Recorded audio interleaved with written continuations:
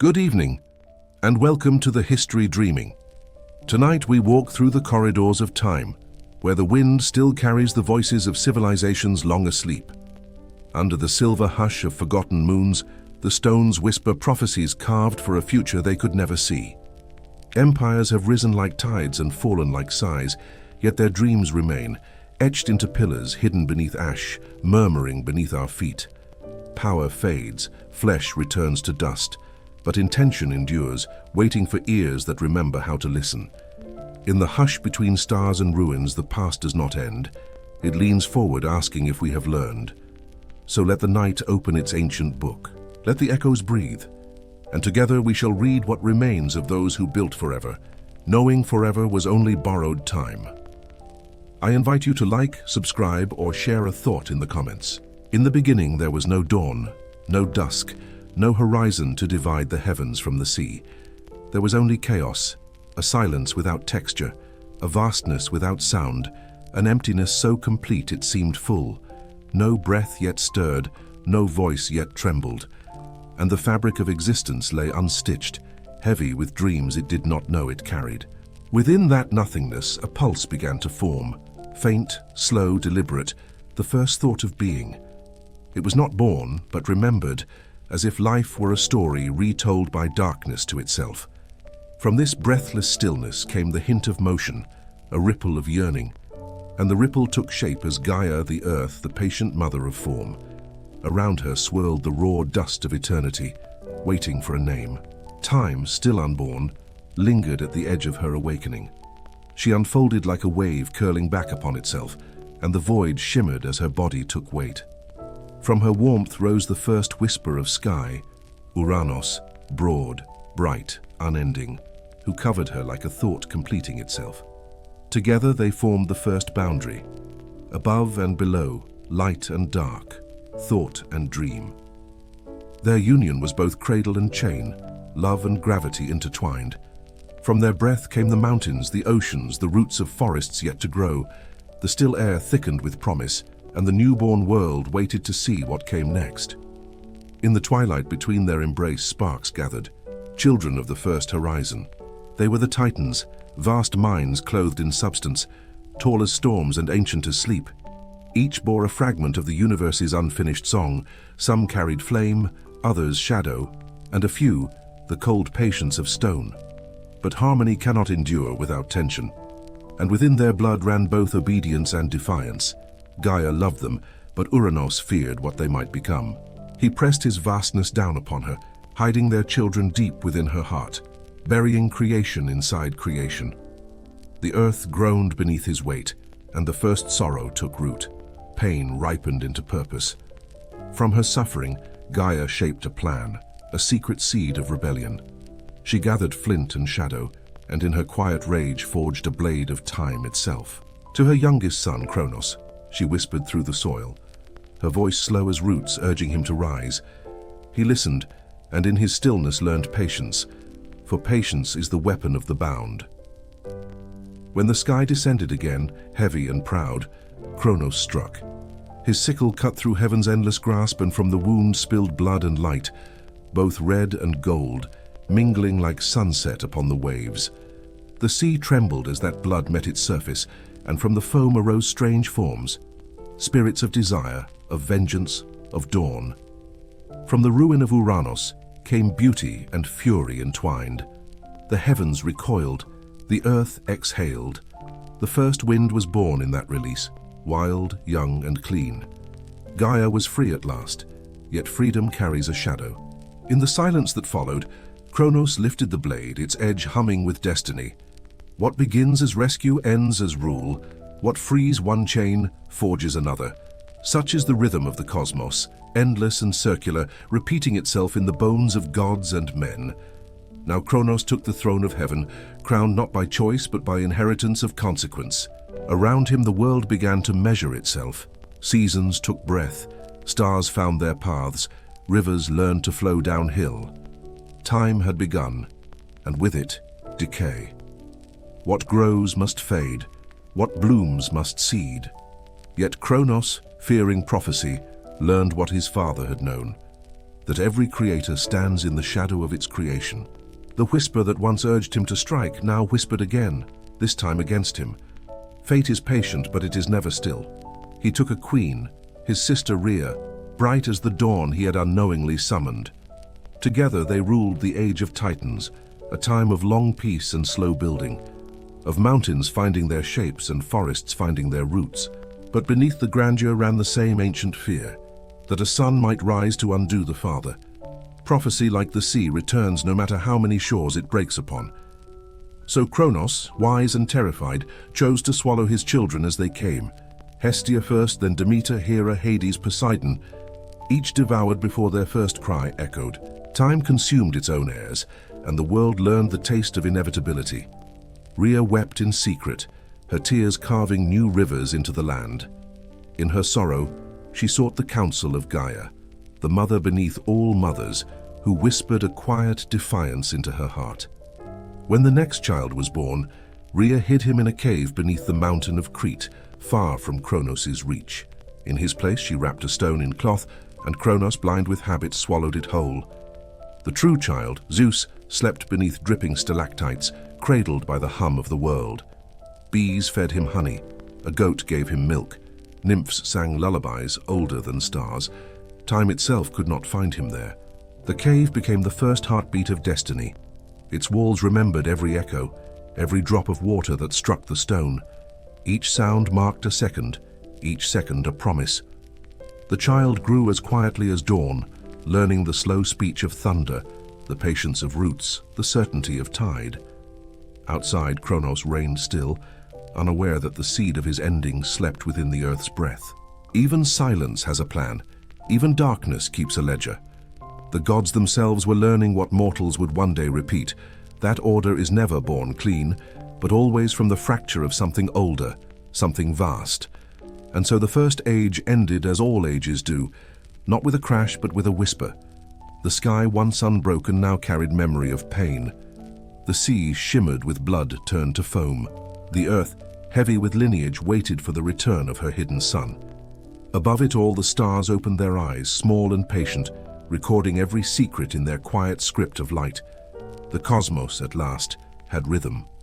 From chaos came pattern. From pattern came time. And from time, the fragile notion of destiny. The sky pressed low upon the world, a blue weight that would not breathe, and Gaia felt the ache of an unending embrace. Uranos covered her with a sleepless vigilance, hiding children in her hollows, denying daylight to the shapes she had sung into being. In the caverns of her ribs, the first Titans learned patience like a wound, counting tides by the tremor of their mother's sighs. Night carried the muffled thrum of unborn thunder, and the sea learned to keep secrets in its throat. What is love without distance, the world wondered, and what is power that fears a single inch of space? Gaia dreamed a glint that was not a star and not a tear, something sharp enough to edit the horizon. From mountain marrow she forged a crescent of refusal, a thought given edge, a promise hammered thin. She called to the children hidden under her heartbeat, and the silence answered until one voice stepped forward. Kronos did not speak of courage. He only held the tool as if it were a new grammar for the earth. The air waited, the night tilted, and beneath the sky's unblinking lid, a plan learned to breathe. Uranos descended as always, a canopy without a seam, a verdict without appeal, and time slowed to a held breath. Kronos crouched where darkness gathers, counting the pauses between the sky's possessive tides, learning the rhythm of tyranny. When the moment opened, he rose like a tide reversed, and the sickle flashed with the cold of unslept dawns. Metal met flesh, myth met bone, and the first boundary in the cosmos gained a bright and terrible line. Blood struck the wave and learned to flower, birthing furies with eyes like lit coal and ash-white resolve. From the foam stirred by a wound, desire took a form, drifting toward shores that did not yet know language. The sky retreated, ragged and stunned, and space widened like lungs after rain, and mountains lifted their shoulders. Gaia exhaled, not with triumph, but with gravity's grave mercy, an old mother respacing her house at last. The Titans walked outward into their names, discovering height, breadth, and the slow hospitality of afternoon. Kronos lifted the sickle skyward, and the shadow it cast looked suspiciously like a throne. But victory is a door with a hinge that squeals warnings only the humble can hear. Kronos set the sickle aside and took the crown of hours, promising to measure rather than devour. He counted harvests with a careful knuckle, yet kept the blade near, as if time trusted only metal.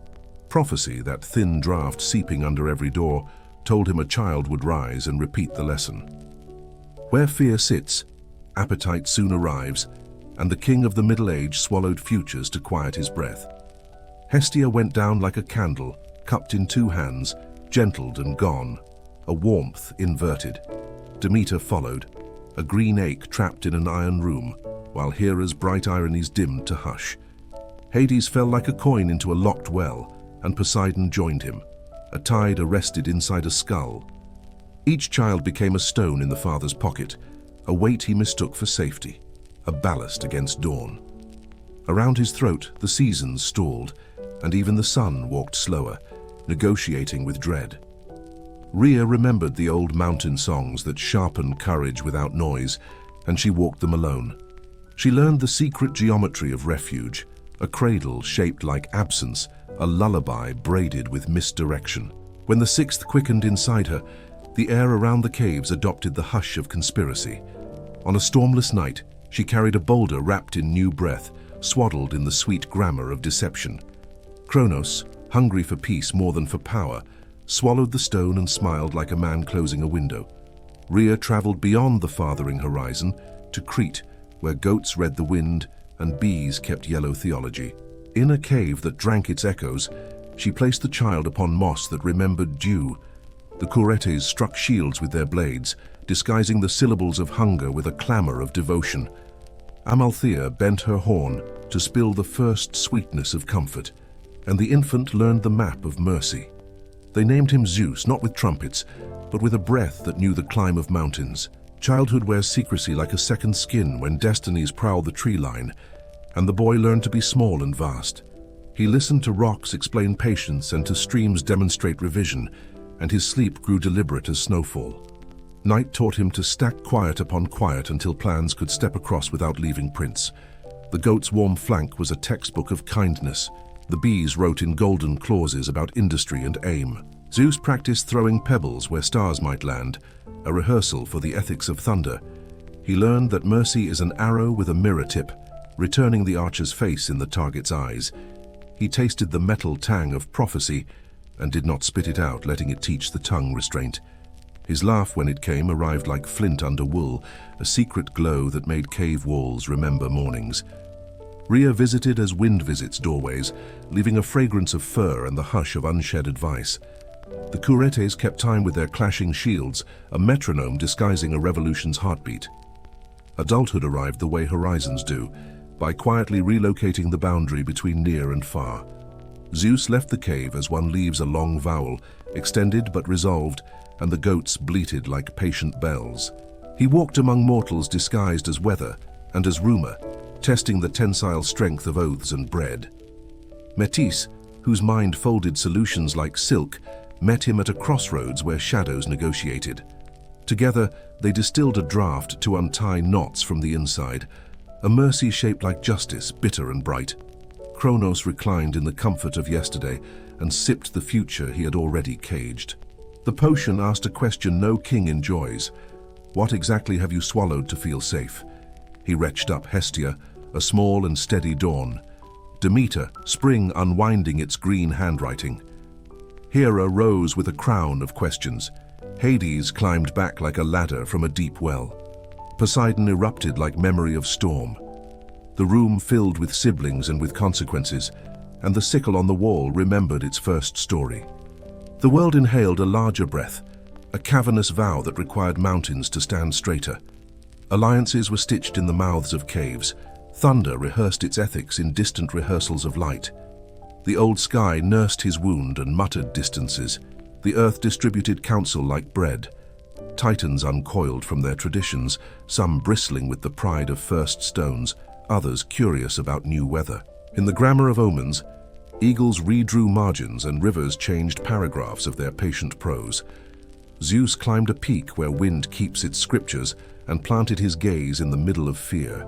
He lifted his hand and discovered it already held a storm that knew his name. Rhea watched from a gentle distance, counting not the thunderbolts, but the pauses between. Metis placed reason like a compass in his palm, and the needle recognized a north made of justice. Beneath them, armies of silence prepared a future with inward measured breaths. The air trembled with remembrance, as if the sky itself rehearsed a wound it no longer feared. Mountains held their spines like instruments waiting for the first chord.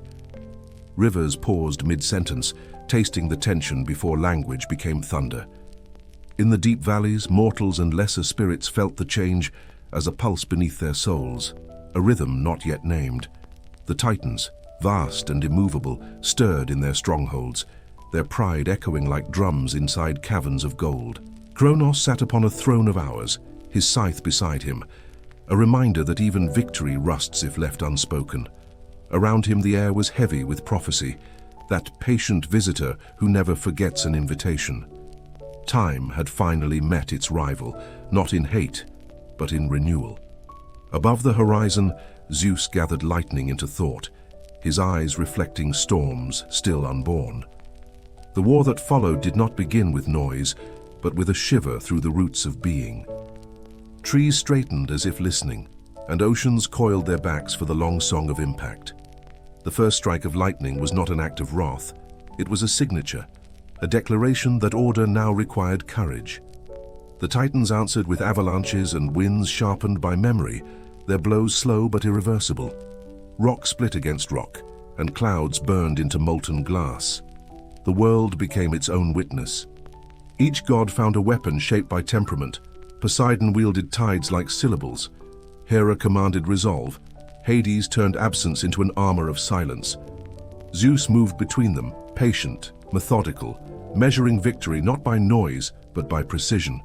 Where thunder walked, law learned to follow. The battle stretched through ages that felt like single breaths held too long. Lightning scorched the shape of destiny upon the ridges, and rain cooled it into prophecy. Kronos fought with the fatigue of one who knows the end, but still resists the punctuation. His scythe carved time into shreds, and for a moment, even eternity flinched. Yet with every swing he grew smaller, a monarch surrounded by mirrors, showing him his sons and daughters not as rebels but as reflections. When finally he fell to one knee, the sky did not cheer, it exhaled. Zeus stepped forward, not triumphant, but resolved, raising no weapon, only an open hand. Around him, silence arranged itself like a coronation robe, and the storm bowed to discipline. Atlas, strong enough to mourn without sound, lifted the sky to keep it from collapsing upon regret. Oceanus carried the fragments of battle into the deep, where memory dissolves into salt. Mnemosyne gathered what could be remembered and braided it into stories that would one day teach mortals how to name endurance. The defeated Titans were not erased. They were relocated, each to a solitude befitting their magnitude. Kronos, heavy with the irony of prophecy fulfilled, drifted into the western edge of dreaming, where time runs backward for those who cannot forgive. The earth healed around their absences, forming islands where once there were wounds. Above, the stars arranged themselves into an alphabet of new governance, clear and patient.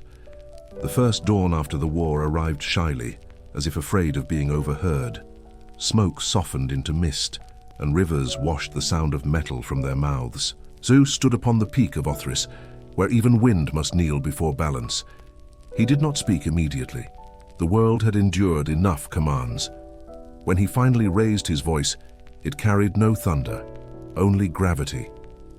"Let there be order without chains," he said, and the mountains repeated it as prayer. Hera took her place beside him, her gaze already measuring justice in shades of mercy. Poseidon sank his trident into the sea, marking the pulse of boundaries. Hades lowered his crown beneath the horizon, guarding peace within shadow. From their stations, the Olympians began the long work of permanence. Temples would come later, when mortals tried to translate reverence into stone. For now, worship was wind against cliff and flame inside the smallest hearth. Hestia tended that first fire, her hands steady as remembrance. Demeter touched the soil, and seeds awoke, as if hearing their names for the first time. Aphrodite rose from foam left by the old wound of heaven, a reminder that beauty often walks out of ruin. Hermes traced paths between summit and shore, teaching motion to language. Artemis and Apollo emerged like dual reflections, one silver, one gold, learning that light itself is plural. Each god carried a fragment of balance, a share in the maintenance of harmony. The era of singular rule had ended. The era of correspondence began. Zeus built no fortress, he built conversation. Clouds drifted like couriers, and thunder served as punctuation rather than threat. When he lifted his scepter, it was not to strike, but to listen. Law was written first in rainfall, where every drop obeys its curve yet still finds the sea. Mortals who looked upward felt not terror but orientation. They could measure themselves by constellations now, instead of dread. Order became the sky's gentlest habit. Beneath it, life multiplied in confidence, vines wrapping columns, waves rehearsing the patient cadence of return. The world did not forget chaos. It folded it into rhythm, a heartbeat remembered, not denied. Yet even in victory, caution lingered. Zeus knew that order, left unchecked, hardens into another form of chaos. He set boundaries not as cages, but as invitations, to balance, to dialogue, to humility. He decreed that no god should rule alone, that each domain require witness. Thus the councils of Olympus began, circles of voices where even dissent was sacred. Thunder would now wait for debate before speaking. It was the universe learning democracy in the dialect of wind. Down below, humanity inherited that echo, the sense that governance must breathe to remain alive. Each storm thereafter carried both warning and reassurance that power, if wise, can rest. From the ruins of Titan bones grew mountains that remembered both rebellion and restraint. Streams wound between them like sentences correcting their own syntax. Night, once a blind expanse, now glittered with accountability, every star a note in the celestial ledger. The moon rose as the curator of reflection, reminding both gods and men that illumination depends upon shadow. The seasons found their equilibrium, spring forgiving winter, autumn preparing a gentler death. Time, no longer an eater of its young, became a teacher of returns. Where Kronos had devoured, Zeus preserved. Where Uranus had smothered, he breathed. Creation, having survived its adolescence, entered the long labor of peace. At last, when all was still enough to hear the hum beneath existence, Zeus looked toward the far edge of the sea. There, memory and future shook hands beneath the veil of horizon. He thought of the cave that once hid him, of the stone his mother had offered in his place, of the patience that shaped rebellion into law. The sickle of Kronos, dulled and buried, gleamed faintly under silt, a reminder, not a threat. He spoke softly to the wind, though no one was near to hear it. May every ending contain its rehearsal for mercy. The wind repeated it across continents, translating it into rest. The sky, now older but calmer, closed its eyes for a moment that lasted an age. The rebellion was never about thrones. It was about balance, finding its pulse. The Titans had been gravity, the Olympians were direction. Together they completed a circuit through which all stories would flow. Mortals would later tell it as a war, but those who dreamed deeply would know better. It was the cosmos learning to hold both silence and sound in the same hand. It was night discovering that light does not banish darkness. It gives it shape. And so the first era of gods ended not with triumph, but with alignment. Chaos had been tamed, not slain. Order had learned humility. The world, turning once more, slept beneath a sky, finally free to dream. Night returned like a patient artisan, smoothing the rough edges left by thunder's verdict, teaching the mountains to lower their shoulders and the seas to breathe slower. In that hush, a different labor began, not of conquest, but of careful shaping, where silence served as chisel and darkness as kiln. On a plain of pale clay, the winds folded their wings, and time, no longer hunted, rested its throat upon the earth. There Prometheus knelt with forethought burning like a lantern behind his eyes, tracing the contours of a creature that did not yet know its name.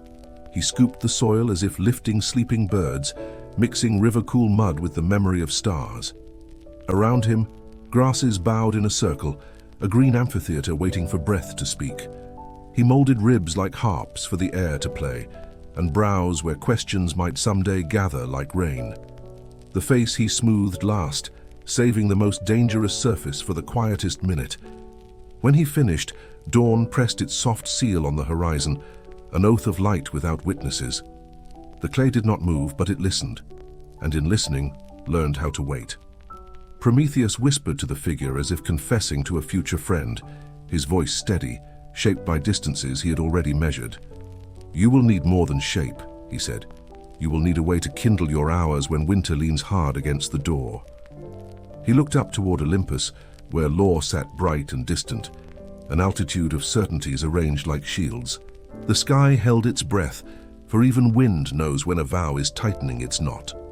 Prometheus remembered the years of battle and the price of victory that is never only paid by the victor. He knew that order without warmth becomes a museum of obedient statues, perfect and perfectly asleep. So he did what love always does when it trusts itself more than permission. It risks. He searched the horizon not for safety, but for a path that carries both wound and remedy. Through a grove of cedars he stepped, their fragrance clinging like counsel to his hands.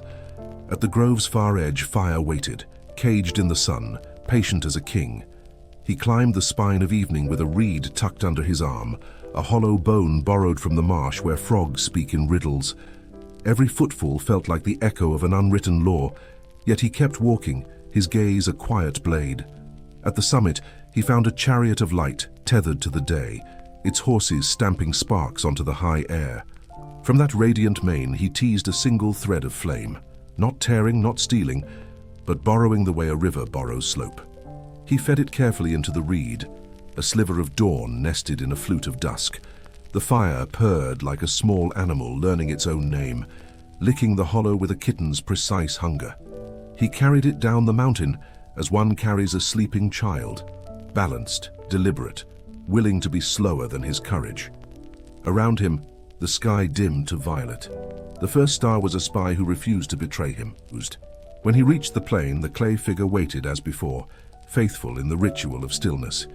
Prometheus held the reed to its lips and let the ember exhale. Breath became brightness, and brightness became a new kind of silence. The silence after a first word has found its home. The chest rose like a tide that had finally remembered its shore. The eyelids fluttered and learned the grammar of open. Warmth traveled the body, as news travels a village at dawn, quick but gentle, stopping to shake every hand. Fingers flexed, and in their hinge was the promise of tools, prayer, and tenderness. A mouth opened and failed at speech, but succeeded at wonder. Wonder is the older language. Prometheus stepped back, not to flee, but to give space, as gardeners do when the seed decides for itself. The clay, no longer clay, sat up and looked into the world as if the world had been waiting to be seen. It placed a palm upon the earth, feeling the drumbeat of roots counting backwards from eternity. Then it looked at Prometheus as children look at dawn, half in fear, half in gratitude, wholly awake. The first human learned the word fire by being warmed before knowing it could burn. Olympus noticed, the way a lighthouse notices a lone lantern far below. Small, defiant, almost tender. Zeus, who had labored to tame chaos into compass, felt the tilt inside the order he had just secured. Law is cautious, not because it is cruel, but because memory keeps a ledger of storms. He saw the ember as a seed of rival sovereignties, a spark that might teach mortals to negotiate with winter on their own terms. Hermes, smiling, watched the distances shorten between weakness and courage, a commerce he silently approved. Hera measured the risks as a queen measures famine, knowing warmth can ferment both bread and rebellion. Athena, whose wisdom loves experiment like a mother loves restraint, listened for the arguments that would soon be required. Hephaestus regarded the ember with the professional jealousy of any true artisan, admiring the form, questioning the permission. A council gathered, not of thunder but of thresholds, the kind where a single step creates a road. Above the clouds, judgment braided itself with worry, and something that almost resembled pride. Prometheus stood by a small ring of stones, teaching the ember to speak in syllables of flame. He cupped dry leaves and watched them accept the lesson, each leaf learning to glow without surrendering entirely. The human leaned closer, palms open, absorbing the parable of heat. Approach slowly, honor distance, accept gift, remember cost. Sparks leapt as brief philosophies, bright and gone, yet sufficient to write entire winters into survivable scripts. Smoke curled upward like soft handwriting, a letter addressed to gods who already knew its contents. In that grey ribbon lived the first prayers, gratitude, confusion, a tremor of boldness that did not yet have a name. Prometheus fed the fire a stick as one feeds a shy animal, letting it sniff, lick, decide. The human mirrored him, clumsy yet accurate, copying the choreography of carefulness. What teachers call patience, flames call oxygen. What students call fear, life calls attention. In that exchange, a people were born, not by decree but by apprenticeship to warmth. Zeus sent an eagle to circle the lesson, a dark vowel in the bright sentence of day. The bird read the fire with its old grammar of hunger and altitude, then returned with a report of heat and laughter. Laughter worried Olympus more than flame. It meant memory had found rhythm, and rhythm recruits courage. So the decree came. For the trespass of stolen dawn, Prometheus would be fastened to a mountain of lucid air. His liver, seat of stubborn hope, would be harvested and regrown, a metronome of cost ticking in public. Punishment, like winter, teaches respect for borders, even when it cannot teach forgetting. Yet Zeus, in the privacy of his highest silence, considered whether mercy should be allowed to study law. He paced the veranda of thunder, seeing both ruin and refinement growing from the same ember. Order becomes brittle if it never learns to flex. Rebellion curdles if it never learns to heal. Thus the sentence was made to endure, and so was the ember.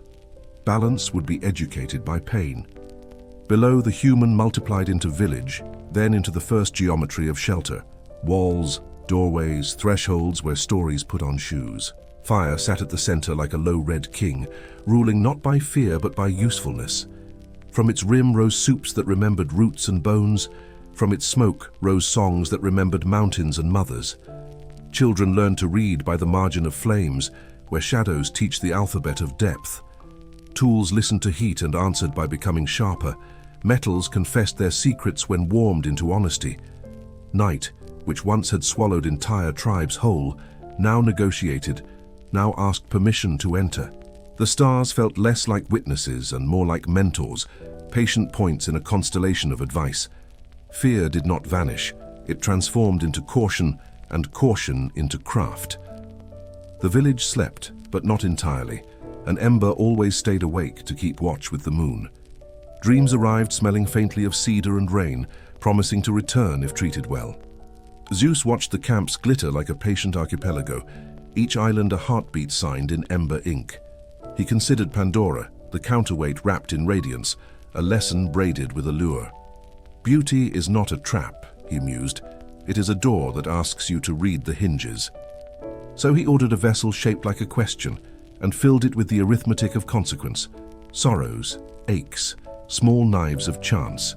He placed, too, a final stowaway beneath the lid. Hope, the quiet artisan who repairs thin places from the inside. Pandora descended like a bell being carried through afternoon, her steps chiming futures no one had priced.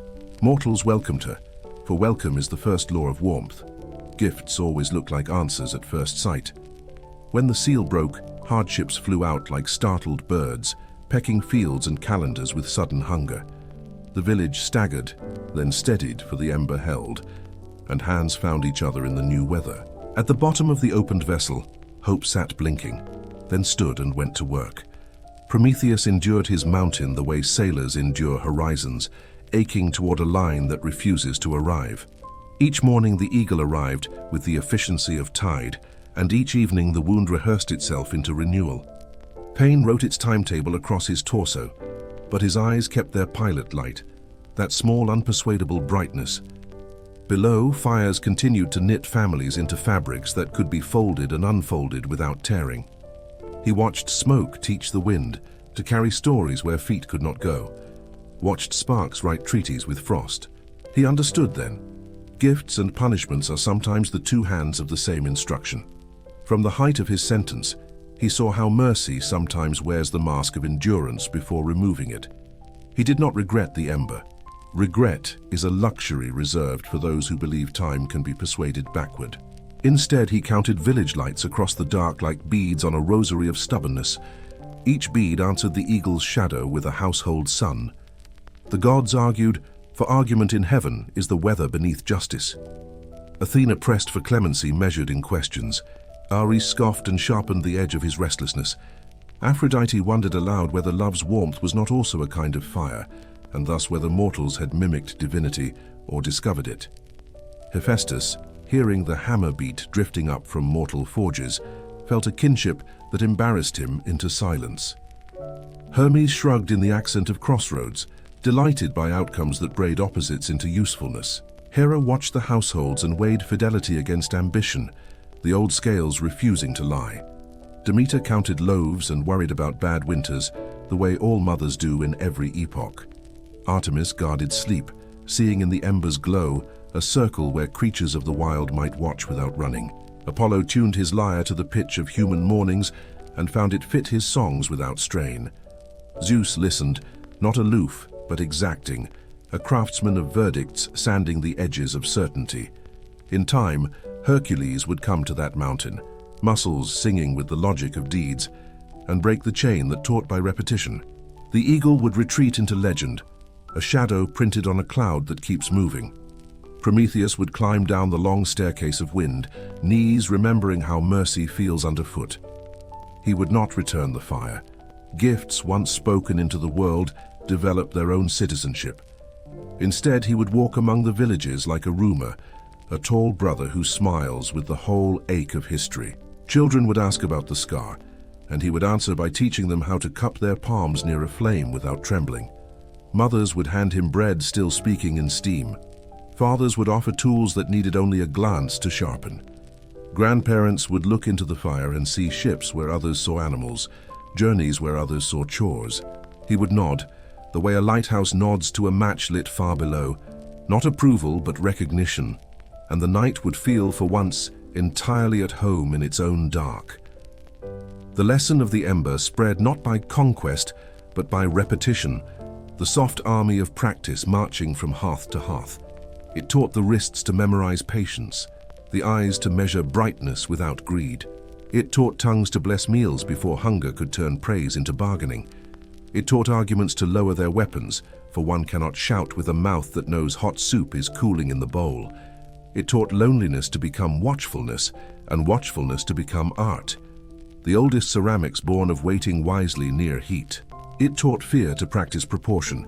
This far, no farther, this close, no closer. And in teaching mortals, the ember also taught the gods, reflecting their faces back with human weather in the gaze. They learned that reverence grows best when allowed to ask questions with warm hands. They learned that a kept promise sounds like wood settling softly in a familiar fire. They learned that order is safest when it trusts a little light to wander. The sky softened into amber, a calm that disguised calculation, and from that gentleness Zeus began his quiet correction of what fire had undone. His throne did not quake. It listened, weighing the warmth of mortals against the chill of divine fear. In the still halls of Olympus, gods debated how to rebalance a world now brightened by stolen dawn. Hephaestus bent over his anvil, shaping not weapon but wonder, his hammer speaking in measured syllables of intent. Each strike formed a curve too perfect for menace, a vessel where radiance might rest disguised as gift. Aphrodite leaned close, brushing the cooled metal with a sigh, her breath infusing it with charm, both beautiful and dangerous. Hermes traced lines of cunning around the rim, sealing curiosity into its seams. Athena, with calm precision, whispered lessons of thought and consequence into its hollow.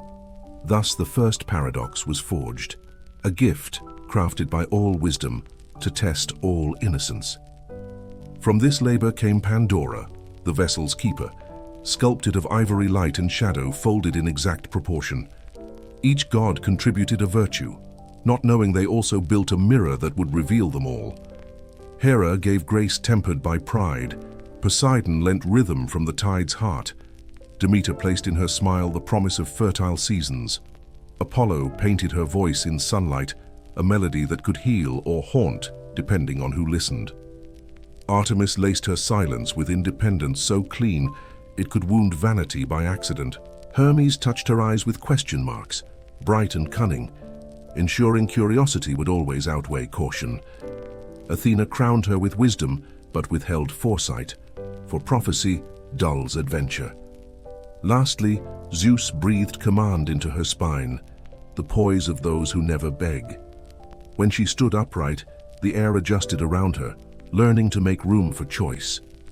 Even Olympus, accustomed to splendor, paused to admire the precision of its own temptation.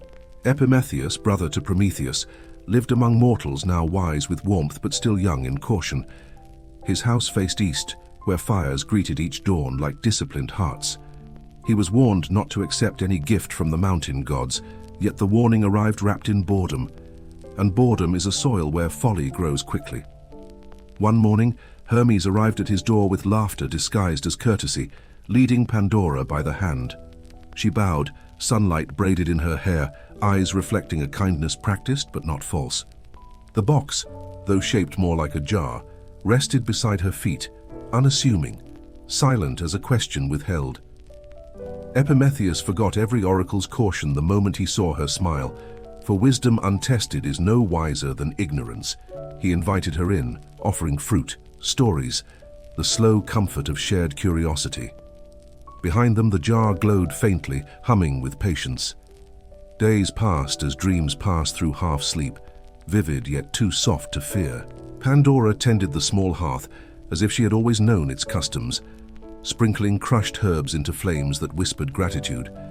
Villagers came to visit, drawn by her voice, which carried the weight of sunlight without the arrogance of noon. She spoke of Olympus without mockery, of stars without ownership, and of silence as though it were a language one could learn. Yet the jar remained a constant in her periphery, its surface reflecting shapes that did not belong to the room.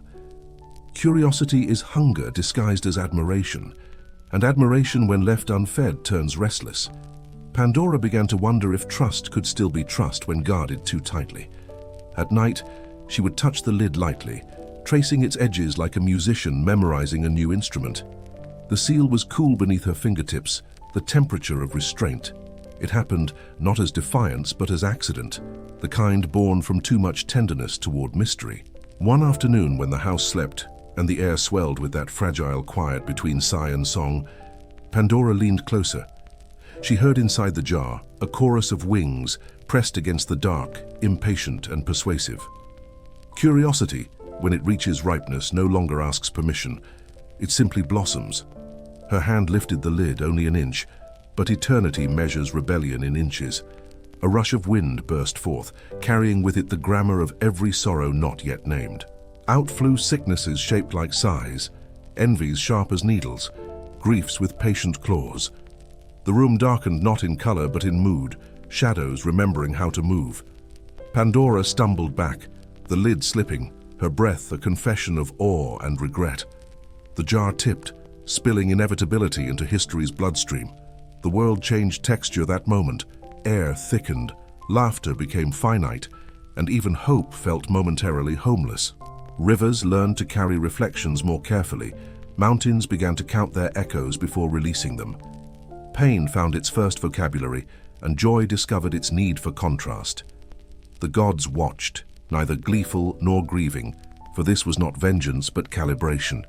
Zeus knew that harmony requires dissonance to sound complete. The mortals below huddled together, learning to spell comfort from fragments. Pandora fell to her knees amid the whirlwind, her hair a flag of remorse and revelation. "Close it," whispered something inside her mind, not command but plea. She grasped the lid and pressed it down with both hands, trembling with the strength that only contrition grants. The air stilled, though its silence carried the faint heartbeat of something still inside. When she dared to look, a single flicker remained at the jar's bottom, soft, golden, nearly embarrassed by its own survival.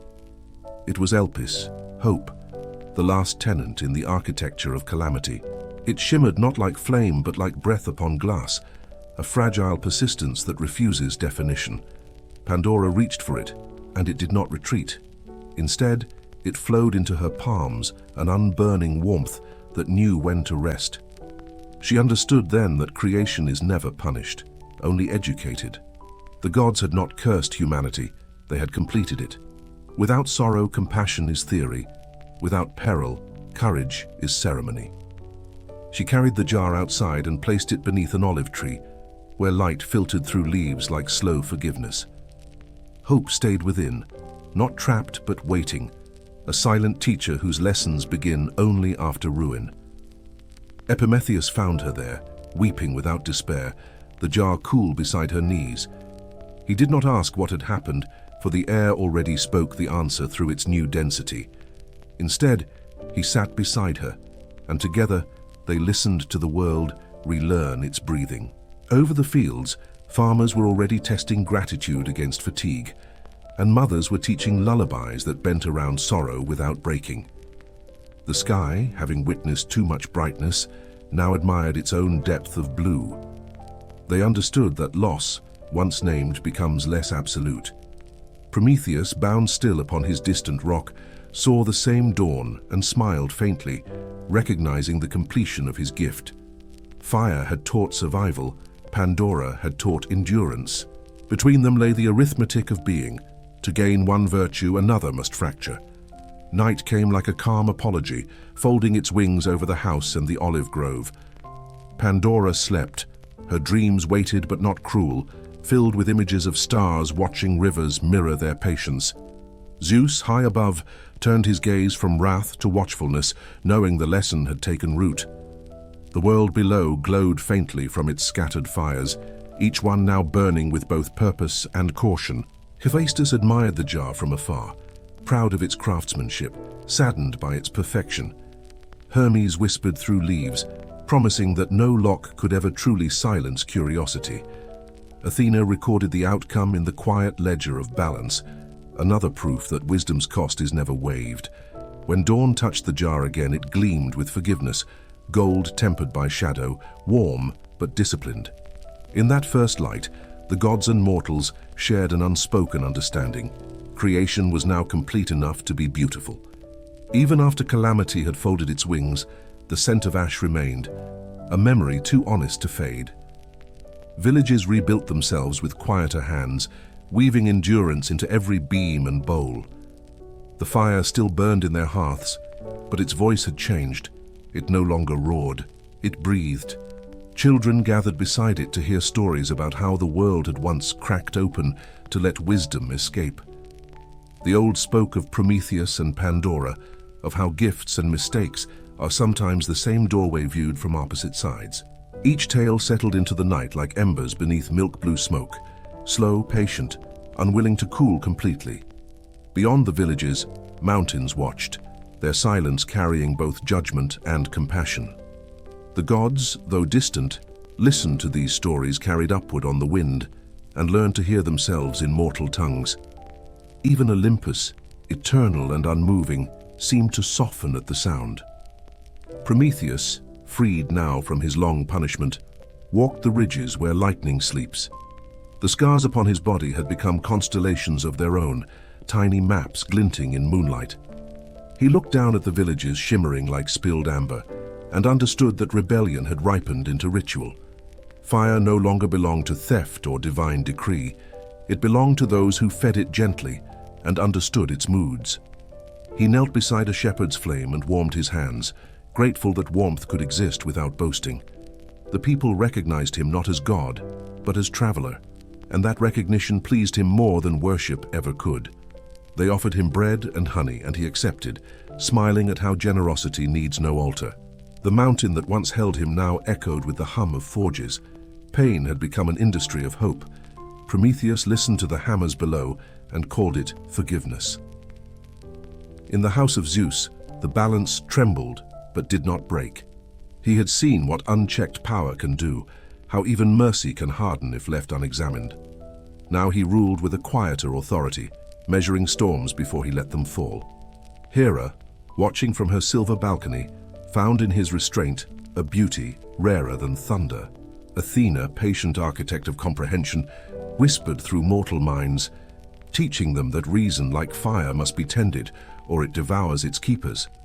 Hephaestus forged tools instead of weapons, discovering that creation is merely destruction disciplined into purpose. Demeter taught the fields to yield humbly, grain bowing at harvest to remember its origin in dirt. Hermes carried the first scrolls between towns, his laughter turning commerce into communication. The gods had learned something from mortals, that even immortality requires evolution to remain whole. Olympus glowed not with dominance, but with dialogue. Among mortals, gratitude began to imitate prayer. Each evening, they circled the hearth as if circling the heart of time, sharing food as prophecy fulfilled. Mothers taught daughters the art of keeping flames steady during childbirth, while fathers learned to read the smoke for signs of rain. Craftsmen forged metal into shapes that sang when struck, their rhythm echoing the first heartbeat Prometheus had coaxed from clay. Poets found in firelight the script of courage, tracing its shadows into words that made fear less sharp.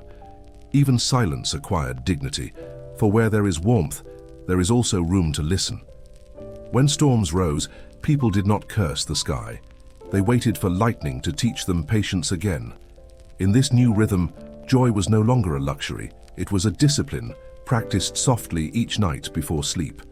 The world was learning endurance as melody rather than punishment. Pandora, now an elder among mortals, walked the fields she once watched from her door with uncertainty.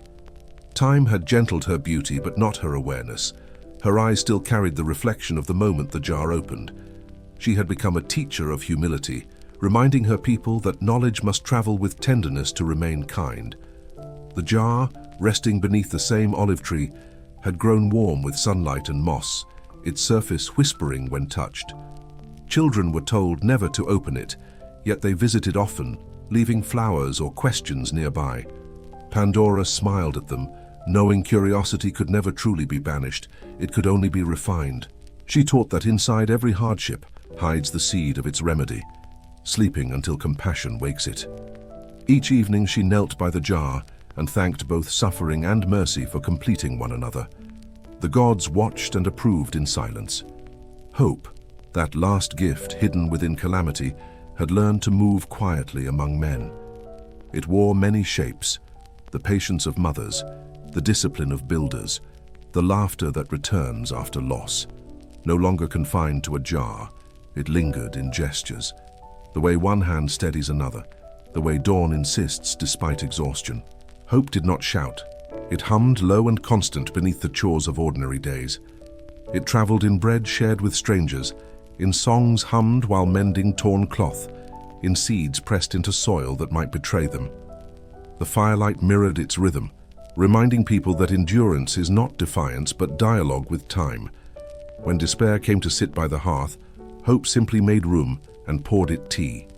Together they watched the flames and found, for a moment, peace in coexistence. The lesson was quiet but permanent. Opposites complete each other by remaining near. Prometheus often visited Pandora in her twilight years, two architects of consequence meeting without pretense. They spoke little of punishment or regret, more of patterns and continuities. He told her how the gods had changed, how Zeus now measured thunder by its necessity rather than his mood. She told him how mortals had learned to forgive the sky for being so far away. Between them, silence bloomed like an olive branch, rooted, patient, refusing spectacle. Sometimes they simply watched the sunset, its slow surrender teaching them both that endings are just beginnings, that learned humility. Prometheus brought her gifts of flint and small candles carved by children.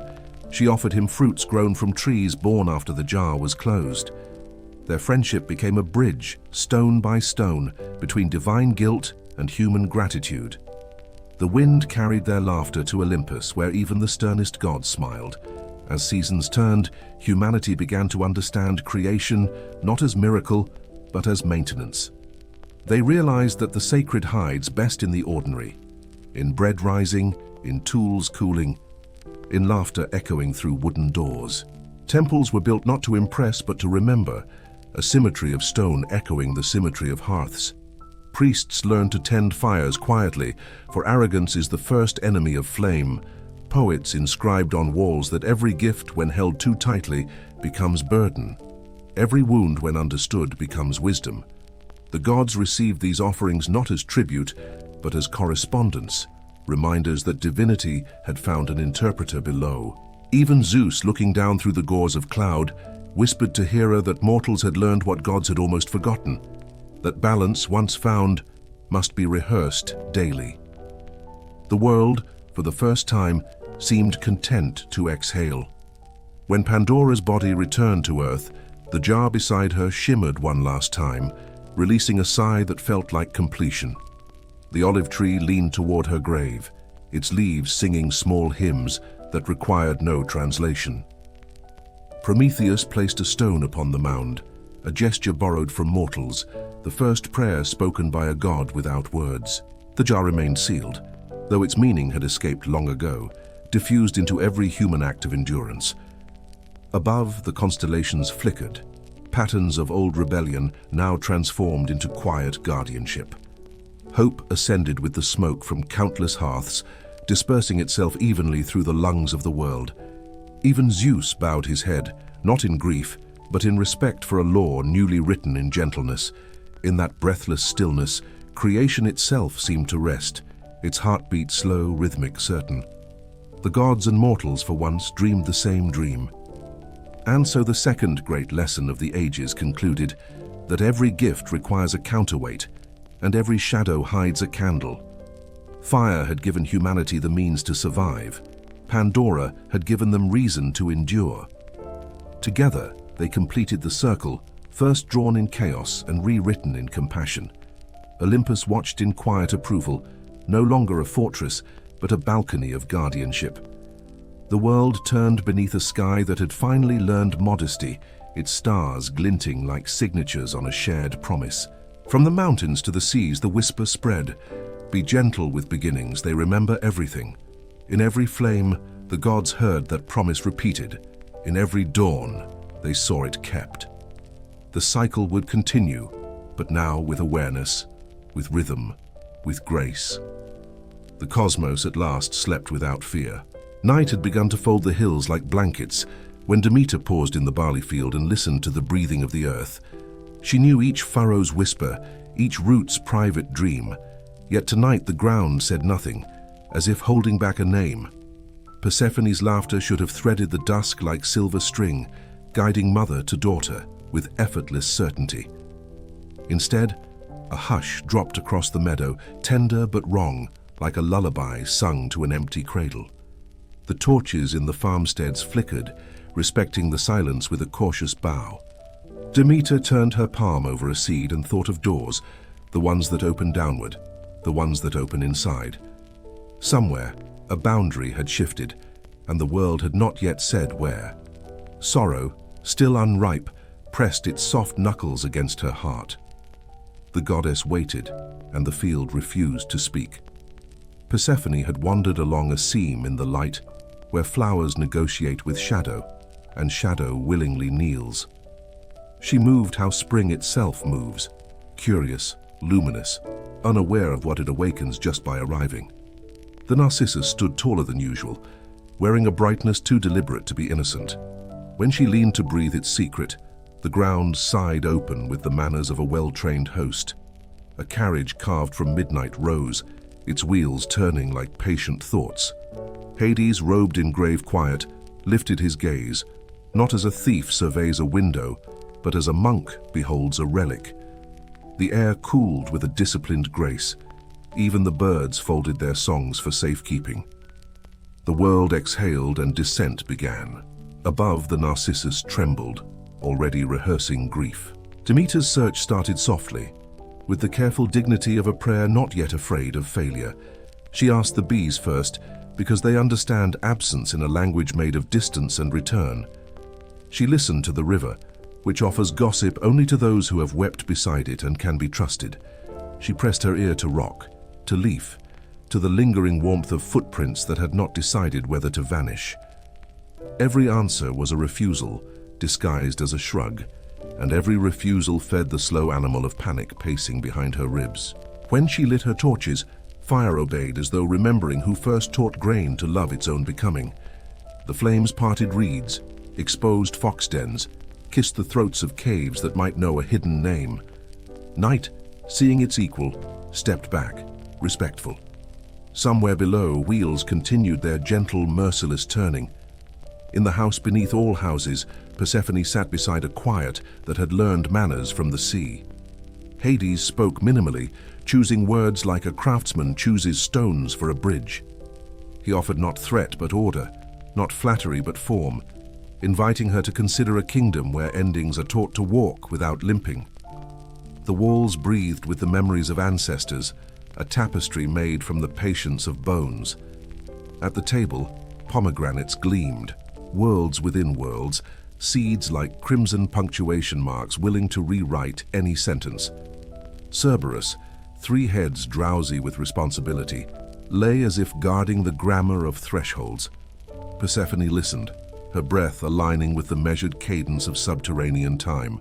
Down here, desire spoke more slowly, and therefore more truthfully. She was not convinced, but she was not untouched.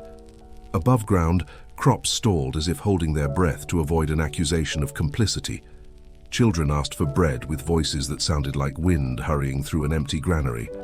Demeter, in her traveling cloak, became a rumor that moved across countries, leaving fields to dream of water while wells rehearsed the word no.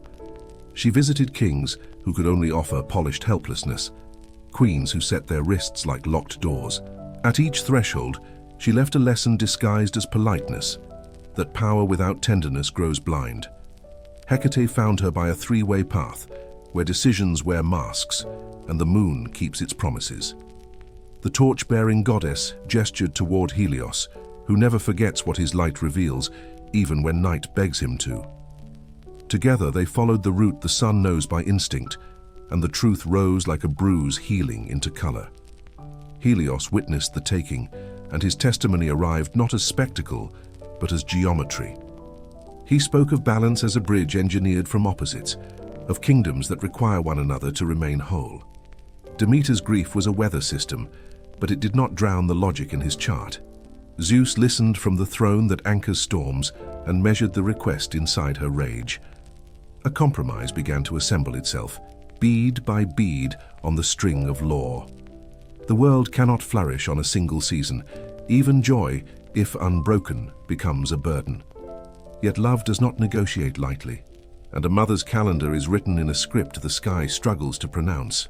Zeus sent Hermes downward, silver-tongued and sandal-winged, to draft peace in the ink of return. The torches waited, the barley listened, the sea held stillness like a bowl.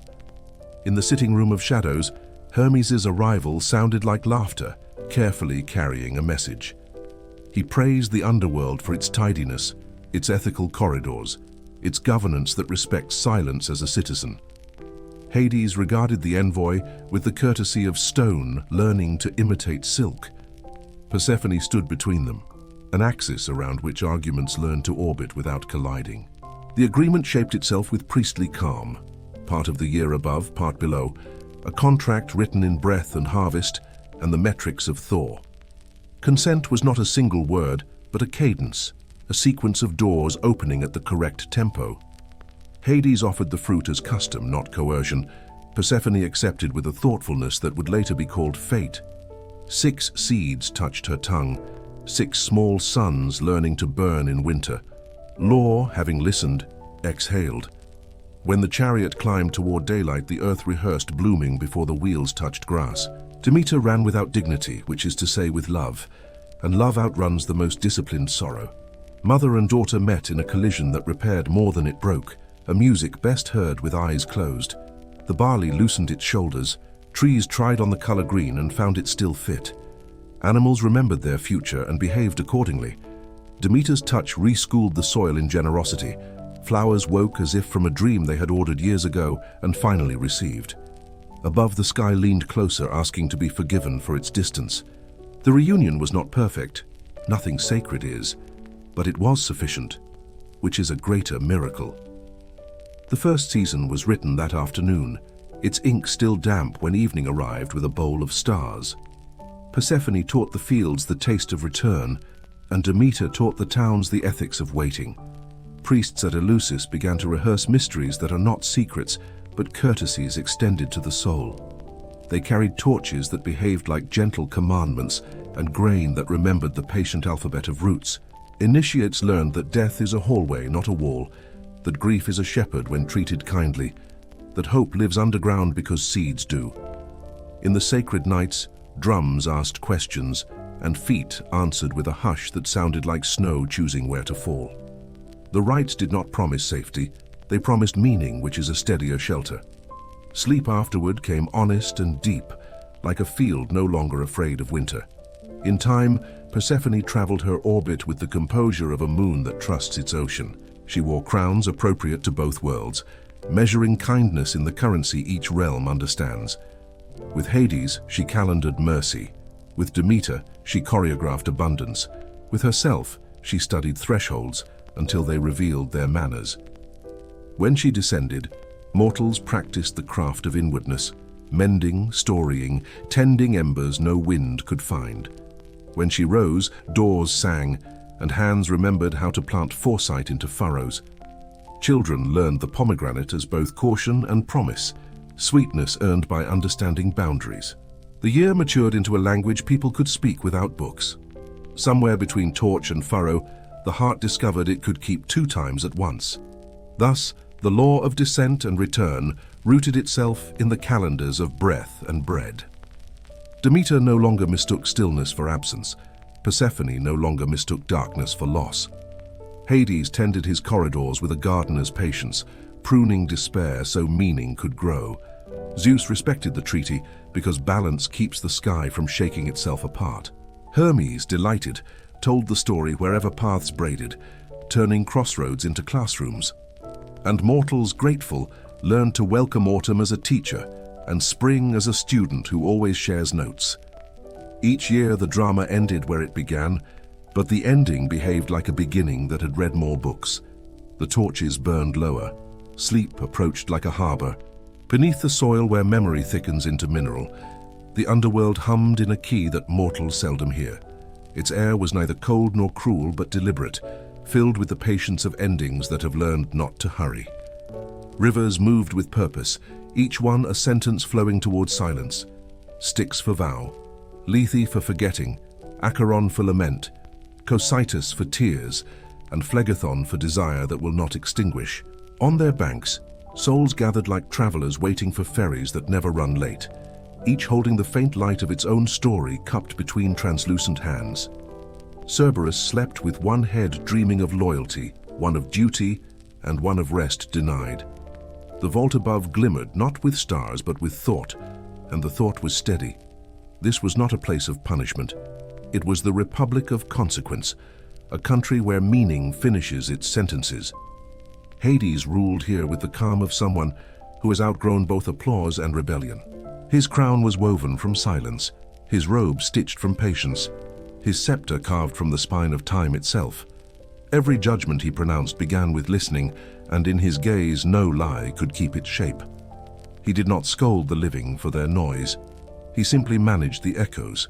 To those newly arrived, his kindness was austere, a cup of clarity offered without embellishment. Those who drank found not comfort, but comprehension, which is a deeper mercy. He walked among shades like a librarian in an endless archive, ensuring each memory found the correct shelf. When he spoke of Persephone, his voice softened into the texture of moss after rain. The dead understood that love can thrive even in places where breath no longer visits.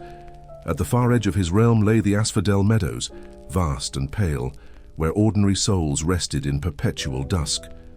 The flowers there were ghosts of themselves, fragile yet enduring, their scent a hymn to completion. Wanderers passed through fields that remembered everything but judged nothing.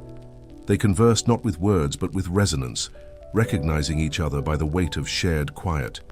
To the east, the Elysian plain shimmered, not paradise but refinement, a garden for the just where memory blooms without regret. Poets walked alongside soldiers and healers, all of them fluent in gratitude. To the west, The fields of punishment smoked softly, not with cruelty but with correction. Torment here was rehearsal for understanding, not spectacle for vengeance. Even suffering served architecture. It built humility into the bones of the universe. Persephone moved through these regions with steps that rewrote gravity. When she passed, even Lethe rippled with remembrance, as if forgetting itself wanted to recall her. She spoke to the shades like a patient tutor, reminding them that darkness is not exile but classroom. Where despair had settled, she planted small gardens of sleep. In each root she whispered the possibility of return, not as guarantee, but as discipline. Souls who had worn arrogance like armor now tended saplings with hands made gentle by hindsight. Those who had starved others learned to bake bread from dust. Persephone never called herself queen. She called herself custodian. Under her gaze, sorrow became a substance that could be shaped, and guilt, when needed long enough, transformed into insight. Even the Furies bowed their heads when she passed, their rage momentarily soothed by the fragrance of blooming patience. Above ground, Demeter felt her daughter's lessons echo through the soil. Seeds, once asleep, began to stir, rehearsing resurrection, with the care of dancers remembering their cue. Farmers could not explain why their plows cut easier, or why their grain grew thicker after a season of grief. The world had learned a new language, gratitude written in cycles, gratitude shaped by intervals of loss.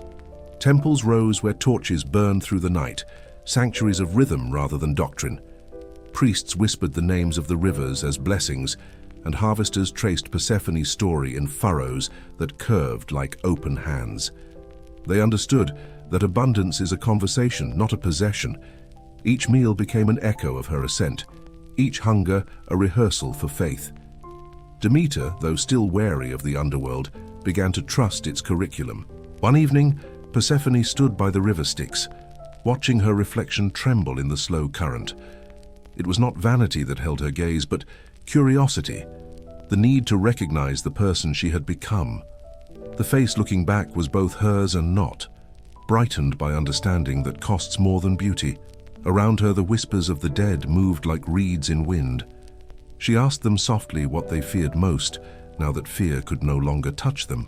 Their answers were varied yet harmonious: to be forgotten, to be unfinished, to have loved too briefly. Persephone smiled. These were mortal worries still, and therefore holy. She cupped her reflection in her hands, let the water spill through her fingers, and realized that even here life continued under another grammar.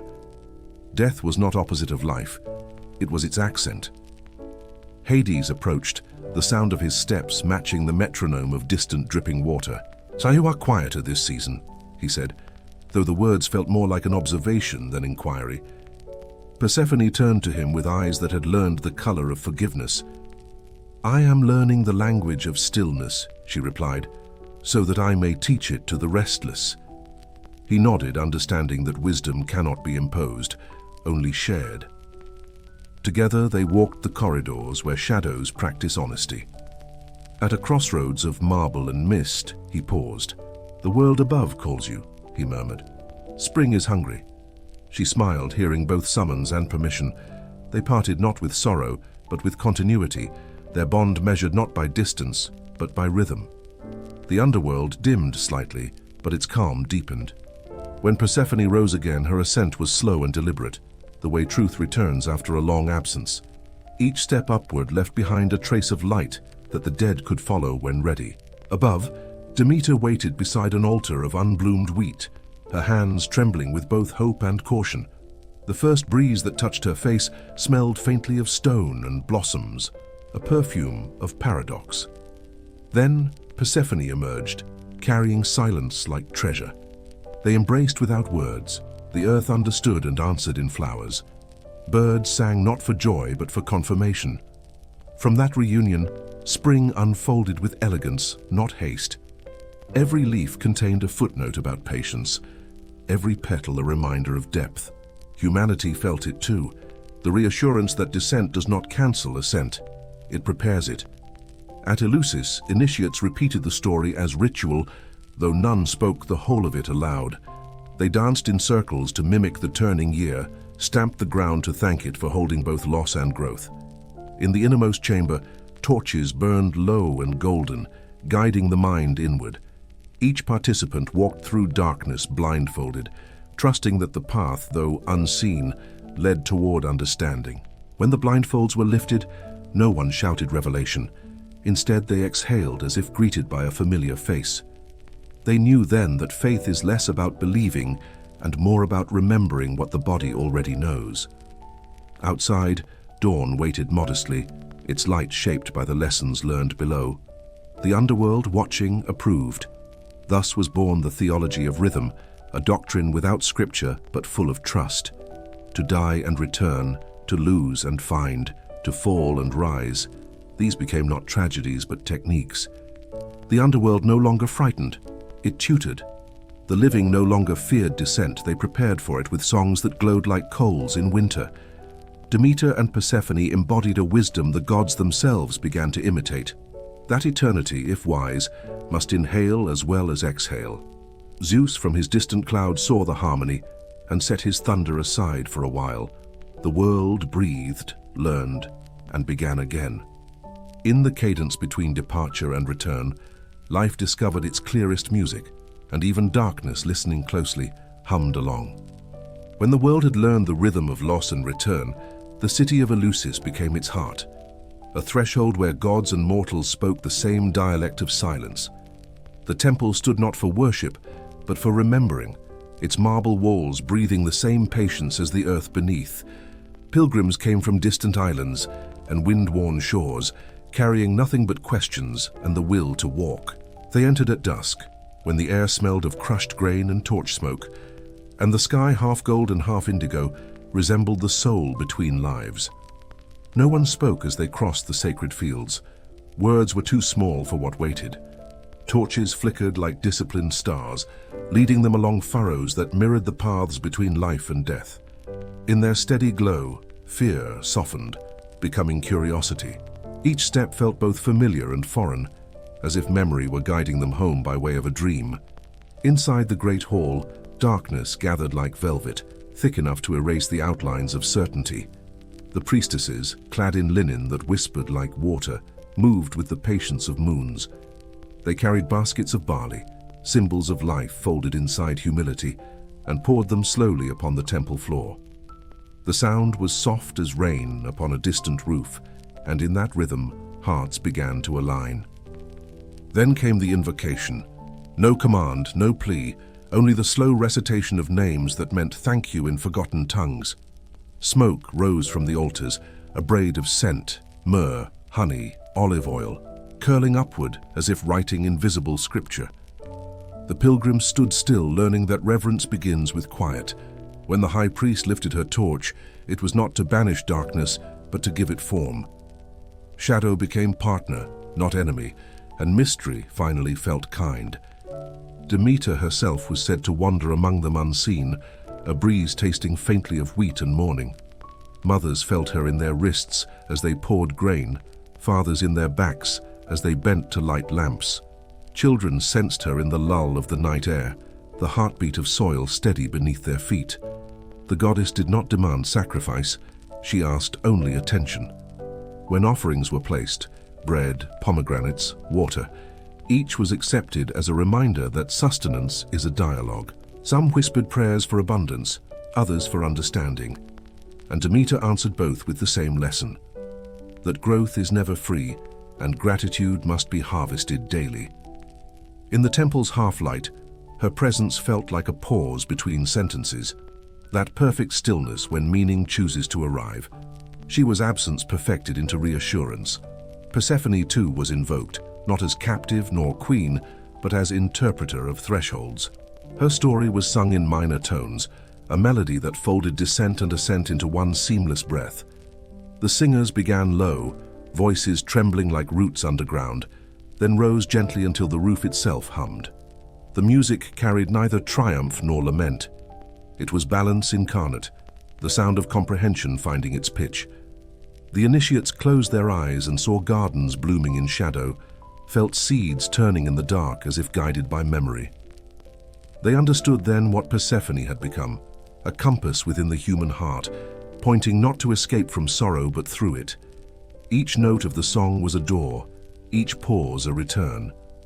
When the chant ended, silence took its rightful place again, more eloquent than any verse. The rites continued through the long night, unfolding like a conversation between breath and stone. A table was set in the courtyard, simple and clean. Wine, bread, figs, olives. Pilgrims ate slowly, aware that every bite retold an older story. The taste of grain was a communion with Demeter, the sweetness of fruit, a greeting to Persephone. Nothing extravagant was offered because humility sharpens flavor.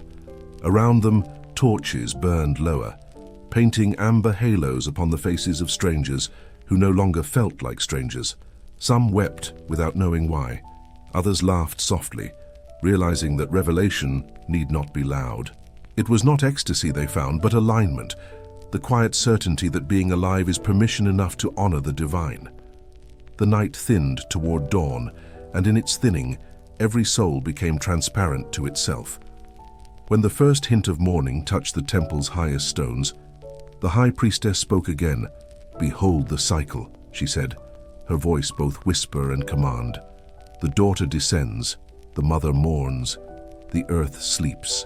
The daughter returns, the mother rejoices, the world awakens. Such is the law of breath. She lifted a small torch, its flame gentle as memory, and offered it to the nearest pilgrim. Each in turn touched their own light to hers, until the hall shimmered with hundreds of soft stars. Together they walked out into the fields, carrying their torches like promises. Dew clung to their ankles, birds rehearsed the first chords of day. As they reached the threshold of the temple, they turned once more to see the dark behind them, not as void, but as womb. What had frightened them now felt like belonging. Outside, the world stretched wide and green, each blade of grass a verse in Demeter's ongoing hymn. Farmers already stood at their plows, unaware that gods had walked among them, but the air around their shoulders felt gentler, less stern.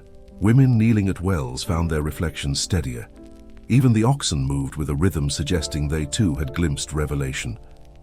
The pilgrims dispersed quietly into the waking day, returning to their villages carrying no relic but a change in posture.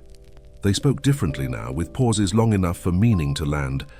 Some built shrines in their homes, others tended their fields as if each seed were an oracle. The harvest that year was neither greater nor smaller, but more deliberate. When they thanked the gods, their voices sounded like gratitude, taught by experience rather than request.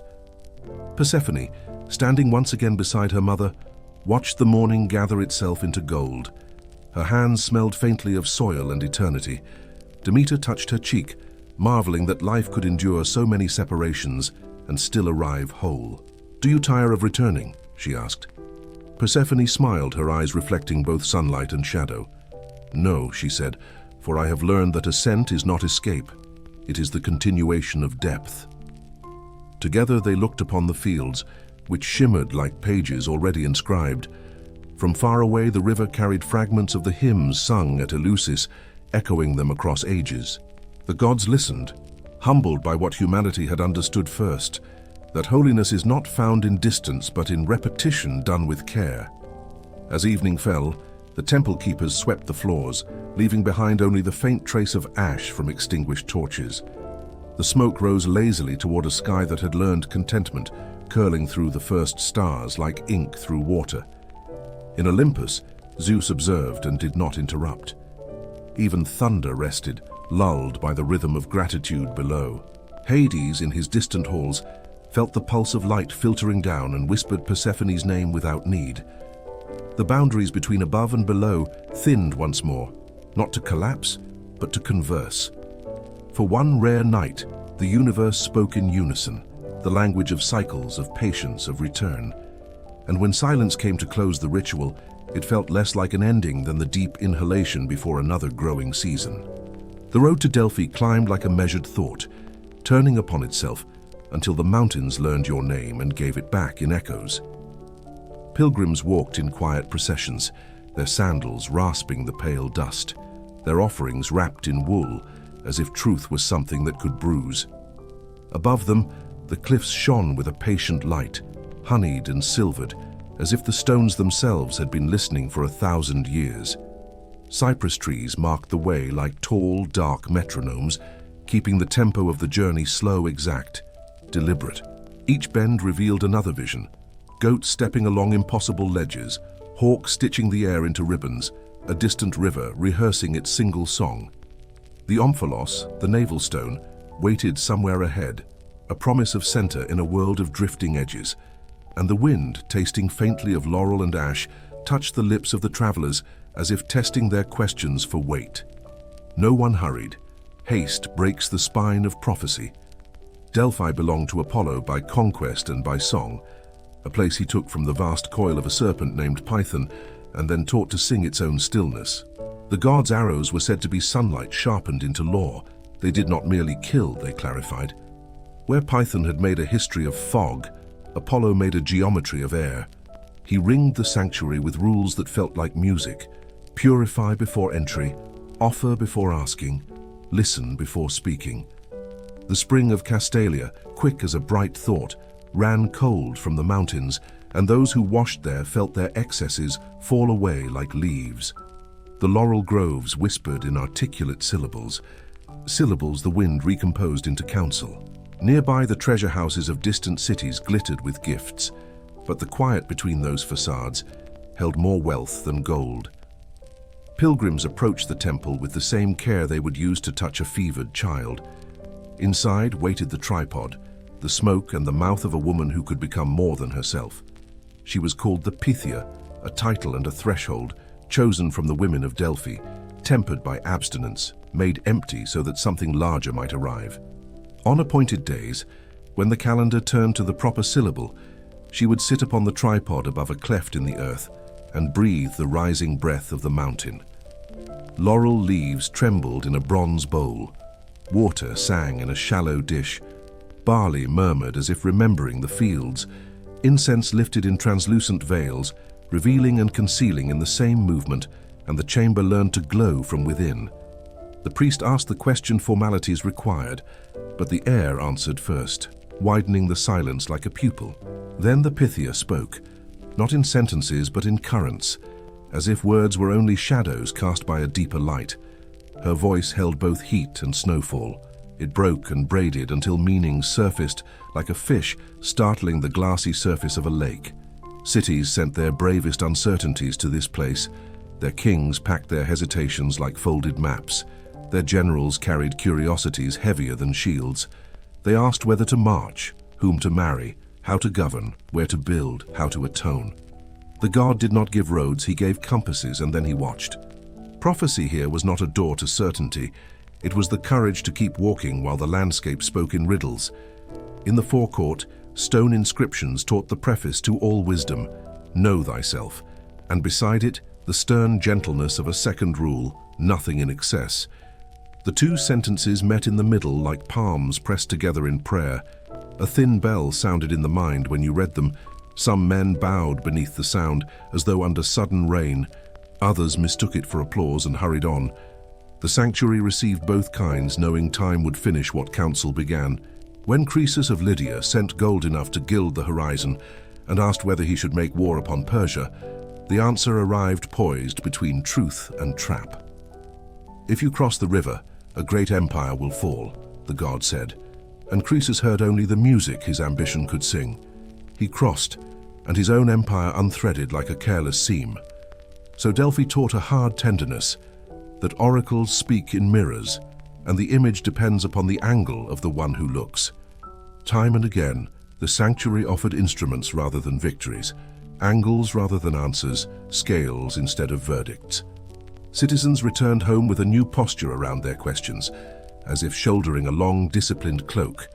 Some prospered, some failed, but those who listened learned the heavier triumph, not to be spared consequence, but to be companioned by clarity while enduring it.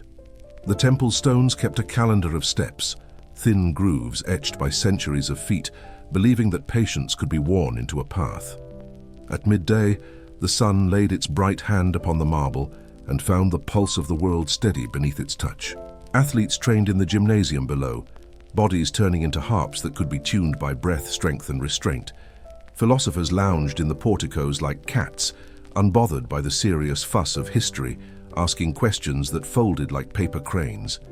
Merchants bargained with a gentleness practiced by those who had watched a priestess vanish into vision and return with dew on her forehead. Even quarrels on this ground learned to lower their voices, as if the mountain itself wished to sleep. When twilight arrived, it colored the columns with the soft certainty of fruits ripening in the dark. The oracle rooms cooled, and the gods gazed thin to starlight, still awake, but less insistent. On ritual evenings, a processional lantern moved like a patient star along the sacred way, and the people followed its pace until their hearts obeyed the same tempo. A boy with a lyre set down a thin stream of notes that seemed to teach the night how to remain unbroken. The Pythia, now emptied of speech, poured water from a clay cup onto the threshold stones, returning what had been borrowed. Priests gathered the laurel leaves and pressed their scent into the hours ahead, a quiet envelope holding the town. The old and the young lingered in the square, trading stories like bread, letting the warmth drift back into their hands. No one spoke about certainty. It was not a household god. They spoke of tending, fields, friendships, promises, the daily altars where prophecy becomes manual labor. In this, Delphi did not end with a pronouncement. It ended with a dispersed instruction: carry the listening outward.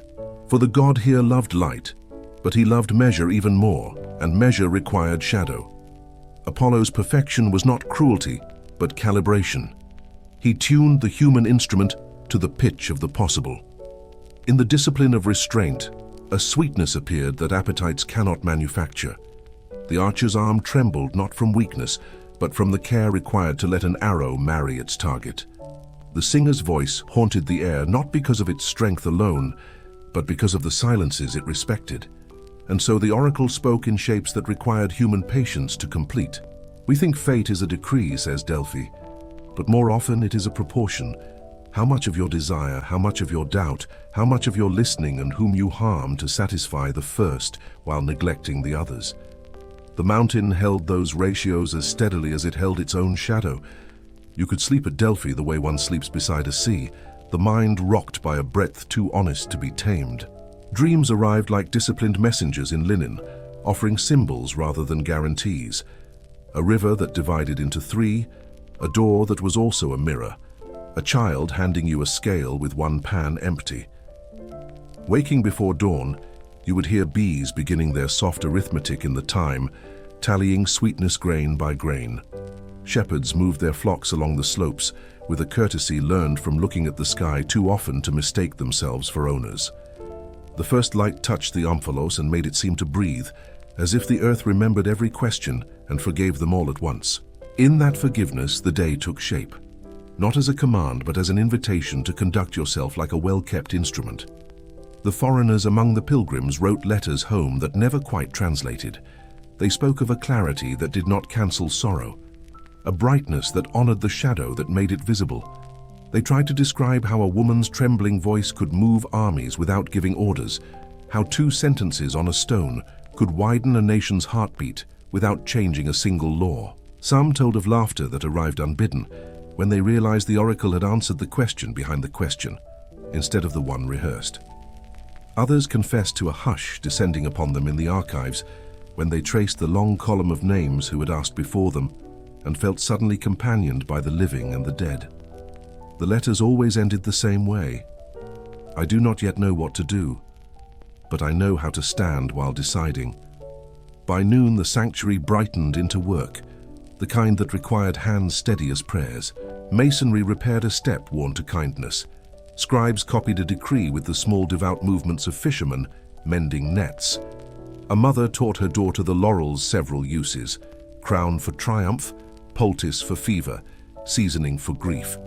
A traveler from an island no one could place learned to bargain with a smile instead of a blade.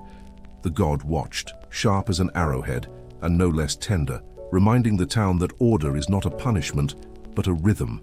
When swallows stitched the afternoon together with their quick seams, the oracle's house stood quiet, doors latched, the tripod vacant as a promise, resting between breaths. Waiting here was not the absence of action. It was action tuned to the metronome of consequence. Evening returned with its polished bowl of stars, and the mountain exhaled the day as if cooling a cup of tea. Fires blinked awake along the terraces, careful constellations that taught the valley how to glow from within rather than blaze. The sanctuary's custodians made their rounds, fingers grazing stone with the tenderness used to check a child's fever. They paused at the inscriptions, reading them aloud, not for themselves, but for the darkness that loved to hear its boundaries named. Far away, in cities already arguing with themselves, the Council of Delphi moved invisibly through hallways, checking the hinges of decisions, nudging hands away from excess. The Pythia sat at her small table, a woman again, breaking bread with her sister, and laughing low, the way one laughs when one has carried a great fire without being burned. The night, content, arranged itself into listening. In time, the world would call upon Delphi for verdicts it could not accept and predictions it could not survive without softening. Empires would lean in with heavy breath, seeking a yes where only a ratio could be given. Philosophers would translate the gods' riddles into ethics that could live in the market, where olives and arguments share the same stall. The sanctuary would flourish, fail, revive, be envied, be attacked, be rebuilt. And always the two sentences would remain on the stone, like a heartbeat refusing to be edited. Know thyself, nothing in excess. Between them, a nation learned to carry its power like water, useful, reflective, lethal when mishandled, life when honored. And the pilgrims kept climbing year after year because the mountain kept breathing, and the breath answered their questions with a patience that outlived every crown. Morning descended upon Delphi with the solemn clarity of a vow fulfilled. The cliffs shimmered in the early light, and the air carried the hush of pages turning within an invisible book. Laurel leaves, still wet from dew, trembled as if remembering the fingers of gods. The priests swept the courtyard with reeds bound in gold thread, their movements patient, rhythmic, precise. Smoke rose from the altar in long, disciplined strands, curling toward a sky that seemed to listen more than look. The scent of olive oil, charred thyme, and new clay stitched the senses into reverence. Below, the valley spread like an open palm, its veins of river and road glinting with quiet purpose. To stand here was to feel the world organized around a single heartbeat, the steady thrum of thought before speech. The sun reached across the mountains and touched the temple stones as gently as forgiveness. Apollo's temple was geometry and devotion, each column a frozen note from an ancient song. Its flutes held wind like memory, humming softly when no one watched. Statues lined the peristyle. Heroes turned contemplative, nymphs carved mid-laughter, lions dreaming in marble patience. Inside, shadow braided with light, weaving meaning into every surface. The god's image shone not as dominance but as proportion, symmetry rendered sacred. He was the measure that kept beauty from arrogance, order from tyranny. Where other deities demanded conquest, Apollo requested tuning. The priests called this the discipline of clarity, and they practiced it in silence, sweeping, writing, walking, all actions performed with the calm exactness of prayer. Even the dust here glimmered with restraint, as though each particle awaited instruction. It was said that to breathe the air of Delphi was to feel one's thoughts, straighten their posture. The Pythia entered the temple barefoot, carrying laurel branches in her arms like an offering to balance. Her face was plain but luminous, marked not by age but by attention. At the hearth she paused, placing one hand above the slow flame and the other upon her heart. When she sat upon the tripod, the bronze frame hummed faintly, a low note of recognition between instrument and player. Beneath her, vapors rose from the cleft in the earth, the mountain exhaling truths too dense for daylight. Laurel smoke mingled with the subterranean breath until the chamber tasted of metal and rain. The Pythia's eyes closed, her lips moving as if repeating a language only the wind could understand. Around her the priests waited, their torches held low. The god did not speak in thunder. He entered as stillness that rearranges thought. When her first syllables escaped, the air itself leaned forward to listen. Her words came not as prediction, but as revelation disguised in riddle. They arrived in fragments, beautiful and unnerving, each one echoing from the stone like the flight of an arrow through fog. "The heart," she murmured, "is a compass that forgets north until tested by storm." Later, every truth carries its own shadow, and only the patient learn to read by both lights. Some heard prophecy, others poetry. The difference depended on their hunger. The priests recorded everything, knowing that meaning ripens slowly in the jar of time. Outside, the crowd waited, murmuring questions that no answer could tame. The Pythia continued, voice deepening into cadence. "When the god whispers, even silence must translate." Her head tilted slightly, eyes bright behind the trance, and for a moment the entire mountain seemed to pulse in rhythm with her breath. Then the wind shifted, and the god withdrew like tide retreating from shore. When the Pythia emerged from the temple, she walked slowly, her pupils wide as horizons. The people parted for her without command, awed by a radiance they could not name. Children reached out to touch her hem, believing that contact with clarity could heal confusion. She smiled faintly, though she seemed more a guest of her own body than its host. The priests led her to the Castalian spring, where she washed her hands and face, restoring the equilibrium between divine and mortal. The water whispered around her wrists, and the reflection it held was both hers and the gods, two faces sharing one outline. From the slopes above, the laurel trees rustled like an audience exhaling after the final note. The oracle bowed to them, murmuring a thank you not for power received, but for endurance shared. To speak for a god, she knew, is also to bear his silences. The messages delivered that day rippled outward like concentric rings upon a calm lake. Ambassadors carried them on scrolls sealed with wax, merchants repeated them as market fables, and philosophers debated their syntax until dawn. Some oracles soothed, some warned, all unsettled. The city of Sparta sent offerings of bronze shields inscribed with gratitude, while Athens sent philosophers to inquire whether wisdom could be distilled from ambiguity. The priests smiled at these questions. They knew that the god's truest gift was perplexity polished into reflection. "You do not come to Delphi for answers," one said. "You come to learn the correct shape of uncertainty." In taverns and palaces alike, people repeated the Pythia's lines until they grew into proverbs. Through repetition, prophecy became philosophy, and philosophy became habit. The god's words learned to live in conversation. As evening returned, Delphi glowed not with fire but with composure. The golden light of sunset slid down the temple's fluted columns, brushing their edges into quiet flame. The marketplace emptied, the last pilgrims kneeling to press coins of thanks into the earth. Somewhere in the hills, a shepherd played his flute, its notes meandering between prayer and play. The priests extinguished torches one by one, leaving small curls of smoke that rose like closing parentheses.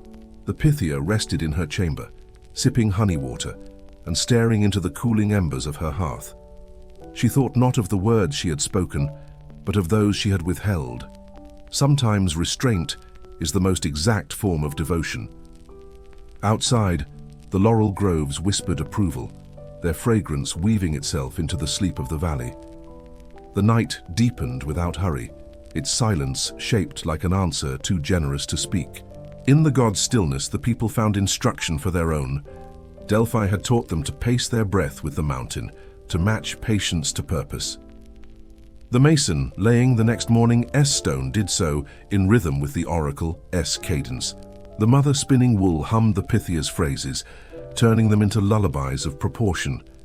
Even the argument of philosophers grew polite, tempered by memory of the god's pause between words. And when storms crossed the mountains, lightning traced the temple's outline but never struck. A reminder that clarity is both fragile and protected.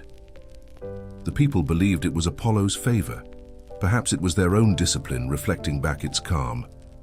The mountain held all their questions, storing them like seeds until the seasons turned again. Beneath its slopes, the breath of prophecy slept, patient, exact, dreaming in laurel and stone. The sun rose over the plains of Attica, like a measured thought made visible, calm and deliberate, its light unrolling across the land with the authority of reason. The Aegean shimmered in the distance, a mind made liquid, reflecting clouds shaped like ideas. Between sea and sky, Athens stirred, a city that woke not with noise, but with questions. Columns caught the morning light and returned it as promise, the sound of sandals on marble echoing like soft applause for consciousness itself. In the agora, merchants set their wares with a precision that looked suspiciously like philosophy. The air smelled of olives and wet stone, mingled with the quiet hum of preparation. Beneath this dawn, the city's heart quickened to a new rhythm, no longer the drum of conquest, but the steady pulse of thought learning to trust its own reflection. The gods still watched, but their voices had softened into metaphors. In these streets, beneath porticos bright with dust, men began to trade not only goods, but hypotheses. They measured time not by harvest or war, but by argument, and the sharpest blade in Athens was the question. Philosophers walked barefoot, their robes trailing the grit of civic life.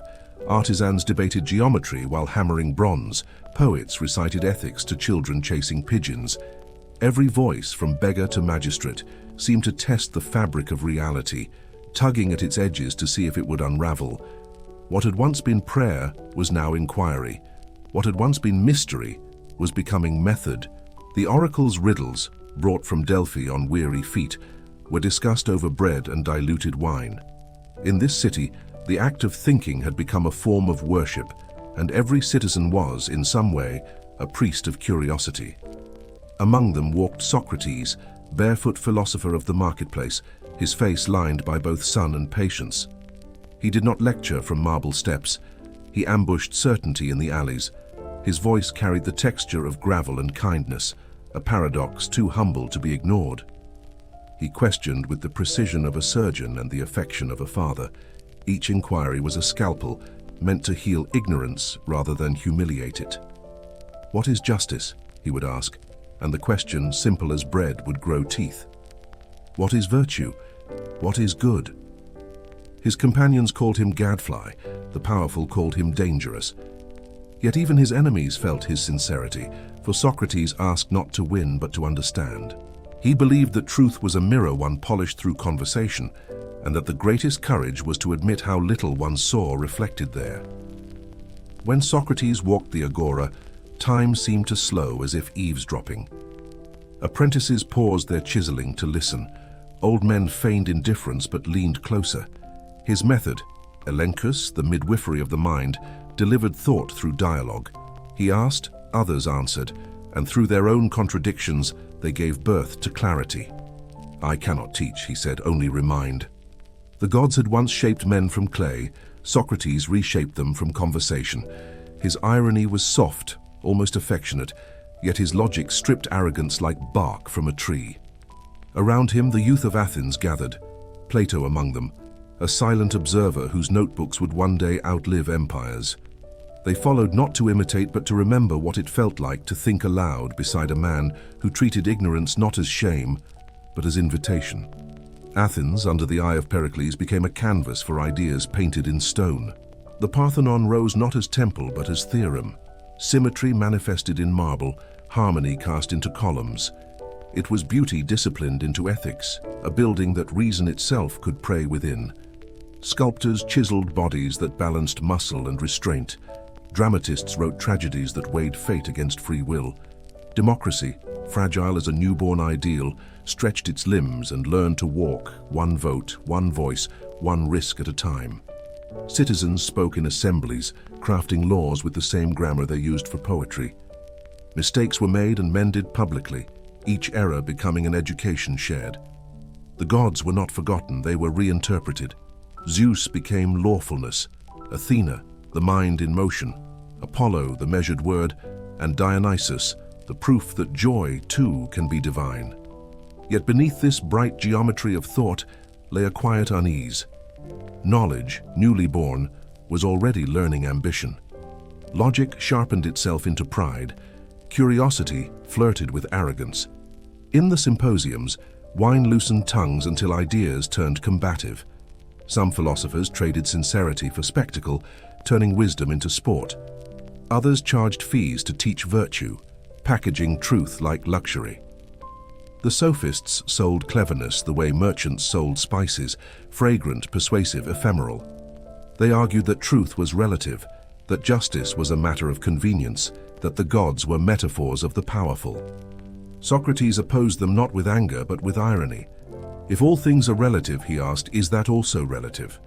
His questions spread through the city like scent through linen, impossible to contain.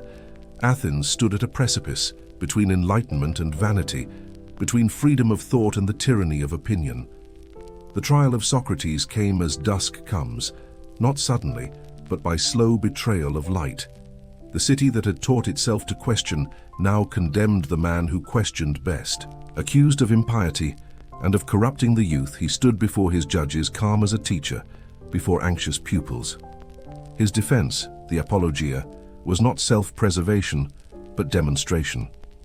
The unexamined life is not worth living, he said, a sentence that would outlast every stone in the agora. Offered exile, he refused. Offered silence, he smiled. In the prison cell, he spoke to friends about the soul's immortality, about the philosopher's duty to meet death as inquiry's final form. When he drank the hemlock, his hand did not tremble. He had taught Athens how to live, now he taught it how to die. The torch of reason passed, though flickering, into history's next chamber. Plato, his student, gathered that flame and gave it shape. In his academy, beneath olive trees, he built a republic of mind. He wrote dialogues where ideas wore the masks of characters, where truth was pursued through debate rather than decree. In the Phaedo, he preserved his master's last words as scripture of intellect. In the Republic, he designed a city governed by philosophy rather than impulse. Let those who love wisdom rule, he declared, dreaming of philosopher kings. Yet even in his idealism, he carried Socrates' humility, knowing that all systems eventually betray their makers. He imagined a cave where prisoners mistake shadows for reality, and dared to suggest that enlightenment requires pain. Plato's Greece was no longer a mythic land of heroes. It was a terrain of thought, mapped by logic, illuminated by inquiry. His teacher's voice remained the compass needle that refused to rest. Aristotle came next, pupil of Plato, inheritor of the question. If Plato was sky, Aristotle was earth, methodical, empirical, unafraid of detail. He gathered the world into categories, giving shape to science before the word existed. He dissected reason, catalogued ethics, measured motion, and found beauty in precision. Excellence, he said, is a habit, and with that he gave humanity permission to build virtue daily, like masonry. Where Plato dreamt ideals, Aristotle described mechanisms. Where Socrates doubted, Aristotle confirmed. Together they formed a trinity of thought, the gadfly, the idealist, the architect, each necessary, each flawed, each eternal. In their wake, Athens became a forge of disciplines: astronomy, rhetoric, logic, medicine, politics, art. The mind had found its new Olympus, and its gods were called ideas. As dusk gathered over the Acropolis, the marble glowed as though lit from within by centuries of thought. The hum of debate quieted. Lamps flickered in stoas where philosophy had been argued into friendship. Socrates was gone, but his questions remained, echoing in every classroom, in every conscience that dared to ask why. The city that had killed him would spend the next 1,000 years defending him, and through that contradiction, wisdom found humility. The Parthenon stood steady in the twilight, its columns like syllables in an unfinished sentence. Athens had become more than a city. It was a verb, the act of learning to live awake. And as the first stars opened above, they looked down not upon myth or empire, but upon thought itself, radiant, restless, and free. Evening slipped over Athens like ink, poured slowly across parchment, gilding rooftops in amber before surrendering them to violet. The agora emptied its noise, leaving only the murmurs of merchants folding cloth and philosophers folding thought. The city glowed faintly under lamplight, a constellation of arguments cooling into silence. Between the colonnades, young men walked in pairs, their voices gentle, rehearsing questions that daylight had left unresolved. They passed beneath statues of gods who now seemed more like metaphors, their marble gazes patient and resigned. Above them, the Acropolis gleamed as if remembering every debate ever uttered in its shadow. The air, thick with olive smoke and unspoken ambition, trembled faintly, as though the night itself awaited instruction. For Athens had entered its contemplative age, the time when wisdom learned to dream about itself. In this twilight of thought, Plato's academy stood at the city's edge, between field and philosophy, a grove where the air always smelled of laurel and ink. Olive trees bent protectively over marble benches, their leaves whispering like pages. Students gathered at dawn, robes pale in the first light, scrolls pressed to their chests as though to keep their hearts from forgetting. Plato taught not by proclamation but by dialogue, each question a stone cast into still water, each answer a ripple circling back to its origin. His eyes, calm yet electric, reflected the habit of seeing two worlds at once, the world of shadows flickering against the cave wall, and the world of forms, clear and untrembling beyond it. The task, he would say, is not to invent truth, but to remember it. And so the students learned that education was not addition but excavation, uncovering what the soul already knew. The allegory of the cave was more than parable, it was initiation. In Plato's telling, humanity lived chained in darkness, mistaking shadows for substance, echoes for essence. Only through reason, that quiet and disciplined fire, could one ascend toward the light. The ascent was arduous, the sun blinding, yet necessary. Once awakened, the philosopher's duty was not to remain in illumination, but to descend again, to return to the cave, to free others, and to risk misunderstanding as the price of truth. The allegory was a mirror held to Athens itself, radiant with intellect yet bound by habit. Plato's students listened, some in awe, others in fear. The cave, after all, was comforting. Light demanded transformation. And so philosophy became pilgrimage, not escape from illusion, but continual return to it, carrying a torch that refused to go out. Plato's mind built architectures where the soul might dwell without confusion. In the Republic, he described the ideal city, its rulers philosophers, its workers dignified, its warriors disciplined, its laws shaped by justice like sculpture by chisel. It was not a dream of tyranny, but of harmony, every part fulfilling its nature without greed. Justice for him was balance externalized, the same symmetry that guided planets and poetry. His students debated whether such a city could exist, and Plato smiled. The purpose, he said, was not to build it in stone, but in the soul. For if one man could order his mind by reason, the world might learn by imitation. Thus philosophy became a civic duty, a governance of the invisible. The polis was not merely a place, but a pattern, and wisdom its architecture. As years passed, the academy became both sanctuary and stage. Students argued with fervor, their disagreements as necessary as oxygen. They practiced dialectic like athletes practiced balance, each refutation a test of composure, each concession a mark of maturity. They spoke of the forms, justice, beauty, goodness, each perfect and unchanging, the eternal blueprints behind the shifting world. To study them was to train the eye of the soul, to polish perception until it could see essence without distortion. Yet beneath all theory, Plato insisted on one virtue above all, eros, the longing that pulls the mortal toward the eternal. Love, he said, is the ladder between ignorance and wisdom.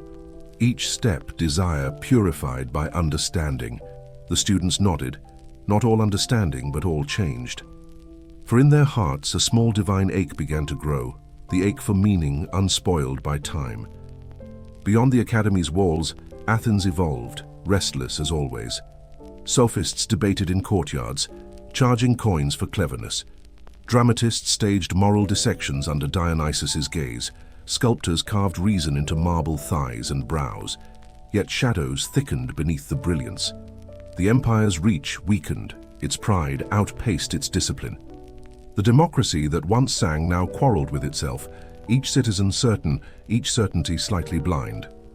Philosophers warned that knowledge without humility becomes a weapon sharper than any sword. Plato watched his city drift between arrogance and apathy, and understood that wisdom as true enemy was fatigue. Still, he wrote, dialogues, laws, hymns to clarity, leaving behind a labyrinth where the lost could find themselves through argument. Even as death neared, he worked by lamplight, his stylus scratching the parchment like wind carving lines into marble. His final sentence ended mid-thought, as if truth had turned the page first. After Plato's passing, the Lyceum rose to carry the flame forward.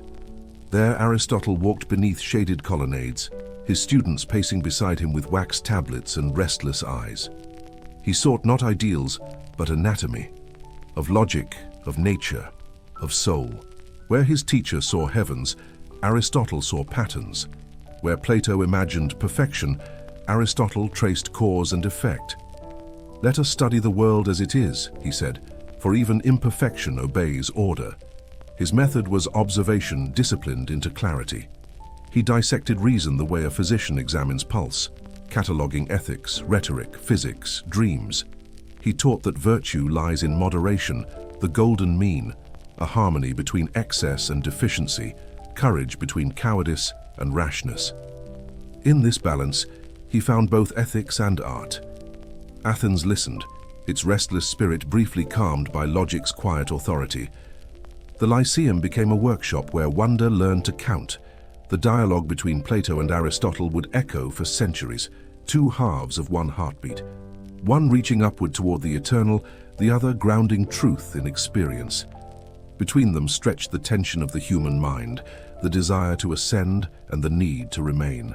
Their legacy outlived the marble of the Parthenon, their words migrating through scrolls, monasteries, and eventually the libraries of the world.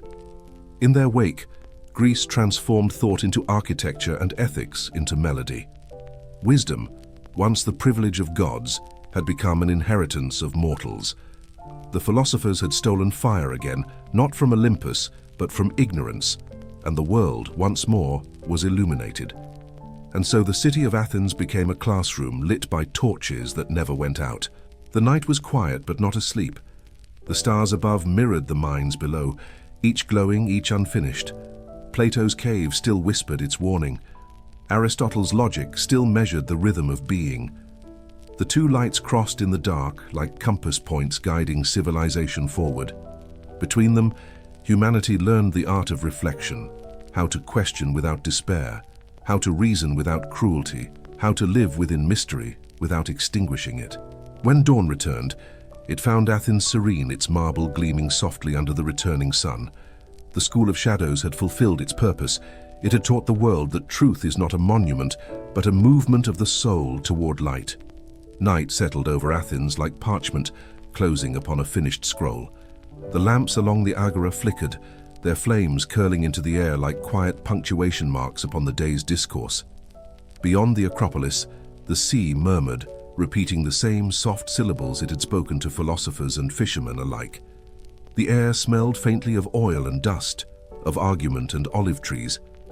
The city slept, but its mind remained awake, dreaming not of gods but of geometry, ethics, and the shape of truth.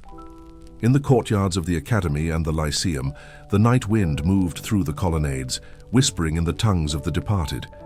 Plato's sandals had long stopped echoing upon those stones, and Aristotle's careful voice no longer measured the air, yet their presence lingered, fragrant and firm. Athens had given the world a new mythology, not of thunder, but of thought. By dawn, the schools would stir again. The students, robed in linen worn thin by ink and inquiry, gathered their scrolls with ritual solemnity. Each sunrise felt like continuation rather than beginning, as though time itself had enrolled as pupil. They spoke of physis, of the principles that shape the cosmos, of ethos, the moral rhythm that shapes men, of logos, the law beneath language and law alike. Where earlier ages had worshipped Zeus's lightning, they now revered the spark of understanding. Philosophy had become the city's second religion, and its temple was dialogue. The philosophers' benches had replaced altars, their questions had replaced prayers. To think, to reason, to measure, these were acts of devotion. The gods, though no longer feared, were not forgotten. They had become the metaphors of human capacities: Athena, wisdom; Apollo, proportion; Dionysus, passion. In revering mind, Athens had learned to deify balance. The influence spread outward like light touching still water. From Ionia to Thebes, from Rhodes to Sicily, small schools blossomed beneath trees and porticos. Each one echoed the tone of its forebears, yet all sought a different truth. The Stoics, gathering in painted colonnades, spoke of reason as armor, of virtue as the only wealth that cannot decay. Their teacher, Zeno, taught that tranquility is born from alignment with nature, that to master oneself is to master fortune. We suffer, he said, not by events, but by the judgment we make of them. The Stoic learned to bow before necessity with grace, to love fate not as surrender but as recognition. The Epicureans, in contrast, built their gardens of quiet delight, where pleasure was defined not by indulgence, but by the absence of pain. Happiness, said Epicurus, is found in friendship and moderation. Two philosophies, one of endurance, one of gentleness, each carved from the marble first quarried by Socrates. Through these new voices, wisdom became practice rather than ornament. The agora's debates softened into ethics. The city's pride learned tenderness. Soldiers quoted philosophers before battle, not to boast, but to steady their resolve. Mothers whispered Plato's parables to their sons as lullabies. Merchants discussed the golden mean while weighing grain. Even the slaves, those invisible laborers of empire, began to listen from the shadows, understanding that thought could not be owned. In every corner of the city, truth became democratized, no longer a privilege of temples but the language of daily survival. The philosopher's robes brushed against the mason's tunic, and the contact produced quiet sparks. Athens, once the city of warriors, had transformed into a citadel of minds, its walls invisible, its victories internal. But even wisdom, when made into monument, invites erosion. As the centuries turned, marble cracked and politics sharpened. New rulers rose bearing torches of conquest instead of enlightenment. The Lyceum fell into disrepair. Scrolls were scattered, burned, or buried. Yet the ideas persisted, stowed away in monasteries, translated by scholars whose names the world forgot. Words written in Greek sailed on the backs of Roman ships, migrated through deserts with Arabic philosophers, and resurfaced centuries later in European cathedrals. The dialogues of Plato became the whispers of saints. The logic of Aristotle became the skeleton of science. Each age reinterpreted their lessons, shaping them anew. From their ashes, reason was reborn repeatedly, proving that thought, unlike empire, does not die. It only changes form. The Greeks had carved immortality not into stone, but into sentences. Within this endurance lay another lesson, the humility of inheritance. Knowledge, they realized, is not possession, but stewardship. To think is to borrow the light of others and return it brighter. The philosophers of later generations bowed before their forebears, not with incense but with amendment. They corrected, contradicted, expanded. In this, the Greeks had invented not certainty, but conversation, the slow continuity of questioning that turns survival into civilization. The mind became the new cosmos, boundless, self-illuminating, filled with constellations of doubt and discovery. Even the poets learned to imitate philosophers, their verses becoming diagrams of emotion translated into ethics. To live wisely was to live rhythmically, attuned to cause and consequence, to the harmony that binds opposites into coherence. As twilight returned each day, Athens glowed with the quiet melancholy of understanding. The Parthenon, stripped of its paint, looked not diminished but purified, a skeleton of symmetry, the bare truth of beauty. Children climbed its steps chasing birds, unknowing that they walked within a theorem. The marble, warm beneath their feet, still carried the memory of hands that had carved it with equations rather than tools.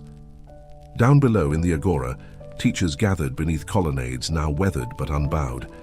They recited fragments from memory, lines of Socrates, verses of Pindar, axioms of Aristotle, and their words rose like dust, golden in the dying light. The wind scattered them across the city, into the sea, into history, until even silence seemed to speak in Greek. And somewhere beyond the visible horizon, the seed of philosophy waited for new soil. It would take root in Alexandria's libraries, bloom in Rome's rhetoric, sleep through dark centuries, and awaken again wherever men and women dared to ask why. For though the temples might crumble and empires might fade, the act of thinking remained immortal. It was fire that required no altar, light that refused extinction. Athens had proven that wisdom is not the opposite of war, but its redemption, that reason is courage refined. The gods had once ruled through awe. Now humanity ruled through awareness. The age of myth had given birth to the age of mind, and through that birth, the world had learned to dream with its eyes open. When night fell, it did so gently, as if tucking the city beneath a scroll of stars. The sea breathed and the hills answered, and between them the wind whispered the names of those who had dared to ask the first questions. Their voices lingered, soft as the rustle of papyrus, reminding the living that truth is not a possession but a pilgrimage. In the quiet, one could almost hear it, the hum of thought moving through centuries, unchanged in essence, infinite in form. Athens slept, but the mind it had awakened did not. It stretched beyond marble and mortality, beyond gods and time, becoming the breath of history itself, eternal, seeking, awake. The sea arrived first, as it always does in cities that dream of maps. It exhaled against the quay with a hush that softened even the stone, and the stone, grateful, yielded its chill to the tide. Lamps along the heptastadion burned like quiet stars, their light feathering across docked triremes, across amphorae inked with the memory of distant orchards. Sailcloth sighed on its masts, letters of wind written in a script only sailors could read. And there, lifting its sleepless eye above the harbor, the Pharos turned the body of the night into a thinking thing. Its beams swept like a deliberate thought, seeking, gathering, naming. This was more than a lighthouse, it was a vow that darkness could be taught to behave, that travel could be yoked to knowledge, that a city could illuminate the world by first illuminating itself. Beneath that revolving certainty, Alexandria began its patient whisper. Streets ran in measured lines, a geometry that let the mind walk without stumbling. Market cries carried like birds through colonnades, citrus and cedar, ink and hyacinth, bronze and bread, each sent a small biography. In the royal quarter, the palace glittered with the cool arrogance of order, while farther on the Serapeum raised its serene face to the sky, teaching the old gods how to wear new names. Here, Zeus had blended with Apis to become Serapis. Here, Greek had learned the courtesy of listening to Egypt. Here, the quarrel between myth and reason became a dance. It was a city built not to conquer, but to combine, to let etymologies fall in love. And at the city's quiet core, guarded like a secret that wanted to be told, stood the Mausion and its famous heart, the library, vast, tender, and perilously flammable. Inside, the air was a patient tide of papyrus and breath. Scribes moved like bees between shelves, pollinating future centuries with tidied pollen. Scrolls waited in their pigeonholes with the composure of sleeping serpents, each coiled around a different sun. A catalogue as intricate as constellations guided the faithful from inquiry to answer, from answer to doubt, from doubt to newborn inquiry again. Scholars in linen, scholars in wool, scholars in nothing but attention, bent their minds to medicine and metaphor, to history and harmony, to the arithmetic of stars. Euclid stacked truths until they stood upright and refused to fall. Eratosthenes measured the earth as if it were a bowl one could hold, turning noon into a ruler. Hipparchus taught the sky its coordinates, naming what the night already knew. The library did not merely collect, it composed. Its silence was not emptiness, but rehearsal. Beyond those walls, Alexandria braided philosophies into daily ritual. Bakers rose in the blue hour and spoke of proportion while weighing flour. Fishermen knotted their nets with a logic learned from the moon. Midwives timed first cries to the patient swing of water clocks. In the gardens, students debated whether the soul rises like heat or descends like rain, whether the good life is iron or silk, whether the beautiful is a symmetry or an ache. The city's genius lay not in choosing between Acropolis and Nile, but in letting limestone and river translate one another. Where Athens had loved the question, Alexandria loved the archive of questions, the way the world becomes gentler when it can be retrieved. The harbor taught this lesson with every tide. What departs must return as a story, or it is merely lost.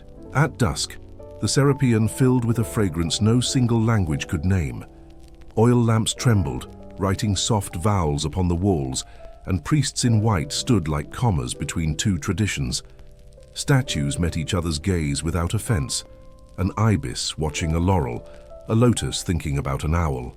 Worship was a choreography of reconciliations. Petitioners placed their needs at the feet of composite gods, trusting that a deity with multiple faces might understand a multitude of hurts. Philosophy became incense, religion learned to reason, and the city taught even grief to articulate itself. Should one call this syncretism, diplomacy, or love? The citizens did not mind the label. They minded only the work, to keep the peace between temples and laboratories, to let ecstasy and evidence share a bowl. In this, Alexandria practiced an ethics of hospitality, welcoming ideas the way harbors welcome weather. Night, when it came, did not cancel study, it refined it. The pharaohs turned its slow page, and astronomers climbed their stairs like prayers. Above the sea, the sky opened its great ledger. Stars inked their patient entries. Comets underlined a few thoughts in fire. From rooftops and courtyards, the city read aloud in low voices. Hexameters for courage, proofs for clarity, catalogues for mercy against forgetting. Scholars sent letters to scholars in other countries, each sealed with the wax of one era and opened by the heat of another. Time became collaborative, one century greeting the next by name. Even the suicide of empires could not murder such correspondence. A conqueror can sack a city, but how does one pillage a theorem? How does one enslave a metaphor once it has learned to multiply? Alexandria's answer was simple and severe. You cannot. You can only burn paper and hope the meaning is flammable. It isn't. Still, fear prowled the edges. Ships sometimes arrived with more hunger than goods. Soldiers sometimes marched with more certainty than sense. In the palace, politics braided and unbraided like hair, tidy at dawn, unruly by noon. The library, tender as a lung, inhaled the future and exhaled fragility. A single spark could translate curiosity into ash. And yet the shelves persisted, because love always persists a little past prudence. A scribe continued copying a treatise by lamplight. A mathematician continued correcting a diagram with bone stylus and patience. A poet continued listening for the hum of the city's heart. Alexandria believed in redundancy the way sailors believe in rope. Copies upon copies, memory inside memory, students carrying whole texts in their chests where fire cannot visit. The city rehearsed loss so it would not be surprised by it. Even mourning was practiced here, refined to an art of retention. On certain evenings, the king would tour the stacks as if visiting a menagerie, a parade of living minds disguised as scrolls. Courtiers spoke in the polished currency of homage, while librarians moved with the plain choreography of competence. The king's lantern gilded titles, Hesiod like a field at harvest, Herodotus like a caravan, Sappho like a pulse, Aristotle like a level horizon. He paused before a case of medical texts and held his breath, as though within those tubes men had hidden a cure for kingship. Beside him, a child, prince or servant, it scarcely mattered, stared at the labels as if they were stars he could one day own. The librarian, in a voice woven from water and stone, explained that ownership is not the verb of wisdom, stewardship is. The king smiled the weary smile of those who have yet to be dethroned. The lantern moved on. The lesson remained. By morning, the ships had new rumors to carry. A fragment of Sophocles bound for Rhodes, an herbal recipe destined for Pergamon, a map corrected by a sailor who had actually seen the reef. Alexandria taught the world the etiquette of revision, that to be corrected is not an insult but an intimacy. In the harbor, crates thumped like deliberate heartbeats. On the streets, donkeys mapped their patient syllogisms in dust. In the courtyards, children practiced alphabets that would one day inherit planets. The city trusted that accuracy is a form of kindness, that precision is how love speaks when it wants to be useful. And because life is brief, the scholars wrote as if brevity were a mercy, as if each sentence were a small boat that had to make the crossing before weather changed its mind. They wrote not to be remembered, but to be reachable. When the sun lowered itself like a seal upon the day, Alexandria hummed with a fatigue so gentle it felt like prayer. The library breathed, the Serapeion dreamed, the Pharos kept its vow. Somewhere in the stacks, a new hand glossed an old margin, making room for a future that would not know his name. Somewhere on a rooftop, a young woman counted the seconds between lightning and thunder, learning distance by listening. Somewhere along the quay, a sailor traced the shape of home upon a crate and smiled, knowing he would leave and return and leave again, as knowledge does. The city gathered these small fidelities and called them civilization. And the night, pleased with the work, folded its lamp and leaned in close to hear the soft, recursive vow Alexandria kept making, to keep the world available to itself. There are nights when knowledge becomes too bright, and the world, frightened by its own reflection, tries to dim it. The sea had warned Alexandria in its restless way, its waves breaking sharper, its winds turning brittle at dusk. The lighthouse, faithful sentinel, cut its circles through the mist like a clock too aware of time. Inside the library, the scribes continued their work with the devotion of monks who copy scripture not for glory, but for survival. Candles leaned low over papyrus, shadows shifting like hesitant hands. A single spark in another world would be nothing. A sigh, a breath, a pause too small to name. But here, among scrolls breathing the dry dust of centuries, even a whisper of flame could become a verdict. The scholars sensed it, the way animals sense weather, yet no one spoke. To guard knowledge is to know that fear has no utility until after the fact. The fire began the way most disasters begin, quietly in translation. A torch too close to parchment, a gust from a soldier's careless hand, a command issued by an emperor who valued empire over eternity.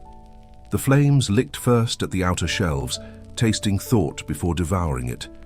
The air filled with a new language, one of cracking, sighing, surrendering.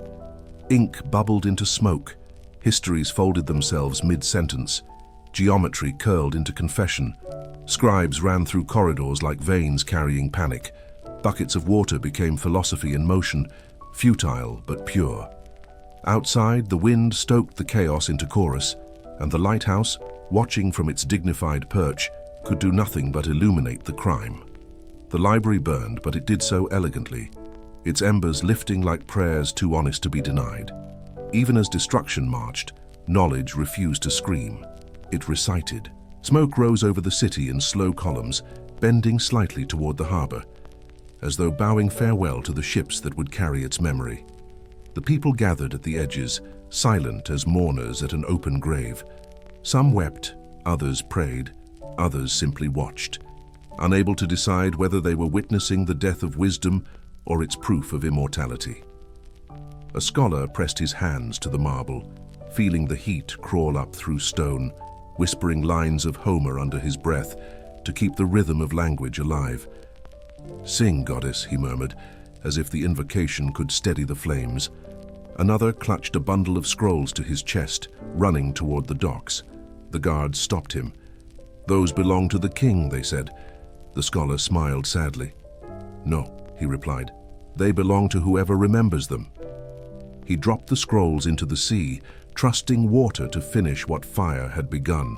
In the royal quarter, Cleopatra watched the glow from her balcony, her gold bangles trembling in the reflected light. History would later make her the villain or the victim. Tonight, she was merely human, standing before the oldest paradox, that creation and destruction share the same appetite.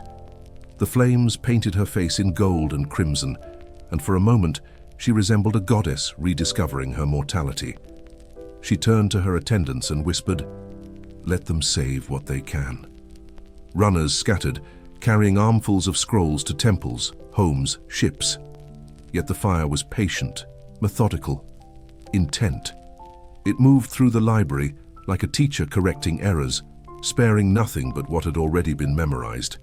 In that hour, memory became the only form of preservation, and the human mind, fragile and flammable, proved stronger than stone. When dawn arrived, it found the library reduced to breath and ash. Columns stood like vertebrae of a creature that had once moved, once dreamed. The air smelled of cedar, ink, and endings. Birds flew through the ruins, calling out as if expecting a reply. The surviving scholars gathered what fragments they could, charred syllables, half-burned diagrams, sentences missing their verbs. They laid them out on the steps, as priests once laid offerings before statues. "We can rebuild," one said. Another shook his head. "We can remember." And so they began the labor of recollection, reciting aloud what had been lost, each voice a small defiance against oblivion. Words, when spoken together, become architecture. The city became a choir of recovery, its citizens chanting fragments until they formed coherence again. The ashes listened, glowing faintly, as if pleased to be repurposed into sound. The destruction spread beyond walls. It entered dreams. For years afterward, travelers spoke of waking to the scent of burning papyrus or hearing faint whispers from the sea. They claimed the library had not died, but migrated. Its texts carried invisibly in the minds of those who once walked its halls. Knowledge, like smoke, finds its way through every crack. In Rhodes, a mathematician claimed he dreamed entire proofs he'd never studied. In Antioch, a poet wrote lines that sounded older than language. In Pergamon, a healer rediscovered herbs once catalogued in Alexandria. The library had become a constellation of recollections scattered across the world. The fire had not destroyed it, it had translated it. Centuries later, new empires rose, new tongues replaced the old, but the rumor of Alexandria persisted like perfume in a forgotten room.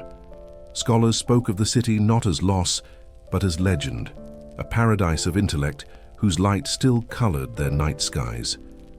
"All libraries," said one philosopher, "are attempts to rebuild Alexandria."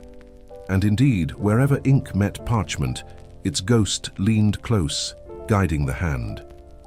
In Baghdad's House of Wisdom, in Cordoba's academies, in the monasteries of Ireland where monks copied Aristotle by candlelight, the same pulse could be felt, the belief that to write is to rescue time from itself.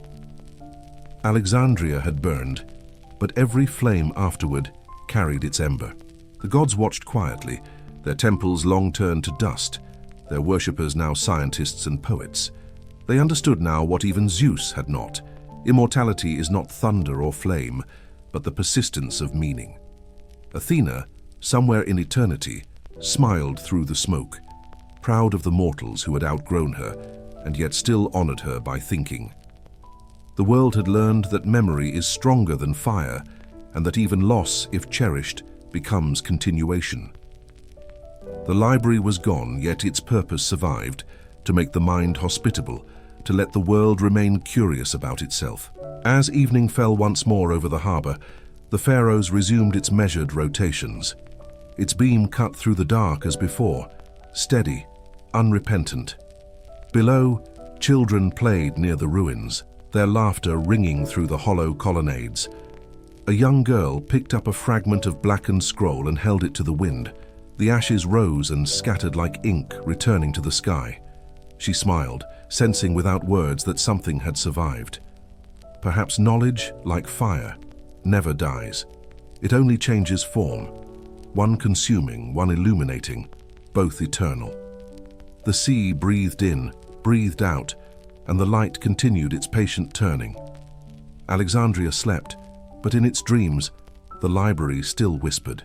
The sea was quiet the morning after the embers cooled. Waves lapped gently at the shore, as though mourning in their own patient language. The ruins of the library stood still, smoke ghosting upward in thin silver ribbons, weaving into the air like the last breath of a dream refusing to die. Fishermen rowed silently past the harbor, their nets dragging reflections of flame that lingered beneath the surface. The city had not yet decided what to do with its grief. Some swept ashes into urns, others whispered prayers into empty rooms, and a few, unwilling to bow to despair, began to rebuild. For Alexandria understood what the world would take centuries to learn, that knowledge is not a possession, but a pilgrimage. What burns can be rewritten, what vanishes can be remembered. The fire had not erased wisdom, it had made it portable. In the months that followed, scribes gathered in the courtyards, reconstructing scrolls from memory, each fragment rescued by breath. Men and women spoke the words they had once written, turning air into archive, speech into scripture. A physician recalled the chapters of Herophilus, drawing diagrams of the human body in dust for his apprentices to memorize. A navigator traced the map of the stars with a burnt reed upon stone, his gestures as precise as prayer. Poets recited Sappho from memory until her verses were restored, softer but unbroken. The city became a choir of remembering. Every voice carried a piece of the library. Together they formed a chorus vast enough to replace silence. Even the illiterate listened, learning by rhythm what they could not read by sight. Alexandria's ruin became its curriculum, teaching that knowledge, like love, survives by being shared. Travelers who arrived months later were astonished. They expected despair, but found the markets alive with conversation. Sailors debated ethics while coiling their ropes. Bakers compared celestial maps as they kneaded their dough. In the Serapean, priests translated fragments of Aristotle for children, teaching them that curiosity itself was sacred. The scribes no longer wrote for eternity, they wrote for endurance. Each copy, they said, is a prayer disguised as ink. And so the new library began, not within walls but within minds. Scrolls became voices, shelves became memory. The city learned to treat every conversation as an archive, every question as a rescue. The loss had been catastrophic, yes, but it had revealed the truer library, one made of people breathing and fallible, capable of carrying truth farther than parchment ever could. From the ashes rose a new philosophy, that impermanence is not the enemy of meaning, but its architect. The scholars began to write shorter texts, crafted to survive translation, fragments that could cross oceans and centuries. Aphorisms replaced epics. Wisdom condensed itself into resilience. "Write," said one scribe, "as though the world will forget you and you will be remembered forever." These fragments traveled by ship, tucked into jars, stitched into clothing, hidden in the seams of memory. When storms took the vessels, the texts survived in the minds of sailors who had once helped the scholars. They spoke them aloud in distant ports, to strangers who wrote them down again. Knowledge had become migratory, a flock of words circling the world, landing where the heart was ready. Fire, in its arrogance, had taught wisdom the secret of flight. Centuries later, in faraway lands, echoes of Alexandria still stirred. In Baghdad, scholars built the Beit al-Hikmah, the house of wisdom, and said it was the daughter of the library. In Cordoba, philosophers studied Aristotle through Arabic eyes and found new meanings hidden between his lines. In Constantinople, monks copied Greek texts by lamplight, their ink thick as devotion. The library had become a constellation of institutions, each carrying a spark of the old flame. And though empires changed their banners, the handwriting remained the same, deliberate, reverent, aware that to record is to forgive time its hunger. Alexandria's ashes had scattered, but wherever a scholar dipped pen to page, they glowed again, tiny embers disguised as letters. The light had survived by remembering where it had come from. In time, myths began to gather around the ruins. Some said the library had never burned completely, that beneath the city lay hidden vaults untouched by fire, scrolls sealed in stone, waiting for the right century to find them. Others claimed the librarians had smuggled the knowledge to distant deserts, disguising it as legend. They told of travelers who followed the stars and found an oasis of ink and flame, guarded by descendants of those first scribes.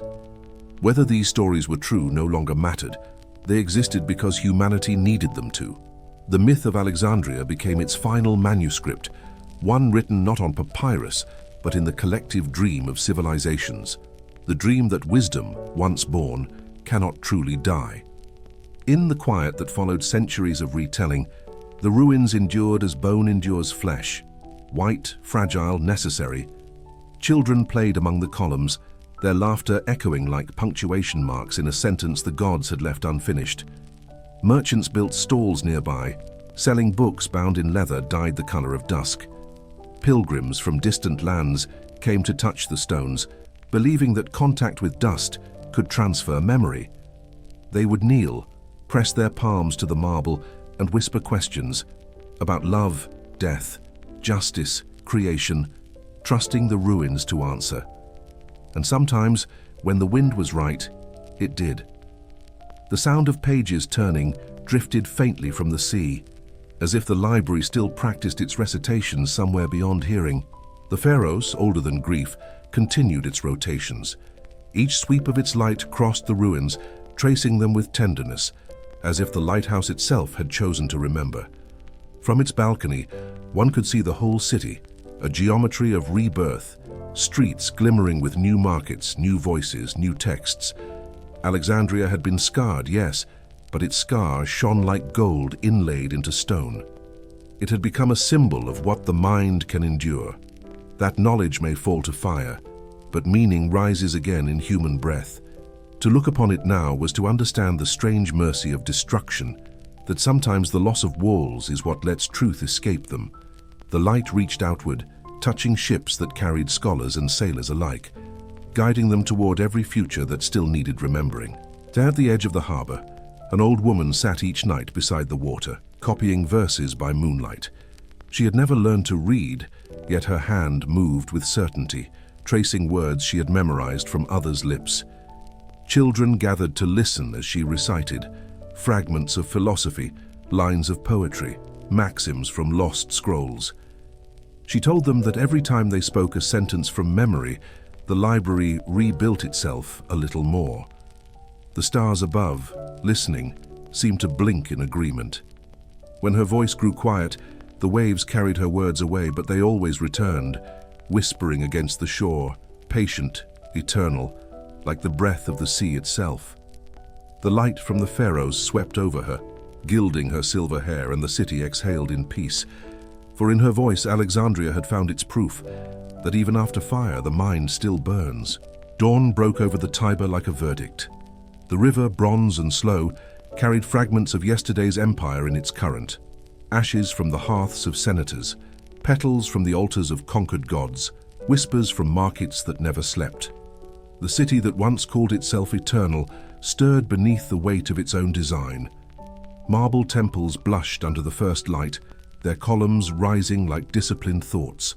Arches stretched across the horizon, curving toward memory, promising that power, if well built, might outlast intention. Above them, the sky was pale and patient, like parchment waiting to be inscribed. Rome was already writing again, line by line, with brick and blood. It breathed through aqueducts and avenues, through law and legion alike. The morning smelled of iron, laurel, and ambition, the scent of permanence rehearsing itself. The streets filled slowly, as though the city preferred to wake in procession. Soldiers marched with a rhythm that could be mistaken for heartbeat. Merchants arranged their wares as if participating in ritual. Orators warmed their voices for the forums ahead. Every motion here was a performance of order. The Romans had taken from Greece the art of thought, from Egypt the craft of monument, and from themselves the hunger for control. They built not merely to shelter, but to declare. Bridges carried armies and metaphors alike. Roads stitched continents together with the arrogance of veins. All roads lead to Rome, they said, and meant it not as boast, but prophecy. Empire was not their invention, it was their geometry. Each conquest was a new angle, each law a line drawn across the known world until the map itself resembled a mind made visible. The Forum was the empire's conscience and its theater. Beneath its marble facades, senators debated as though eternity were taking notes. Cicero's voice still haunted the colonnades, measured and merciless, his words flint striking reason into flame. Citizens gathered to listen, their eyes sharp, their loyalties fluid. Around them, statues watched from pedestals, mute witnesses carved from the same stone that paved the city's streets. To speak in Rome was to risk immortality, for words here carried weight equal to sword and coin. Rhetoric became weapon and ornament both, its polish disguising its power. The people called it eloquence, the philosophers called it empire of the tongue, the Senate called it governance. And somewhere beyond the roar of oration, the scribes were already recording it all, binding speech to parchment so the future could argue with the past. Rome's genius was not creation, but continuation. What Greece had imagined, Rome implemented. The ideas of Plato became blueprints for law. Aristotle's ethics found refuge in governance. The myths of Olympus were rewritten in marble. Philosophy was now architecture, logic rendered in arches and domes. Even the gods were remodeled, Jupiter replacing Zeus, Venus inheriting Aphrodite's perfume, Mars reshaping Ares into discipline. Their temples were not places of mystery, but of confirmation, each a ledger of gratitude between power and permanence. Religion here had learned administration. Faith was measured in rituals as precise as taxes. The city became a sermon of symmetry, its stones preaching that order is salvation. The Romans had discovered the divine utility of repetition. Build enough roads, enough aqueducts, enough laws, and chaos itself might forget how to return. Yet beneath the grandeur ran the pulse of unease. Empires like hearts cannot expand forever without thinning their walls. In the taverns and baths, citizens whispered of corruption, of grain grown scarce, of soldiers fighting not for Rome, but for generals. Wealth collected like stagnant water nourishing decay. The philosophers, once bold, grew cautious, their words gilded rather than challenged. Stoicism flourished here, offering dignity in restraint. Seneca wrote of virtue within reach, of peace amid excess. We suffer more in imagination than in reality, he warned. Marcus Aurelius, emperor and thinker, kept his meditations private, a diary written to remind himself that power is only a loan. The universe is change, he wrote. Life is opinion. His words were not decrees but confessions, quiet hymns written in the margins of conquest. Rome, though armored in marble, began to suspect its own fragility. The streets at dusk reflected that suspicion. Torches wavered in the wind, throwing restless shadows upon walls that once seemed immovable. In the amphitheaters, the crowd's cheers grew desperate, their joy too loud to be innocent. Bread and spectacle replaced reason and virtue, distraction masquerading as peace. Gladiators bled for applause while senators calculated the arithmetic of distraction. The empire had mistaken maintenance for meaning, yet even here, philosophy persisted like a weed through stone. Epictetus, born a slave, taught freedom as inward posture. No man is free, he said, who is not master of himself. His disciples gathered in back rooms, repeating the words like incantations. They found in Stoicism not rebellion but refuge, a way to remain human amid machinery. Even tyranny could not silence contemplation. It could only drive it underground, where roots learned patience. Meanwhile, the empire stretched toward horizons it could not see. Legions crossed deserts, forests, mountains, bringing roads and rhetoric to the edges of maps. Each conquest carried civilization in one hand and cruelty in the other. In Gaul, temples rose beside scaffolds. In Egypt, Roman architects restored pyramids only to crown them with Latin inscriptions. The empire's logic was both magnificent and merciless. Order imposed upon distance, law laid over culture like veneer. Yet through trade and translation, wisdom flowed both ways. Scrolls from Alexandria found readers in Rome. Eastern mathematics traveled through soldiers' packs. Foreign gods slipped quietly into Roman hearts. The empire, intent on unifying the world, was slowly being unified by it. The conqueror was learning dependence, its greatest irony, and perhaps its only redemption. At the heart of Rome's might stood its architecture, the Colosseum, the aqueducts, the Pantheon, a chorus of endurance carved from stone. The Pantheon, especially, embodied the empire's soul. Its dome, a perfect hemisphere, its oculus open to the sky, letting light fall like judgment. Inside, time itself seemed domesticated, measured in circles and shadows. Tourists from the provinces entered and forgot their dialects. Here was proof that man could rival gods by imitation. Yet even as they marveled, cracks crept quietly along the foundations. The engineers could repair them, but not the fatigue behind them, the weariness of an empire that had mistaken scale for meaning. The same roads that once carried triumph now carried tax collectors, and the same ships that once brought treasure now brought rumors of rebellion. Marble, for all its majesty, does not replace mercy. And so, as another evening fell across the Seven Hills, Rome glowed with its peculiar kind of melancholy, the beauty that comes when perfection begins to fade. Citizens lingered on bridges, watching the Tiber carry reflections of the city's lights downstream. Poets recited verses to passing strangers, hoping their words might outlast their citizenship. Somewhere in a quiet study, a philosopher wrote that empires are like men, born of hunger, matured by habit, and undone by memory. The lamps burned late, their light spilling across parchment like forgiveness. The night carried the murmur of builders laying new stones, as if the city still believed in endurance. And high above, stars glittered over the dome of the Pantheon, patient, unruled, ancient. They had seen this story before, the rise, the order, the brilliance, the beginning of loss, and knew that even marble must someday learn to become dust. Morning unspooled into the city like a scroll, and the letter of Rome revealed itself in habits. The baker's door breathed out warm air, fragrant with grain ferried from Africa's coasts. The crier's voice braided prices with rumor. A magistrate's lictors parted crowds with the soft insistence of practiced authority. Law did not stand apart from life here. It threaded it, stitch by patient stitch, until custom wore a Roman face. Edicts were the city's weather, courts its seasons, oaths its tides. To be a citizen was to be legible, to carry your identity like a portable forum upon your tongue. Even argument was ritualized, sculpted into forms as strict as Doric columns, so that dissent could move safely through sanctioned corridors. The empire preferred currents it could name, and so it named everything, then asked the name to endure. Consider the household, that little republic where the state rehearsed itself. The paterfamilias held authority like a small thunderbolt, but the household breathed because women tended its lungs, managing accounts, weaving loyalty, teaching gods their daily bread. The atrium's pool mirrored a square of sky, and in that reflection, children studied weather and fate. Slaves passed softly, each carrying a history like a sealed jar.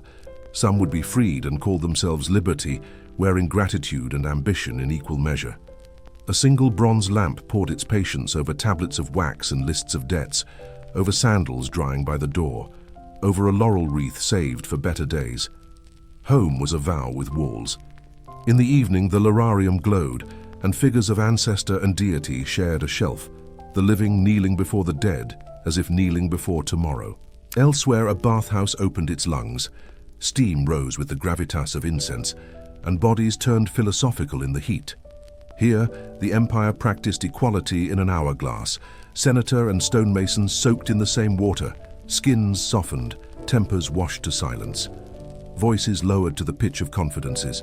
Coins changed hands with the discretion of steam. Athletes scraped oil from their arms with strigils. Historians recited dates from memory. Physicians prescribed quiet as if it were a medicine. In the frigidarium, cold water clasped the heart and reminded it to be mortal. The bath was not indulgence. It was the aviation of burden, the daily ritual in which Rome unbuckled its armor and remembered that sweat precedes empire and outlasts it.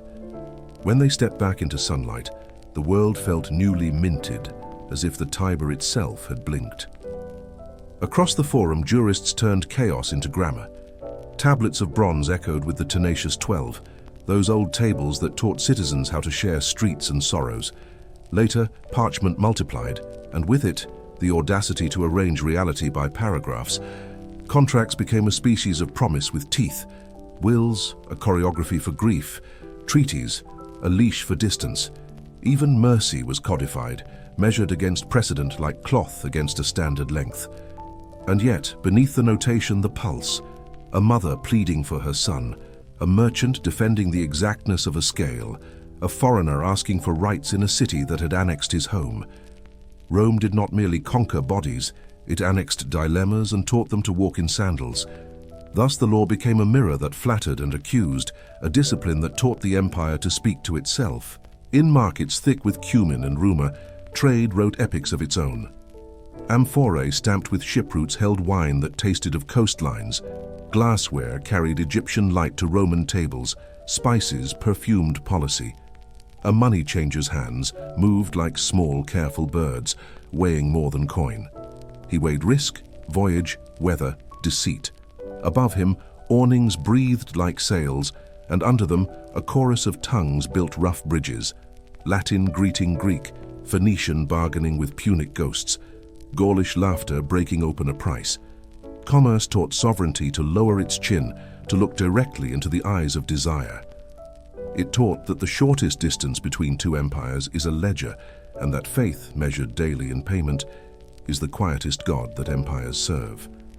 When the market closed, the dust of the day kept its secrets in the fibers of tunics and the grooves of sandals. Legions, meanwhile, kept time beyond the city's hearing. In forts that smelled of leather and wet iron, soldiers practiced the grammar of obedience: left, right, thrust, shield, repeat, until the body could recite without thinking. Their tents were maps of patience, rows upon rows like disciplined wheat. At night, guards counted stars like inventory and listened for the arithmetic of approaching feet. The army built as much as it broke: roads, bridges, siege works, order. They could coax a river to behave long enough for a crossing, then burn the temporary virtue behind them. Veterans carried scars like small provinces. Each wound had a dialect, each medal a geography. When they returned to Rome, they marched not only through streets but through memories, and the city, recognizing itself in their gait, showered them with petals and pensions, grateful to see its abstract will returning in flesh. Religion in Rome learned the art of accommodation. Old gods accepted new names, new gods accepted old rituals, and altars multiplied like translations. Jupiter watched from the peak of law, Mars trained discipline into fury, Vesta kept the city's breath steady, and in side streets foreign altars burned with foreign certainty. Mithras whispered to soldiers in the privacy of caves. Isis taught sailors to trust seas with eyes closed. Mystery and ritual traded secrets in rooms lamped by silence. Faith for the citizen became a portfolio, a diversified devotion, a hedge against inexplicable weather. Yet beneath the tolerance was policy, incense before the emperor's genius, loyalty rendered as sweet smoke. When certain sects refused the pinch of perfume, law remembered its teeth. Still, even condemnation could not dam a river whose spring was underground. Belief traveled as water travels, by persistence and patience and the habit of seeking downhill. Listen to the philosophers who tried to domesticate the restless mind. Seneca carved corridors through excess and lit them with aphorisms. Epictetus, from the doorway of constraint, pointed to a kingdom within reach. Marcus Aurelius, wearing the world's heaviest ring of keys, wrote instructions to his own hands. Stoicism here was not an ornament, but a harness, a way to ride the animal of circumstance without being thrown. "You are a little soul carrying a corpse," the whispers went. Not to frighten, but to anchor. In gardens, pupils repeated phrases until they tasted like bread, plain and sustaining. In porticos, arguments dissolved into the hush that follows comprehension. Philosophy did not promise victory, it promised posture. And posture under the weather of empire was a kind of architecture, unseen scaffolds that kept the mind standing while walls trembled. Night returned with its slow judiciary. Torches painted verdicts across arches. Fountains learned the language of lullaby. Rome exhaled across its 7 hills, and the breath smelled of wet stone, fennel, and extinction postponed. On the Palatine, lamplight dripped through palace curtains like a rumor afraid of itself. In insulae, families nested in narrow rooms, lullabies braided together with tavern laughter, and the thin cry of a newborn rehearsing citizenship. Somewhere a scribe copied a speech onto parchment, the nib scratching like a cricket in summer grass. Somewhere else, a thief weighed risk against hunger and discovered that some equations have only tragic solutions. The city slept, but its thoughts kept watch, pacing in sandals of law, pausing in doorways of doubt, and returning again to the river that remembered everything and judged nothing. Before dawn, the roads out of Rome lay like taut sentences, stretching toward distant subjects. Milestones marked progress the way beads mark prayer, tactile, incremental, faithful to repetition. Couriers carried letters that would become decisions. Caravans escorted goods that would become customs. Pilgrims walked burdens that would become hymns. The empire's genius, organization, was a kind of music, a composition in which drums of order softened the panic of distance. Yet every score contained silence, and in those rests uncertainty spoke. Provinces learned to imitate the city while keeping a few rooms furnished in their own weather. The world under Roman law became navigable, yes, but also newly aware of its edges, where maps frayed and stories insisted. On such roads, a person could feel the empire's promise and its loneliness in the same footstep, and understand that both were necessary to the march. Twilight gathered above the 7 hills, like an argument too weary to continue. The air, heavy with heat and incense, trembled with the residue of centuries. The Tiber rolled sluggish and brown, a mirror for the empire's exhaustion. Rome still looked invincible from afar, its domes glowing, its columns unbroken. But up close, the marble had begun to sweat. Cracks widened in aqueducts that once carried certainty as faithfully as water. Senators still debated, but their words fell hollow, echoing in chambers where conviction had gone to dust. The city was immense, yet hollow at the core, its rituals preserved, its meaning diluted. The empire, that patient architect of law and stone, was now a theater of repetition. Armies marching nowhere new, decrees written over older decrees, statues erected to men already forgotten. Power, once flame, had become embers, beautiful, cooling, indifferent. The signs came quietly at first, disguised as triumphs. The borders expanded beyond what roads could maintain, the treasury filled with coin, but emptied of trust. The legions, scattered across continents, fought for wages rather than ideals. They built fortresses at the edges of the world, unaware they were constructing the walls of their own confinement. Trade faltered, slowed by storms, corruption, and exhaustion. Grain ships from Africa arrived late. Merchants spoke of shortages with the calm of inevitability. The gods, once crowded on altars, grew lonely. Prayers thinned into habit, incense burned without belief. A new whisper moved through the streets, of a single God who preached mercy over might, humility over honor. Rome, proud in its discipline, did not yet understand that an idea could conquer more thoroughly than an army. It would learn soon enough. In dim apartments and candlelit courtyards, the first Christians gathered. Their meetings were small, their faith enormous. They spoke of love in a city fluent in law, of poverty in a city obsessed with wealth, of forgiveness in a world that preferred spectacle. Persecution only refined them. The empire, puzzled, crushed them as it had crushed so many before. But faith, unlike rebellion, thrives on pressure. The arenas that had once echoed with cheers for death began to tremble with an uneasy silence. What if, some began to ask, the martyrs are right? Philosophy had taught moderation, but this new creed offered transcendence. Stoicism had trained endurance, but here was resurrection. When Constantine later lifted the ban and raised the cross above the eagle, it was not victory, it was transformation. The empire had not merely adopted a religion, it had admitted to its own fatigue. The streets of Rome changed tone. Shrines to Jupiter were converted into churches, hymns replaced orations, mosaics traded myth for miracle. Where once senators had debated the justice of law, bishops now debated the nature of God. The architecture remained, the columns, the domes, the echoes, but its purpose shifted. Marble that had framed empire now framed eternity. The old gods faded like constellations at dawn, their stories retreating into memory, preserved only by poets who refused to let silence win. Yet even as Christianity gave the empire new moral vocabulary, it could not repair the body that carried it. The borders crumbled under pressure. Barbarians crossed the Rhine and the Danube, not as invaders but as heirs. Rome's legions, outnumbered and underpaid, fought bravely but without conviction. The eagle standard, once radiant, began to sag in the wind. The emperors changed too often to remember. Palaces filled with intrigue, generals crowned themselves, then fell to daggers. Bureaucrats, weary from decades of decrees, learned the art of compromise disguised as governance. Taxes rose, loyalty fell. Citizens fled the capital for villas in the countryside, taking with them what little grace remained. The city's once golden forums became markets for survival: grain, salt, silence. The Senate still met, though now mostly for ceremony, their debates thin as parchment. Outside the walls, the northern tribes gathered, not with hatred but hunger. They admired Rome, even as they prepared to inherit its ruins. The empire had taught them how to build, how to govern, how to fight. And now those lessons were coming home. The teacher, magnificent and tired, would soon yield to its students.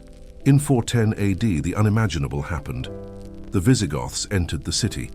The eternal city, unbreached for 800 years, was ransacked in 3 days. Fire licked the temples. The sound of breaking marble replaced the hymns. Statues fell with the dull authority of toppled certainties. And yet, even as the city burned, something strange occurred. The world did not end. The sky remained blue. The Tiber continued its measured flow. The philosophers who survived wrote of this paradox. "Perhaps," said one, "Rome has merely shed its body." Augustine, writing from North Africa, would name this shift the City of God, an empire of conscience replacing empire of stone. Rome's fall was not collapse, but transmutation, history converting might into memory, dominion into reflection. The world had learned painfully that nothing eternal wears a crown. The centuries that followed were not darkness, but dusk, the slow introspective hour after triumph. Rome's laws lived on in monasteries, its roads in the routes of pilgrims, its architecture in the blueprints of cathedrals. Even its language, fractured into dialects, became Europe's bloodstream. The empire had died the way stars die, by scattering enough light to build new worlds. In Constantinople, the Eastern Empire kept the fire alive for a time, its mosaics burning with theology and empire intertwined. But even there, the same law held true.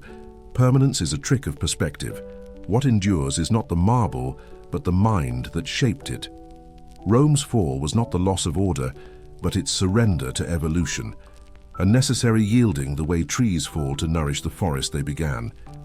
By the time the Western Empire dissolved entirely, Rome had already transcended geography. Its ruins stood like punctuation in a book still being written. Pilgrims came to touch its stones, not for power, but for perspective. The arches, though cracked, still whispered of symmetry. The domes, though hollow, still suggested heaven. In the Forum, grass grew where law had once been debated, softening the geometry of ambition. The wind carried faint hymns through colonnades, mixing with the ghosts of Cicero's cadence and Seneca's calm. Time, generous and cruel, had folded all voices into one quiet chord. Rome had become an idea, a warning and a wonder. Empires since would study its rise for glory, its fall for wisdom, and still repeat both. The human mind, it seems, cannot resist building eternity, even when eternity keeps proving it cannot be built. Night came, and the ruins glowed faintly under the moon. Owls nested in the hollows of Corinthian capitals. Ivy climbed the bones of power with the grace of inheritance. The Tiber whispered the same patience it had always known, carrying fragments of empire into the sea. A single column stood at the edge of the Forum, its shadow stretching long across the stones. It looked less like a remnant than a reminder, a gesture of endurance, a vertical prayer.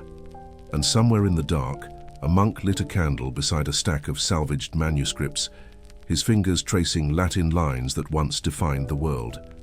The flame wavered, caught the ink, and glowed. Knowledge, bruised but breathing, looked up from the ashes and began to write again. Morning broke over the hills of Italia like a soft confession. The sun, shy and deliberate, spilled through the mist in thin ribbons, each beam a finger tracing the ruins of empire below. Between cracked aqueducts and fallen arches, the earth had begun to heal. Grass crept through marble, olives sprouted in courtyards once devoted to law.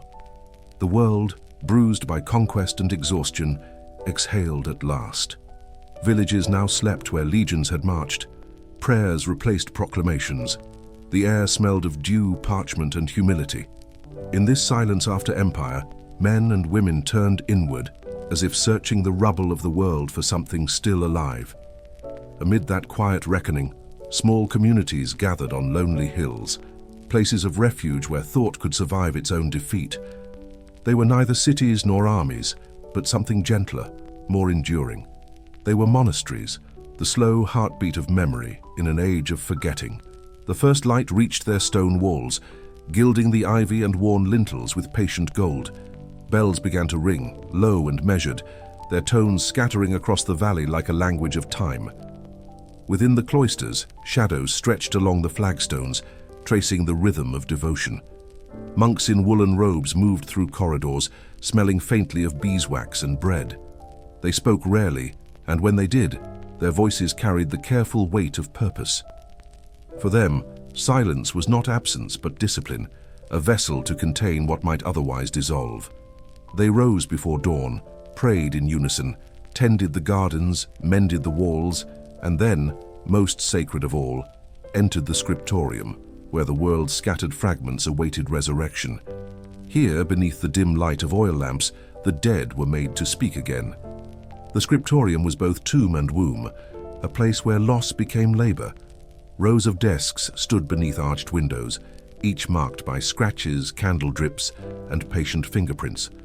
Parchment, stretched taut like thin skin, waited upon the tables. Ink glistened in clay pots, smelling of soot and vinegar. Quills, sharpened with small knives, rested like delicate weapons beside the manuscripts.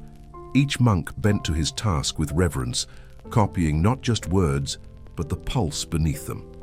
Latin, Greek, and fragments of older tongues, each syllable a relic. They copied Aristotle beside Augustine, Virgil beside Scripture, Euclid beside Psalms. Their hands moved slowly, each stroke deliberate, as if writing were a kind of prayer, one in which the pen became rosary and the page salvation. In a world where kingdoms crumbled by nightfall, permanence was now measured in ink. Outside, the world seemed intent on erasing itself. Roads crumbled, statues fell, and memory scattered like dandelion seed in the wind.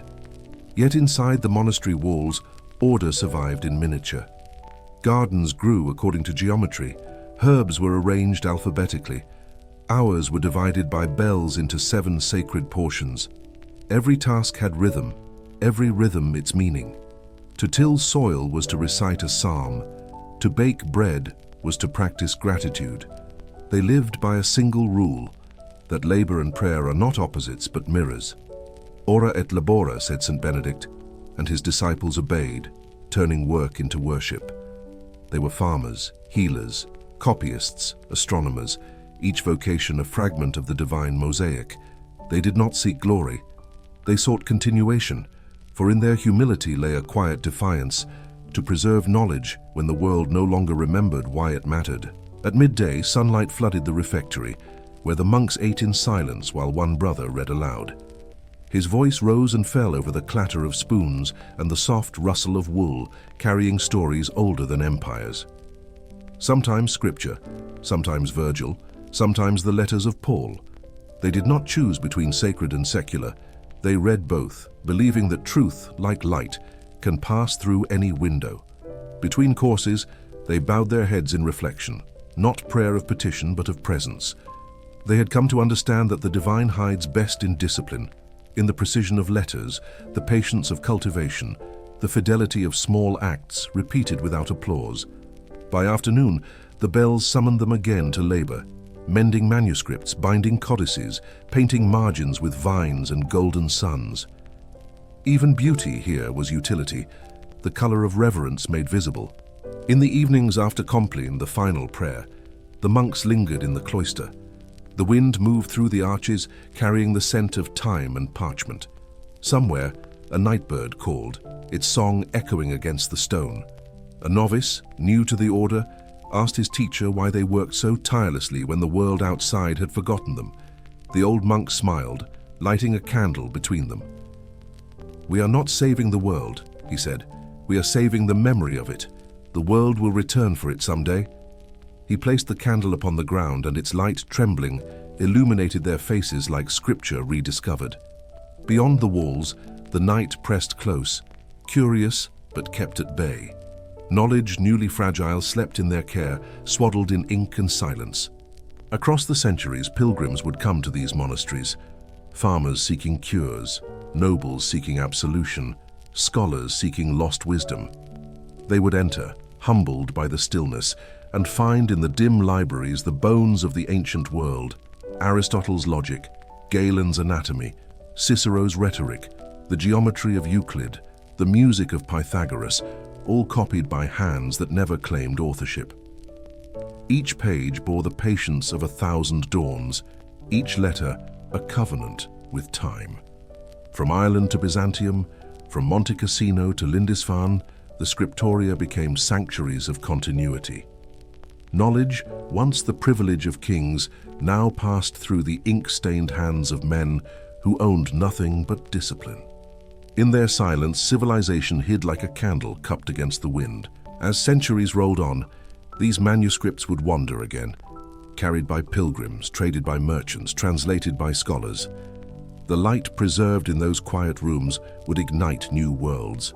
The universities of Paris and Bologna, the libraries of Baghdad and Toledo, the minds of thinkers yet unborn. The monks could not have known it, yet they were the unseen architects of the Renaissance. Each line they copied was a bridge to the future, each illuminated letter a beacon through the fog of centuries. Their quills wrote not merely on parchment, but upon the skin of time. The empire had fallen, but its mind endured, patient, cloistered, awake. As night returned, the bells tolled once more, marking the final hour. In the darkness of the scriptorium, the candles dwindled to a single flame. A monk lifted his head, stretching his aching hands. Before him lay a completed manuscript, an old Greek treatise reborn in Latin.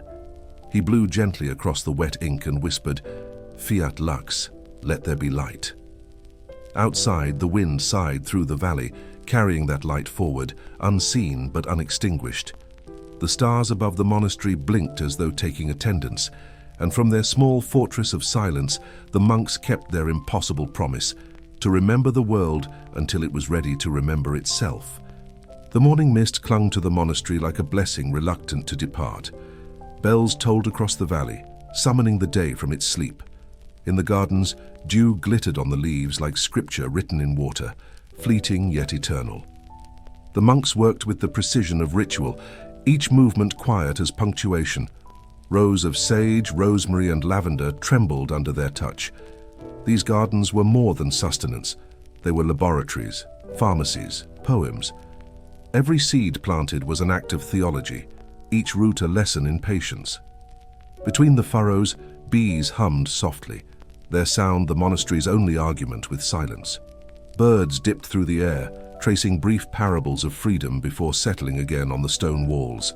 The earth, tended by hands that had renounced possession, returned its gifts without protest. Labor and love were no longer separate nouns here. They had married in the soil. In the herbarium, the learned among them catalogued the plants with a scholar's reverence. Parsley for digestion, chamomile for sleep, hyssop for cleansing, wormwood for courage. Their notes mingled prayer with experiment, and in that union science was born. By preserving medicine, they preserved mercy. They mapped the properties of roots and petals the way astronomers map constellations, through patience, repetition, and awe. Sometimes travelers would arrive sick or broken, carried by relatives from distant villages. The monks received them gently, washing wounds with wine, reciting psalms as they worked. Healing, they believed, was a conversation between soul and soil. Even failure became instruction, the limits of flesh teaching humility to the spirit. In the evenings, when the day's work was done, the brothers would sit among their plants, listening to the world's quiet exhalation and calling it prayer. Beyond the cloistered gardens, the scriptorium hummed again. The monks who had spent the morning among roots now turned their hands to ink, transcribing the knowledge they had coaxed from earth. On their pages, the natural world took on structure and rhythm. The Rose, wrote one, teaches the dual lesson of beauty and impermanence. Another, copying Galen, paused to add a marginal note. Medicine is the art of remembering the body's music. In this weaving of commentary and copy, the old world conversed with the new, the pagan and the Christian meeting quietly between lines. There was no heresy in this harmony, only continuity. Knowledge here was not hoarded, it was composted. What one mind discarded became nourishment for another. Each page smelled faintly of honey and dust, each paragraph alive with breath borrowed from ages past. Afternoons brought a different labor. In the refectory, novices prepared pigments for illumination. Bowls of crushed minerals glowed like captured dawn, lapis for heaven, vermilion for fire, malachite for hope. Gold leaf, delicate as ash, waited to be applied to sacred margins. Illumination was both art and allegory, light incarnate on vellum. A monk bent over his work, painting a border of vines and doves around the Gospel of John. His hand trembled not from doubt, but devotion. "In the beginning was the Word," he whispered. his brush steadying as the line unfurled. To make beauty was another form of obedience. When he was done, the page blazed under lamplight, radiant enough to rival sunrise. Centuries later, those pages would rest behind glass in cities the monks could not imagine, and strangers would lean close, seeing in their colors not just faith, but patience transformed into eternity. At twilight, the monks gathered in the cloister to read from the Consolation of Philosophy by Boethius, a man who had written wisdom while awaiting execution. The words carried easily through the arches. Nothing is miserable unless you think it so. The brothers nodded, understanding that suffering, when endured consciously, becomes a teacher. Boethius had lived under the shadow of Rome's fall. They lived in its long echo. His consolation was their inheritance. They spoke of how reason and faith need not quarrel, how truth wears many garments. When the reading ended, silence flowed in like water filling a basin. In that silence, comprehension deepened beyond language. The stars began to appear above the monastery roofs, patient as annotations in the sky. Somewhere, a wolf howled in the distance, and the monks crossed themselves not in fear, but in acknowledgement. One of the younger brothers, restless and curious, asked the abbot why they copied pagan works alongside holy ones. "Shouldn't we preserve only what serves the soul?" The abbot smiled, his eyes reflecting both candlelight and weariness. "All knowledge serves the soul," he said. "The Creator wastes nothing, not leaf, not logic, not lament. We copy what survives because survival itself is sacred." He gestured toward the stars. "Look there. Some lights died thousands of years ago, yet still they reach us. Would you call them unholy because they belong to the past?" The novice lowered his gaze, ashamed and enlightened. "No," he whispered. "Then neither are these." The abbot nodded, returning to his text. "The divine," he said softly, "has many dialects. Our task is to keep them speaking." Winter came, blanketing the monastery in white. Snow muffled the bells, but not the discipline. Fires burned in the refectories, and the brothers wrote with gloves cut at the fingers, their breath fogging above the parchment. Candles dripped slowly, measuring time more gently than clocks ever could. In this frozen stillness, the mind sharpened. The monks recorded calendars and tides, moon phases and feast days, predicting solstices with uncanny precision. Astronomy here was devotion by another name. To measure time, one wrote, is to court eternity. They studied the sky as others study scripture, tracing divine architecture in constellations. When spring returned, the Thor carried their calculations downriver, reaching towns that would one day become universities. Knowledge, though born in cloistered cold, never stayed confined. It was a patient pilgrim, walking toward every dawn. As the centuries unfolded, these monasteries became the veins of Europe, carrying quiet circulation where chaos had tried to settle. They trained scribes, scholars, and physicians. They taught reading to children and compassion to rulers. Their libraries, though small, glowed like lanterns in fog. Yet the monks themselves never claimed greatness. They spoke of their work as continuity, not innovation, bridging the silence between civilizations. When travelers arrived seeking counsel, the brothers offered bread first, answers second. They believed wisdom entered easiest through hunger satisfied. And when the guests departed, the monks returned to their rows of herbs, their shelves of parchment, their rhythm of bells and breath. In a world remade by war and forgetting, they had found a third path, to outlast by tending, to resist by remembering. One evening, as dusk melted into blue, the abbot stood at the cloister's edge, watching the stars emerge one by one. The air smelled of ink, rosemary, and rain. Behind him, the scriptorium's windows flickered like a constellation of their own, each lamp a promise that the dark would never have the final word. He thought of the empire that had fallen, of the cities that might rise again, of the future scholars who would hold these books and call them beginnings. "We are not the end of Rome," he murmured. "We are its breath drawn again." The night wind stirred his robe, carrying the words outward, toward fields, rivers, and centuries yet unborn. Somewhere beyond hearing, the bells answered, deep and slow. The stars, patient scribes, recorded it all. The night deepened over the valley. carrying with it the calm weight of centuries. Clouds passed slowly over the moon, their edges glowing like the vellum margins of an unwritten page. Within the monastery walls, the air was thick with the faint perfume of ink, candle soot and winter herbs drying from the rafters. The monks had finished Compline, their final prayer, yet no one slept easily. Outside, the wind prowled the cloisters, whispering through the arches as though paging through the memory of the world. Beyond the mountains, new kingdoms stirred, Frankish and Saxon, Lombard and Byzantine, each carving order from the ruins of empire. But here, in this small enclosure of silence and discipline, time was held like breath. The monks did not know they were holding the hinge of history in their ink-stained hands. They only knew the rhythm of hours, prayer, labor, light, dark. The eternal measured itself through them. In the scriptorium, a lone candle burned. Brother Aurelian bent over his desk, copying the last page of a manuscript whose author he would never meet.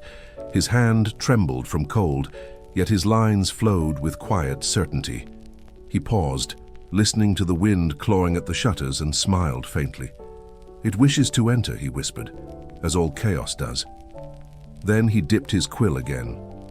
On the page before him, Aristotle spoke of causes and movement, of the logic that binds heaven to earth. The monk did not fully understand the text, yet he felt its rhythm, its coherence, the pulse of reason stitched into every word. Copying became communion. To transcribe was to pray with the hand instead of the mouth, to trace divinity through ink. When at last he wrote finis, he bowed his head in gratitude. The world was still broken, but one more thought had been saved from silence. Elsewhere in the monastery, Brother Theophan tended to a small press of olives. Each stone turned under his hands with the patience of repetition. The oil would feed their lamps through the winter, light extracted from endurance. To make light, he thought, is simply to crush gently what resists. The idea lingered as revelation. Every act within these walls was metaphor. Pressing olives became philosophy, cultivating gardens became theology, copying manuscripts became resurrection. They were rebuilding the world through detail, one letter, one seed, one gesture at a time. No empire had ever understood such power, because empires think only of moments, never of continuities. The monks, though unseen and unsung, had discovered the slow arithmetic of eternity. Multiply care by centuries, and the result is civilization. In the library above, the abbot moved among shelves lit by trembling lamplight. His fingers brushed the bindings, smooth leather, rough vellum, frayed linen. He murmured titles as though naming his children: Homerus, Galenus, Cassiodorus, Chrysostomus. Between these volumes, the ancient and the holy slept side by side, quarrel reconciled by time. To him, the library was not storage but conversation, a parliament of ghosts convened under divine supervision. He knew that each book was a fragile bridge, a crossing over darkness. He also knew how easily bridges burn. He prayed not for protection, but for endurance. "Let these words outlive us," he whispered. "Let them find new hands before the ink fades." Beyond the window, lightning stitched across the horizon, momentarily revealing the vast, indifferent landscape of the world. Then the dark returned, and the abbot smiled. "We will wait," he said softly. "Waiting is also faith." When dawn arrived, frost covered the cloister stones, glistening like spilled salt. The monks moved through their morning prayers, voices weaving through the cold air in steady unison. Their chant, slow and unadorned, carried into the fields where shepherds paused to listen. The sound was older than empire, deeper than despair. It spoke of order rebuilt from quiet, of light distilled from patience. After the service, the brothers dispersed, some to gardens, others to study, others to the kitchens where bread was already rising. The smell of yeast and smoke filled the corridors, warming the day's beginning.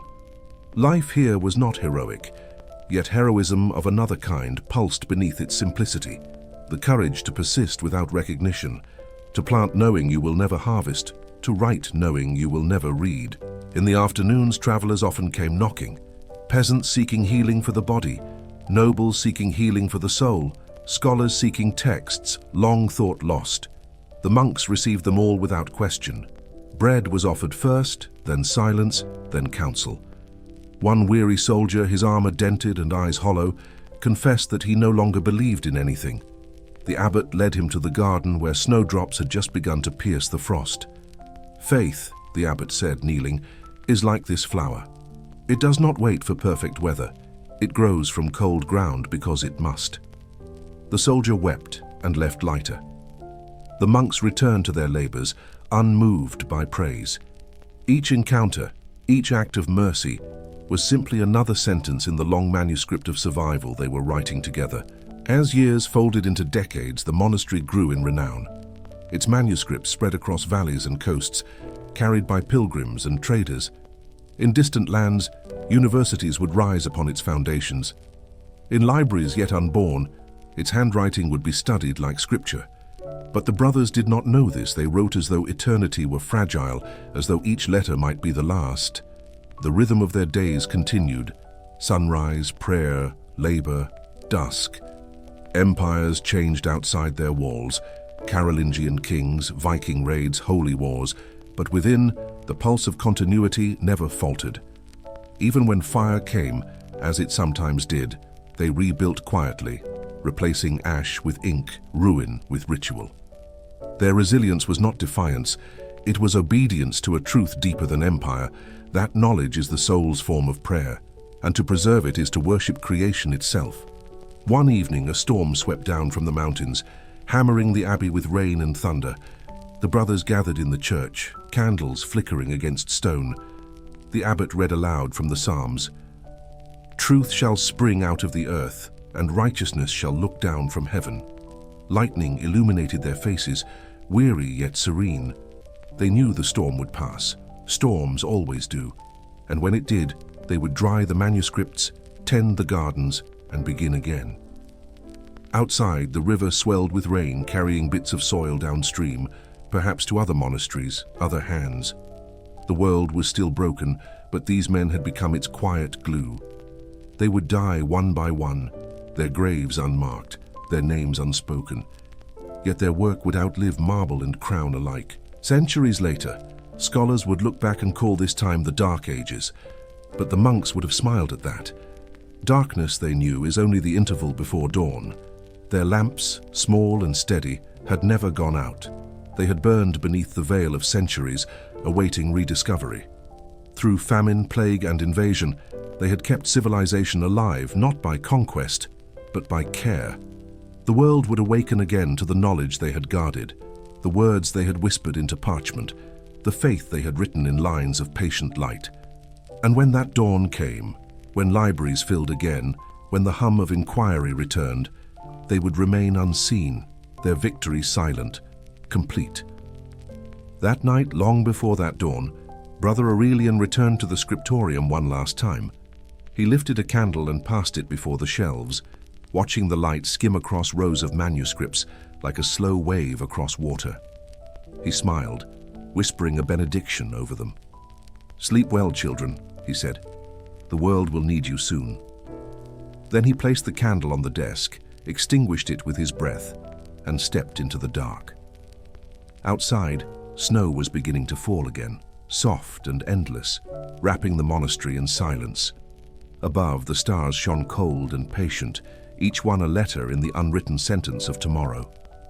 And within those walls, the monks slept, the silent architects of every dawn that would follow.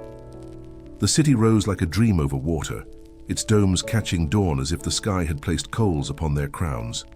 Seabirds wheeled above the marbled seawalls, writing silver names on the wind before letting them go. In the sleeping courtyards, cypresses stood like green spears, guarding fountains that murmured the night's last prayer. This was Constantinople, hinge of continents, whispering gate between yesterday and tomorrow, keeper of winter light. Within its libraries, the breath of script endured, thin as a candle flame, stubborn as a buried spring. Greek letters moved like oars across vellum, rowing myth into a harbor of reason and right. Hesiod nested beside Basil, Homer beside Gregory. Argument became architecture, concord a slow mortar. Scribes in indigo cloaks sharpened quills with knives small as moon slivers, then bled the bottles of ink. The empire, with all its disappointments, still believed in the discipline of remembering, and so it lived. In the scriptorium of the Mangana, a young copyist paused when the muezzin's call crossed from the opposite shore. Sound met sound, Byzantine chant and distant summons, two threads thrown across the Bosphorus and tied by water. He bent again to his folio, to a river of hexameters carrying ships that never rot. Achilles rose beneath his hand, not as bronze and fury, but as a syllable with a hidden temperature. Each line he traced was a bridge repaired, each margin a winter field sown against famine of mind. Outside, merchants pressed saffron into cloth, hammered pale gold into leaf, counted coins with soft-voiced certainty. Rumor drifted with the spice. New empires, new riders, old treaties turned to ash in a single-season wind. But rumors broke against the calm of the page. The page does not hurry, the page only returns. And in that returning, the city kept faith with its dead, and with those unborn who would require it. At night, the university lamps burned like a string of cautious stars along the Forum of Constantine. Students leaned over cedar tables, their shadows long as oars across the floor's stone river. A master read from Plato, then from John, holding both flames in one steady hand. Some listened with the ears of hunger, some with the ears of thunder, some with ears closed by pride. He spoke of forms and of flesh, of images that could save the eye from its own longing. The city beyond the lecture's door creaked in its armor and lace, old and alert. Gates groaned, bells warned. The guards practiced the art of waiting that all borderlands must learn. Within, a student copied the word psyche slowly, as if tasting an invisible salt upon the air. He thought of Orpheus turning, of Eurydice departing again, and understood how easily knowledge is lost. Not all kept faith with images. Some feared that God might be jealous of pigment, so icons were carried into courtyards and burned like small suns, extinguished at ground level. Ash rose, prayers fell, the argument flared, and then disguised itself in new garments. But even when paint was forbidden to speak, the word kept talking underneath its breath. Poets disguised Homer as prophecy, allegory as shield, the old gods as shadows cast by a higher light. In catacombs of thought, the myth survived as seeds do, sleeping with their intentions intact. Meanwhile, mosaics chipped away under knives that mistook zeal for wisdom and dust for purity. Some saints wept inside their tesserae, some saints merely waited for the next artisan's return. And history, patient as a winter orchard, considered which boughs might bloom again when frost relented. From the east came scholars in wool and brilliance, carrying geometry like a lamp wrapped in cloth. They spoke Arabic with rivers in it, Persian with gardens, Greek with tides and quarrels. Baghdad's house of wisdom had milled starlight into tables, had caged Saturn in diagrams of brass. Now courtyards of Constantinople filled with astrolabes, with Euclid's bones rearticulated in gilded lines. Translators became ferrymen, poling ideas from shore to shore without wetting their robes. A physician showed Galen a mirror polished by Ibn Sina and asked the old man to breathe again. Here arithmetic took confession, there medicine offered alms to myth, and both left forgiven. The city learned to accept gifts without losing itself, to be host without becoming guest. So knowledge, braided across tongues, became strong enough to lift whole centuries like pails of water. But no wall can keep out time. Time is a tide that remembers every inlet. Armies gathered as weather gathers. First rumor, then banners, then the iron sound of certainty. The city shuddered in its tiles, while priests processed with relics that smelled faintly of mountain rain. Scribes packed codices into chests like mothers tucking children into straw-lined boats. A captain swore by St. George and by Odysseus both, promising clever departures, if not victories. When the thunder finally came, it walked on human feet and spoke in fire's grammar. Streets broke into doors, doors broke into rooms, rooms emptied like pockets turned out for inspection. Yet in the noise, a quiet commerce continued, one scroll for passage, one commentary for mercy. The empire contracted to a book bundled in a cloak, to a memory smuggled beneath the tongue.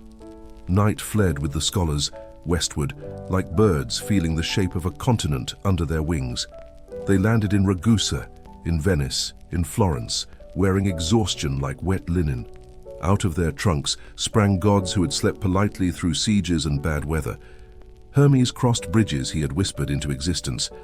Athena found new marble waiting for her gaze. Printers, new alchemists, fed letters to iron mouths that sang the same page many times. A Florentine boy ran his fingers over Odyssey as if the ink were relief carved for the blind. He tasted brine at the back of his throat and decided to learn the sea by reading. A painter mixed lapis with linseed and discovered that blue remembers distances better than any map.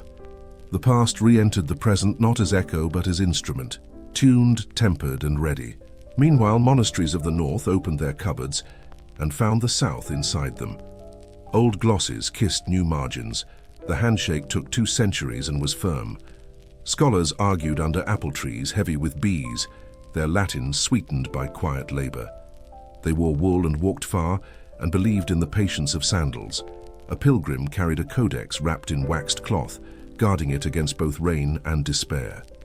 In a Breton port, he traded it for a passage and regretted nothing, not even the hunger. Books passed from hand to hand like waterskins in desert heat, saving what could not be swallowed.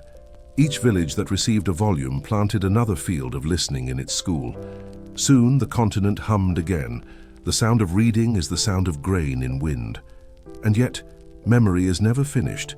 It needs caretakers born in every weather.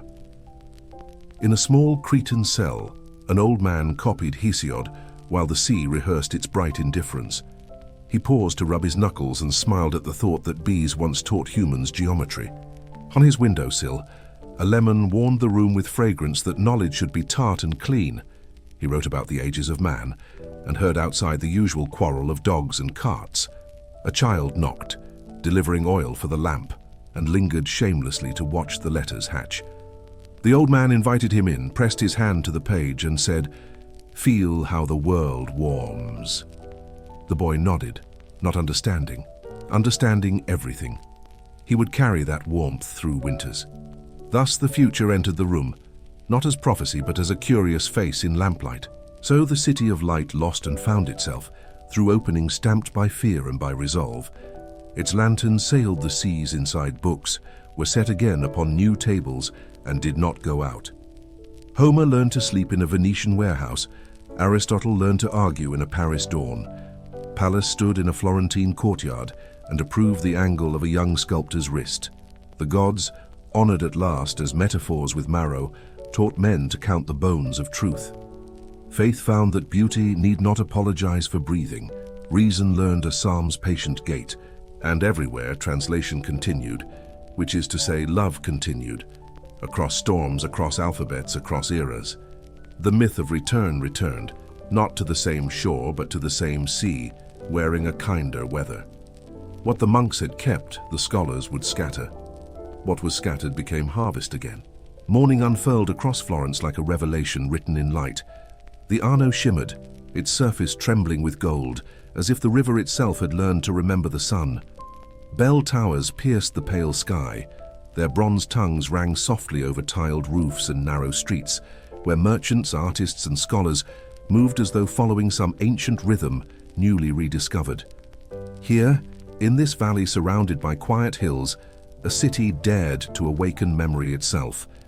It had inherited the ashes of empire, the manuscripts of Byzantium, the patience of monks, and the restless hunger of men who wanted to see eternity with their own eyes. This was not merely a rebirth, it was a negotiation between memory and desire, between the known and the possible. The age would later be called Renaissance, but to those who lived it, it felt like the first morning after a very long night. In a courtyard shaded by olive trees, a young apprentice ground pigments beneath his master's gaze. The colors bloomed like secrets, ochre, vermilion, ultramarine drawn from crushed lapis lazuli. He mixed them with oil, learning how light could be trapped, softened, then released again upon wood or plaster. "Paint," his master murmured, "is frozen sunlight." The boy nodded, not daring to speak. Around them, the sound of chisels rose from the nearby workshop, where marble was being persuaded toward divinity. In the distance, bells marked the passing hours, and the city moved in harmony with its own rebirth. Painters, sculptors, and architects became priests of a new liturgy, the worship of proportion, harmony, and human form. Art was not rebellion but remembrance, a reaching back toward the precision of Greece, the faith of Rome, and the craft of the monasteries that had refused to forget. Inside the palaces, another kind of creation unfolded. Scholars bent over parchment salvaged from Constantinople's fall, the pages breathing faintly of salt and smoke. They read Plato and Plotinus by candlelight, their words bridging centuries like bridges spanning rivers long thought uncrossable. Marsilio Ficino translated the Corpus Hermeticum and spoke of man as the link between heaven and earth, mortal yet luminous. Around him, the Platonic Academy gathered, poets, philosophers, and dreamers who believed that beauty was a form of truth and that God might hide more easily in symmetry than in sermons. Their dialogues drifted through Florence like pollen, invisible yet fertile, finding its way into the minds of artists who sculpted saints with human hands and angels with believable eyes. The sacred and the sensual began to reconcile at last, not as rivals, but as halves of the same mystery. The printing press, newly born from the metal imagination of minds, began its quiet revolution. Ink replaced incense, typesetters became the new monks. Where once it took a year to copy a book, now a day was enough to birth 100. Pages multiplied like wings. Knowledge, which had once required pilgrimage, now learned to walk. Printers in Venice and Florence became cartographers of thought, mapping the invisible continents of the mind. Through them, Aristotle debated Aquinas once more. Ovid found new readers, and Dante's verses reached across kingdoms. The world, once hushed by scarcity, began to hum with abundance, but abundance brought danger too. Truth now had to defend itself amid echoes. The printed word democratized wisdom, but it also exposed folly to the same ink. Ideas were no longer guarded, they were unleashed. The press became both torch and tinder, illumination and risk. In a workshop overlooking the Arno, a man sketched flight. His name was Leonardo. His pages, half art, half hypothesis, became a theater for wonder. He dissected cadavers to map the hidden geometry of motion, then drew wings modeled on bats, spirals echoing seashells, machines that promised to lift mankind toward its own metaphor. Everything connects, he wrote, and indeed, in his hands, it did. He painted faces that seemed to remember lives they had not yet lived, eyes that carried the light of the possible. His notebooks, written in mirror script, were less for others than for the future itself. In them, reason learned to dream again. His genius was not invention, but curiosity made visible, the purest child of the age.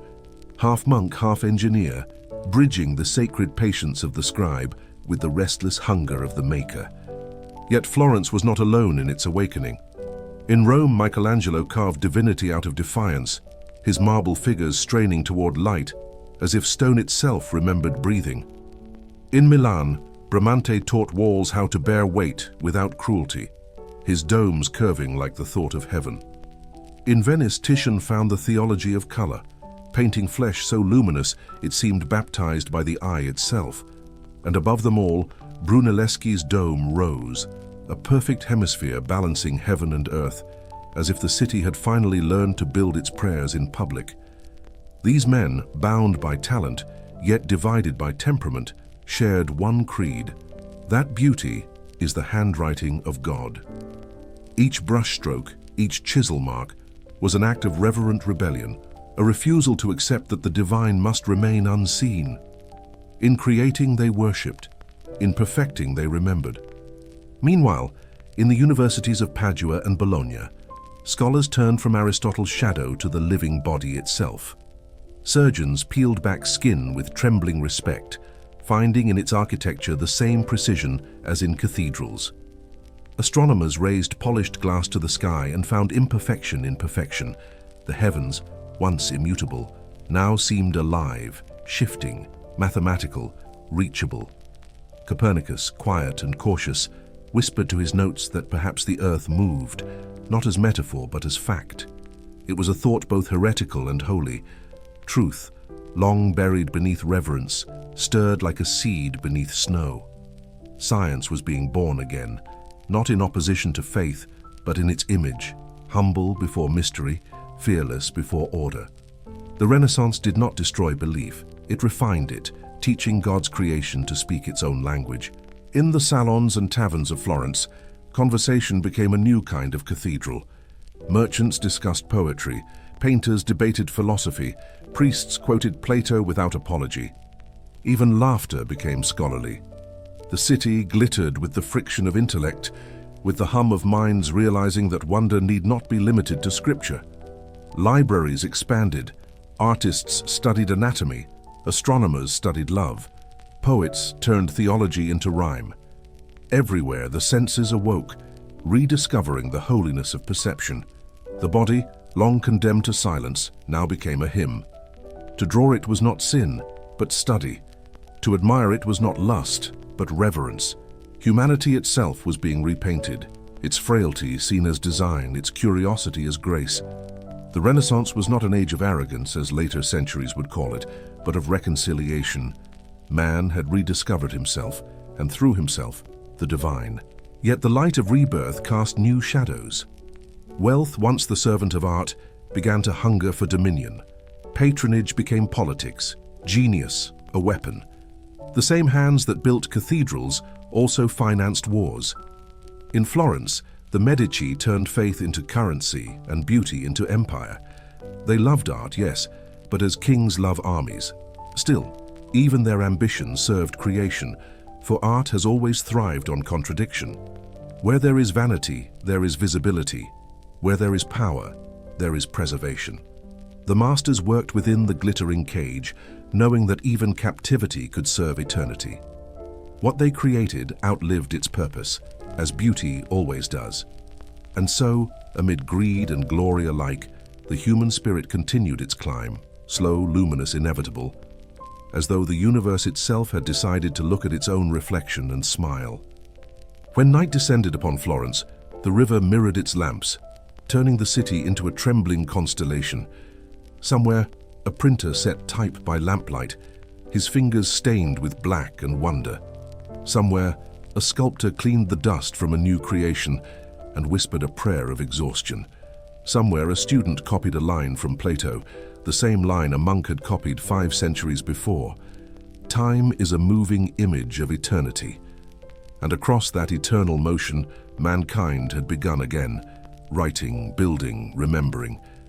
The bells rang once more, calling not to worship, but to wakefulness.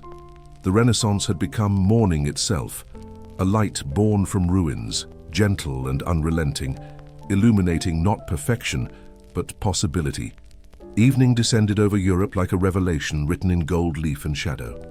Across the squares of Florence, Venice, and Rome, lamps bloomed to life one by one, each a small echo of the stars returning above. The Renaissance had ripened. Its fruits hung heavy on every cathedral and every page. Painters still worked by candlelight, their fingers stained in color, their eyes deep with fatigue and faith. Printers pressed pages by the thousands, and their machines thudded like the steady heartbeats of civilization reborn. The air trembled with ambition. In that century, humanity had remembered itself, and now it wished to see how far reflection could reach. The old boundaries between faith and knowledge, earth and heaven, had blurred into a single mirror, polished by reason, gilded by wonder. Within it, the world gazed at its own face and asked the most dangerous question of all. What if we can understand everything? In that question was both beauty and ruin. Discovery became the new liturgy. Maps expanded like lungs, and the oceans grew smaller each year. Sailors charted invisible lines across the world's vast skin, convinced that God had left the edges open for exploration. Caravels carried more than spice and silk.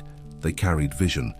They brought the East to the West, the mythic into the measurable, and returned with proof that the earth itself was round and restless. Empires began to rise again, this time not from marble but from trade, language, and gunpowder. The compass replaced the cross as a guide, and the horizon became scripture. The age of discovery was an age of memory continued outward. The same curiosity that once mapped stars now measured oceans. Humanity, newly confident, began to walk where gods had only gestured. And yet for every new continent found, a new kind of shadow lengthened beneath it. In Seville, Antwerp, and Lisbon, docks filled with ships heavy with strange cargoes, gold, sugar, manuscripts, and men.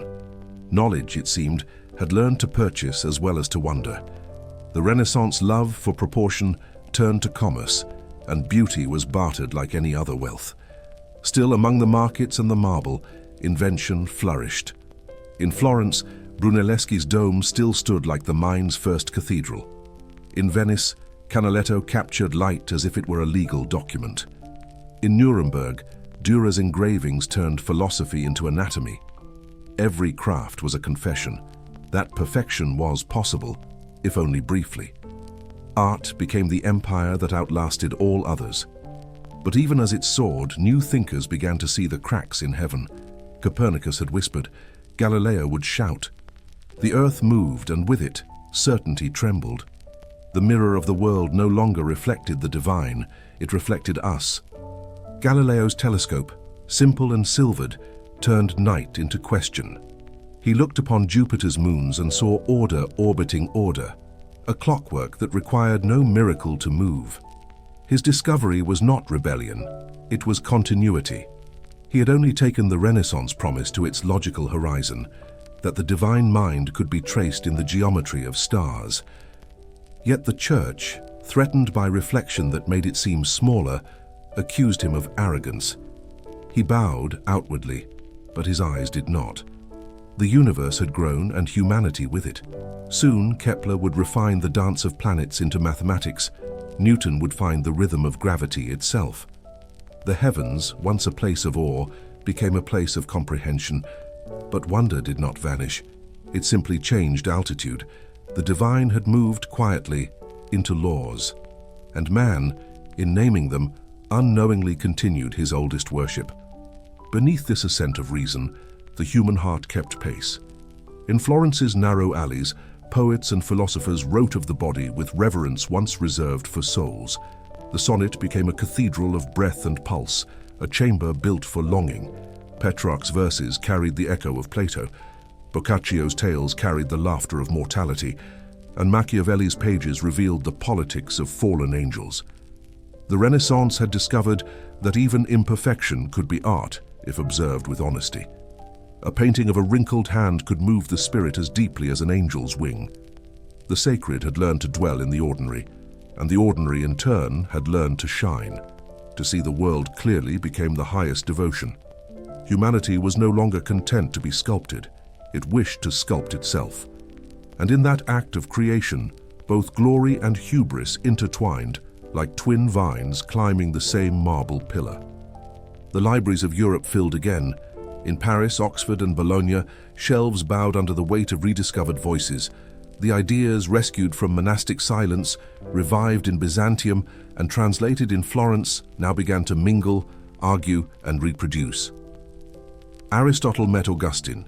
Euclid sat beside Aquinas. Plato debated Averroes through Latin intermediaries. Books no longer slept, they conversed. Universities, born from monasteries, became cities of inquiry. Within their courtyards, theology gave way to philosophy, philosophy to science, science to experiment. The pursuit of truth, once an act of worship, now became an act of observation. Yet in all this expansion, the old rhythm persisted, curiosity followed by humility, knowledge tempered by mystery. The scholars, like the monks before them, knew that every answer opens into a deeper question. The more the Renaissance revealed, the more it realized how infinite the unknown remained. And still, art kept faith with emotion where science could not. In Rome, Michelangelo's Pietà wept in marble, the Virgin holding not only her son, but every broken thing the world would ever carry. In Venice, music began to rise through cathedrals, transforming air into architecture. The human voice, layered and mathematical, became its own cathedral, each chord an argument for transcendence. Even silence acquired new beauty. The pregnant pause before the choir's return, the hush after the final brushstroke dried. The Renaissance, for all its intellect, understood the necessity of stillness. Its splendor was not loudness, but balance, a harmony between knowing and kneeling. The candle of faith had not gone out. It had only learned to coexist with the lamp of reason, and together their light was enough to write again across the night. But no golden age lasts forever. By the late 15th century, the same hands that built the Renaissance began to tighten into fists. Wealth turned to rivalry, curiosity to conquest. Kings used the language of enlightenment to justify domination. Scholars found themselves employed by courts, their discoveries used for artillery rather than awe. The printing press, once a fountain of wisdom, became a tool for propaganda. Words that once set minds free now chained them to ideology. The old question returned: how much knowledge can humanity bear before it destroys itself? The answer was already forming in the smoke of burning books. Yet even as power darkened the horizon, light persisted. For every tyrant, there was a thinker. For every silence imposed, a whisper preserved. The spirit of renewal could be delayed, never erased. Once memory learns to multiply, it cannot be unlearned. And so, as another night descended upon the world, the echoes of the Renaissance drifted onward, into the age of telescopes and treaties, of revolutions and philosophies yet unwritten. Its painters slept beneath cathedrals their hands had made. Its poets became ghosts in libraries. Its scholars became voices inside the pages they saved. Yet their work continued, rippling through centuries like a quiet tide. They had not sought immortality, only understanding, but the two had become the same. The lamps of Byzantium had crossed the sea. The monk's ink had become the machinery of print. The prayers of craftsmen had become the geometry of domes. Every line, every formula, every color was a continuation of the same vow, that beauty and truth once joined can outlive empires. And under the trembling stars of Florence, the Arno whispered the same refrain as the sea beyond Troy. Nothing truly ends. It only transforms. Dawn rose over Europe not in hymns but in mechanisms. The first light struck panes of glass too clear to belong to nature, spilling through workshops where invention hummed louder than prayer. The air itself seemed engineered, thicker with smoke, quicker with breath. Bells still rang from steeples, but their echoes competed with the clang of hammers, the hiss of steam, the measured ticking of clocks. The Renaissance, with all its marble serenity, had turned into motion. Knowledge, once copied by candlelight, now traveled on gears and pistons. The age that followed was neither peace nor chaos. It was precision incarnate. Humanity had learned not only to observe the laws of the world, but to command them. And as the light of morning climbed higher, illuminating the iron veins of cities in bloom, it revealed both miracle and menace. For every engine of progress was also a mirror of the soul that built it. In the small study of an English philosopher, a quill scratched against parchment, writing a manifesto that would change the world. "Let us begin anew," Francis Bacon wrote, "from the very foundations." His was not the ambition of conquest, but of method, an architecture of inquiry designed to replace superstition with sequence. Around him, Europe awoke into experimentation. Galileo had measured the heavens, Kepler had mapped their orbits.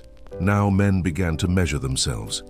Observatories crowned hills like cautious cathedrals, their lenses aimed not upward in worship, but outward in curiosity. The divine was no longer sought in revelation, but in repetition. The scientist replaced the prophet, the laboratory the altar. Yet behind the cool logic of reason pulsed the same ancient reverence. To dissect the world was not to profane it, it was to love it enough to know its name. The Enlightenment began as faith reinterpreted through glass. The printing press, once the whisper of monks, had become thunder. Books multiplied like stars across the continent, and pamphlets moved faster than armies. A sentence could now cross borders overnight, armed only with ink and indignation. Voltaire sharpened his wit into blade and beacon both, slicing superstition while defending tolerance. Diderot gathered the fragments of knowledge into his encyclopédie, a cathedral of paper meant to house the entire human mind. In Parisian cafes, men argued beneath chandeliers, their voices rising like smoke from the candles they both mocked and adored. "Reason," they declared, is the only sovereign. And reason, flattered, obliged them, rewriting law, philosophy, and faith alike. Yet the Enlightenment was no simple light, it was a spectrum. Within its brilliance hid new shadows, arrogance disguised as order, cynicism parading as clarity. The age that sought truth would soon learn that even glass too polished can become a mirror that blinds. In London, Newton's apple had already fallen, but the shockwave still traveled. The Principia had turned gravity into scripture, motion into proof.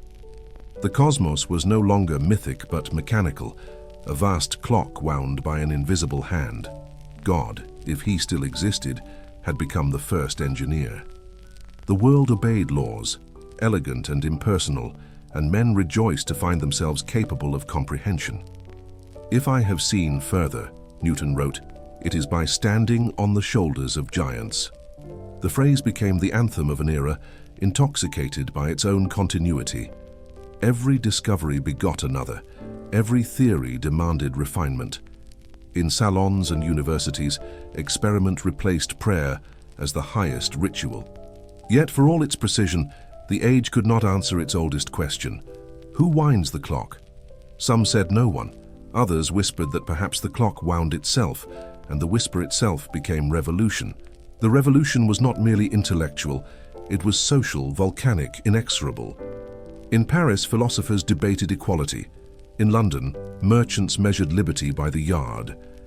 Across the Atlantic, a new republic declared that reason and justice were not divine gifts, but human rights. Constitutions replaced catechisms. Governments were designed with the logic of geometry. Yet reason, untempered by mercy, can become a tyrant in its own robes. The guillotine, perfected by science, proved that even enlightenment casts a shadow. Blood ran down marble steps once devoted to debate. The same streets that had echoed with Rousseau's ideals now trembled beneath the boots of those who mistook purity for perfection. And still, amidst terror and clarity alike, the printing presses did not stop. Words marched faster than armies, ideas slipped through prisons, and history learned to move in pamphlet form. The world had begun to write itself in ink too quick to dry. While revolutions raged, elsewhere artisans turned discovery into industry. In the valleys of England, steam learned to speak. Factories rose like temples of smoke and rhythm, their chimneys rewriting the skyline. The machine became the new myth, the forge of power, the promise of progress. Men harnessed coal as if it were captured thunder. Locomotives screamed across the countryside, compressing distance into schedule, transforming geography into habit. Yet the miracle of movement brought the grief of displacement. Children worked where monks once prayed. Rivers ran black where the heavens had once been reflected. The age of glass had given way to the age of iron. Still, even amid soot and clamor, a strange beauty persisted. The beauty of precision, the music of machinery.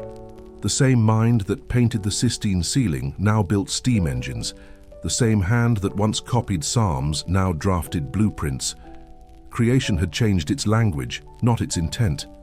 In the salons of Paris and the workshops of Edinburgh, another transformation stirred. Men began to ask not only how the world worked, but why progress demanded so much sacrifice. Rousseau spoke of the noble savage, Wordsworth of lost innocence, Blake of dark satanic mills. The romantic spirit rose as rebellion against calculation, as poetry against precision. Where science dissected, art dreamed anew. Painters turned from cathedrals to clouds. Poets found divinity in rivers and ruin. The sublime became the new temple, vast, unpredictable, terrifying. Humanity, having mastered nature's laws, rediscovered its awe. The Enlightenment had explained the universe. Romanticism made it feel infinite again. Between the microscope and the mountain, between the equation and the echo, a balance returned. The world remembering that knowledge without wonder is hunger without grace. In the midst of this dual awakening, the human heart stretched wider than ever before.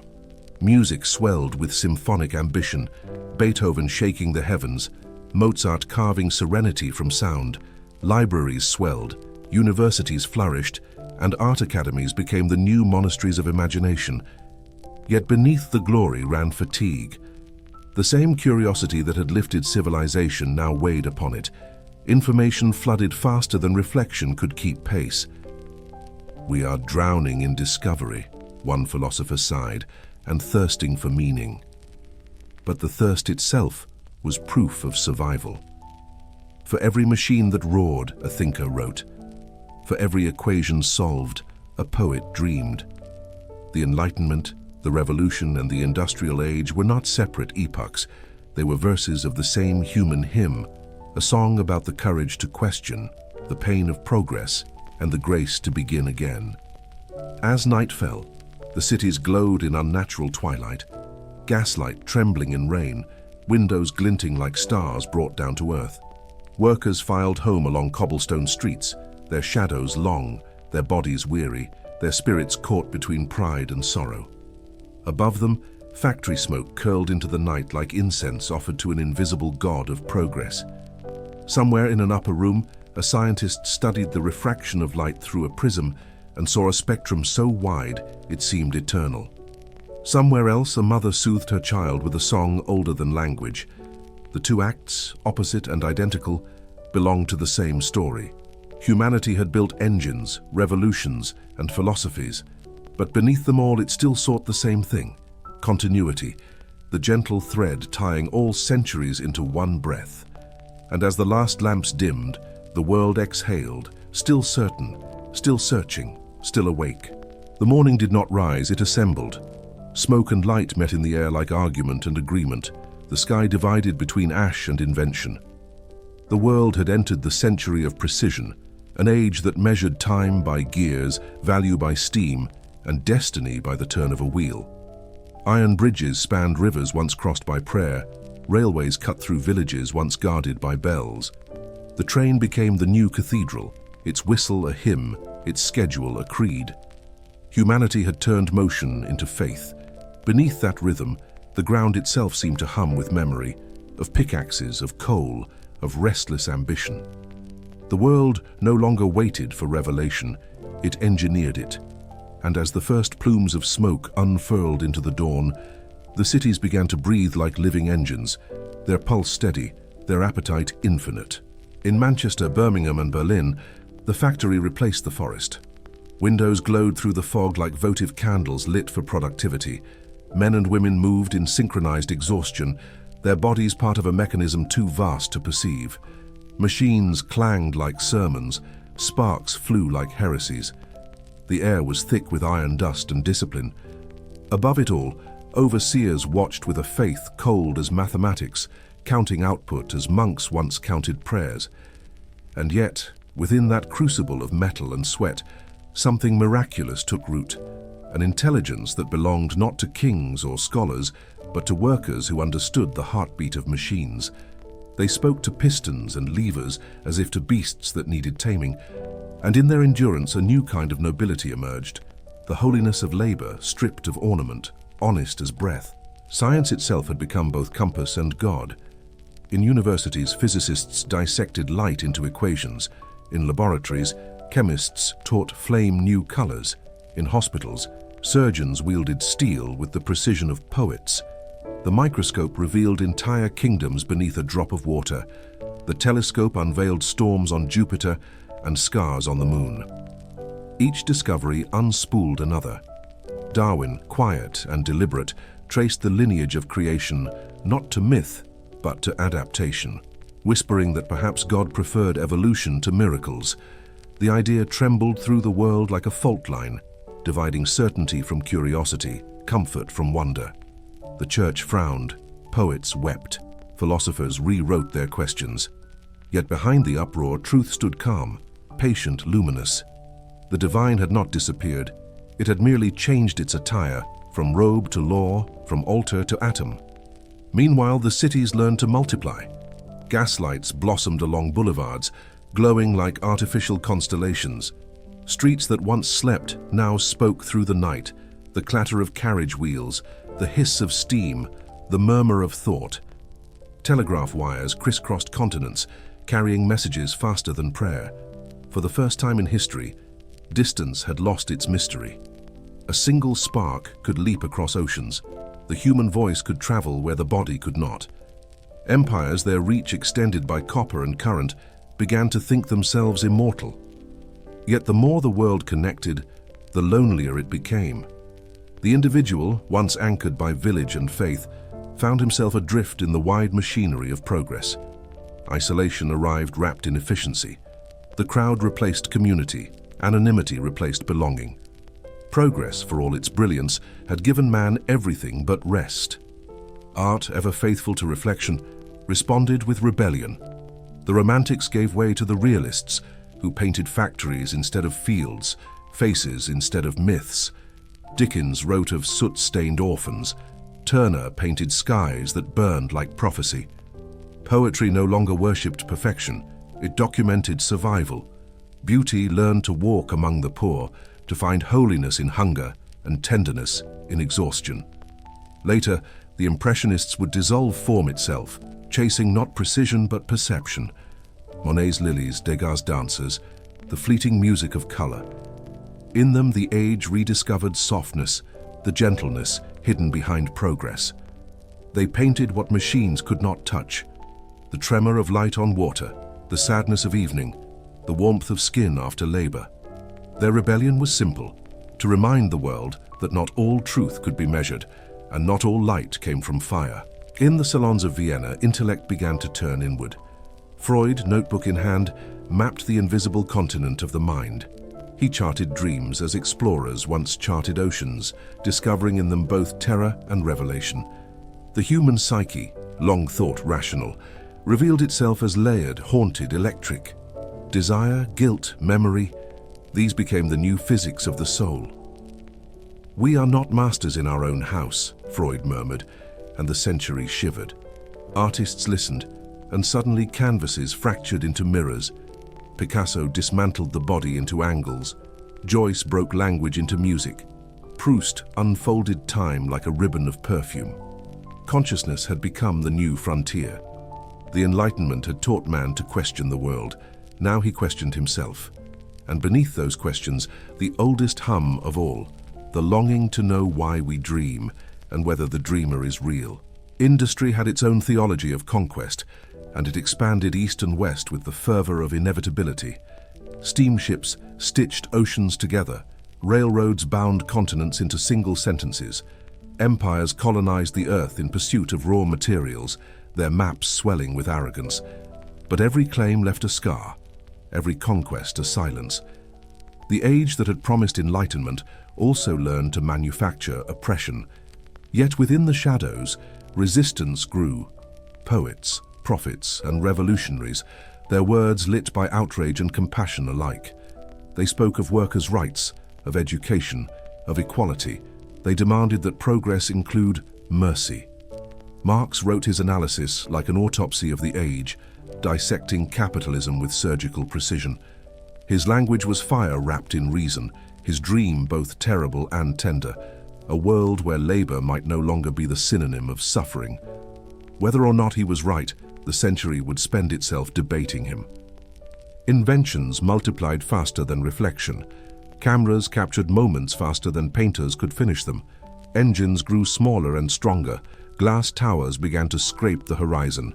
Electricity illuminated theaters, factories, and dreams. The world glowed unnaturally, beautiful and exhausted. For the first time, the night was no longer absolute. Humanity had conquered darkness, yet something vital went missing in the triumph. The stars faded behind the smoke, and silence became an endangered species. People no longer looked up, they looked ahead. But the heavens, patient and ancient, waited above the haze, watching humanity learn the cost of illumination. For every new lamp lit on earth, one constellation dimmed. The gods, now invisible, whispered among themselves, "They have inherited our power. Let us see if they can also bear our burden." And still, amid the noise of progress, tenderness persisted. In Paris, lovers met beneath the Eiffel Tower, a skeleton of iron pretending to be a star. In London, poets scribbled sonnets beside lamplight, stubbornly romantic in an age of logic. In New York, immigrants arrived with nothing but names, building futures from scaffolds of faith. Even in smoke, the human spirit remained luminous. Factories thundered, trains screamed, telegraphs clicked, and yet somewhere, a mother hummed a lullaby unchanged since the Bronze Age. The melody outlasted every empire. Progress, for all its machinery, could not manufacture that. And perhaps that was its salvation, that amid the roar of pistons and the hum of circuits, the softest sound of all still endured, the heartbeat that reminded the world why it built anything at all. When night returned, the cities glowed like constellations fallen to earth. Smoke drifted like clouds through the new electric light, and humanity stood between stars, one set above, one set below. The world had never been so bright or so blind. Yet in that light, fragile and fierce, something divine flickered. The ancient promise carried through centuries of ink, stone, and song, that to know is not to conquer, but to continue. The machines slept for a few quiet hours before morning returned to wake them, and through the silence came the smallest, oldest rhythm, the breath of a planet still learning how to dream. Morning arrived not as light, but as voltage. Across the continents, wires hummed with invisible fire, and the world, once slow and tactile, became an orchestra of motion. Cities pulsed like nervous systems, their streets glowing with the rhythm of invention. Telegraph lines stretched like veins across mountains and seas, carrying thought faster than wind. Steam had given way to spark. Matter itself had learned to obey. The human mind, unsatisfied with harnessing nature, now sought to recreate it. In laboratories filled with ozone and ambition, glass tubes flickered, filaments burned, and the century trembled with possibility. The air smelled of copper and prophecy. "We are building light," said one inventor, "but we do not yet know what it will reveal." And the world, dizzy with acceleration, nodded in agreement. Electricity rewrote night. Lamps bloomed across avenues once ruled by the moon, replacing mystery with brightness. The stars, insulted, withdrew a little farther each year. People learned to sleep less, to work longer, to chase the clock instead of obeying it. The hours stretched thin, translucent, efficient. Streets that once whispered now roared. Omnibuses, trolleys, early automobiles. The horse, that ancient companion of mankind, faded into nostalgia. Smoke rose like incense for a new deity called progress. The cities, glittering and unrepentant, promised eternity by installment. One invention, one patent, one headline at a time. In New York, skyscrapers rose like vertical prayers, iron psalms reaching for clouds. In Paris, electric light baptized art into modernity. Humanity had turned night into an exhibition hall and declared itself curator of creation. Yet, beneath the glow, a quiet unease flickered, light that bright must be burning something unseen. In an office overlooking the Atlantic, a thin man pressed a switch and listened to the faint hum of transmission. Samuel Morse's descendants had refined his dream, a world connected by invisible threads. The telegraph evolved into the telephone, and for the first time, distance lost its loneliness. Voices leapt across oceans, trembling, intimate, miraculous. Lovers spoke through static. Mothers heard the laughter of children continents away. But the same networks that carried tenderness also carried command. Empires learned to administer continents by cable. Words, once deliberate, became instantaneous, and therefore dangerous. Messages that once took weeks now traveled in seconds, and with them, mistakes traveled just as fast. The world had learned to speak as one, but not yet to listen. Communication, like light, illuminated and blinded in equal measure. Science continued its relentless march. Einstein, shy and disheveled, stared at equations until time itself began to bend. His theories cracked open the universe, revealing that space was not empty, but elastic, that gravity was not a pull, but a curve. The cosmos, once governed by divine geometry, now danced to the rhythm of relativity. Planets and atoms began to resemble one another, and the distance between microcosm and macrocosm dissolved into pattern. The world discovered uncertainty and found in it a strange comfort. For centuries, man had sought absolute truth. Now he began to understand that truth might shimmer, shifting with the observer. It was terrifying, but also freeing, like realizing the stars themselves are in motion, and that even permanence is a kind of dream. Science, the new scripture, was written not in commandments, but in variables. Beneath the hum of progress, art began its own revolution. Painters no longer depicted what they saw, but what they felt. Color detached itself from representation and began to speak its own dialect. Kandinsky painted sound. Cézanne taught form to breathe. Van Gogh, whose eyes saw rhythm where others saw madness, made light tremble like the soul of the world. Music followed. Debussy sculpted silence. Stravinsky broke rhythm open like a clock thrown into fire. The century learned to improvise, to dissolve boundaries between structure and emotion. Art became the language of what could not yet be explained by science, the pulse of intuition answering the logic of reason. In every canvas, every chord, the same quiet confession. Progress had built monuments, but meaning still required mystery. The machine age, however, carried its own cost.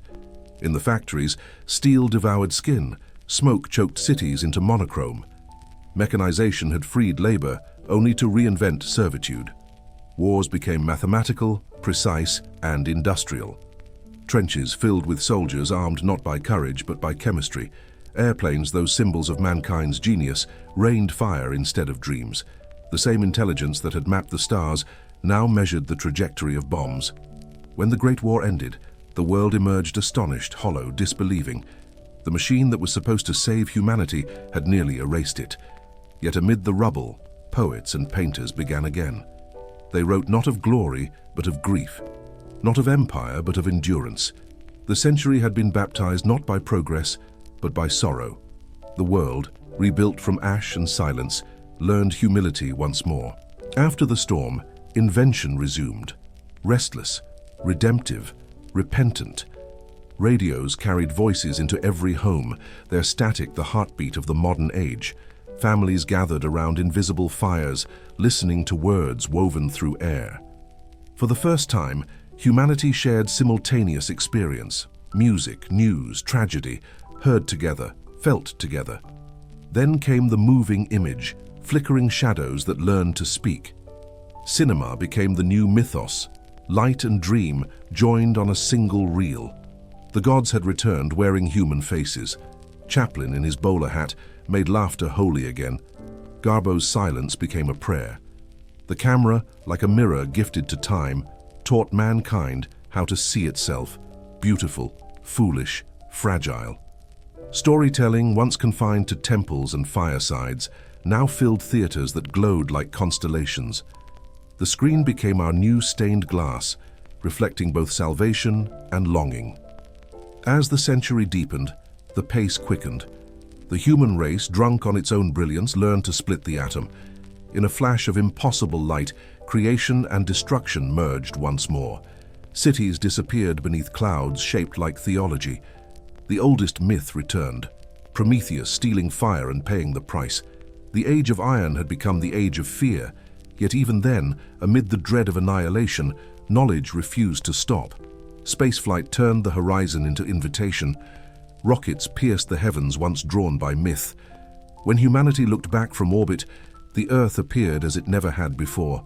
Small, luminous, fragile, a blue whisper floating in endless dark. For a moment, all divisions vanished.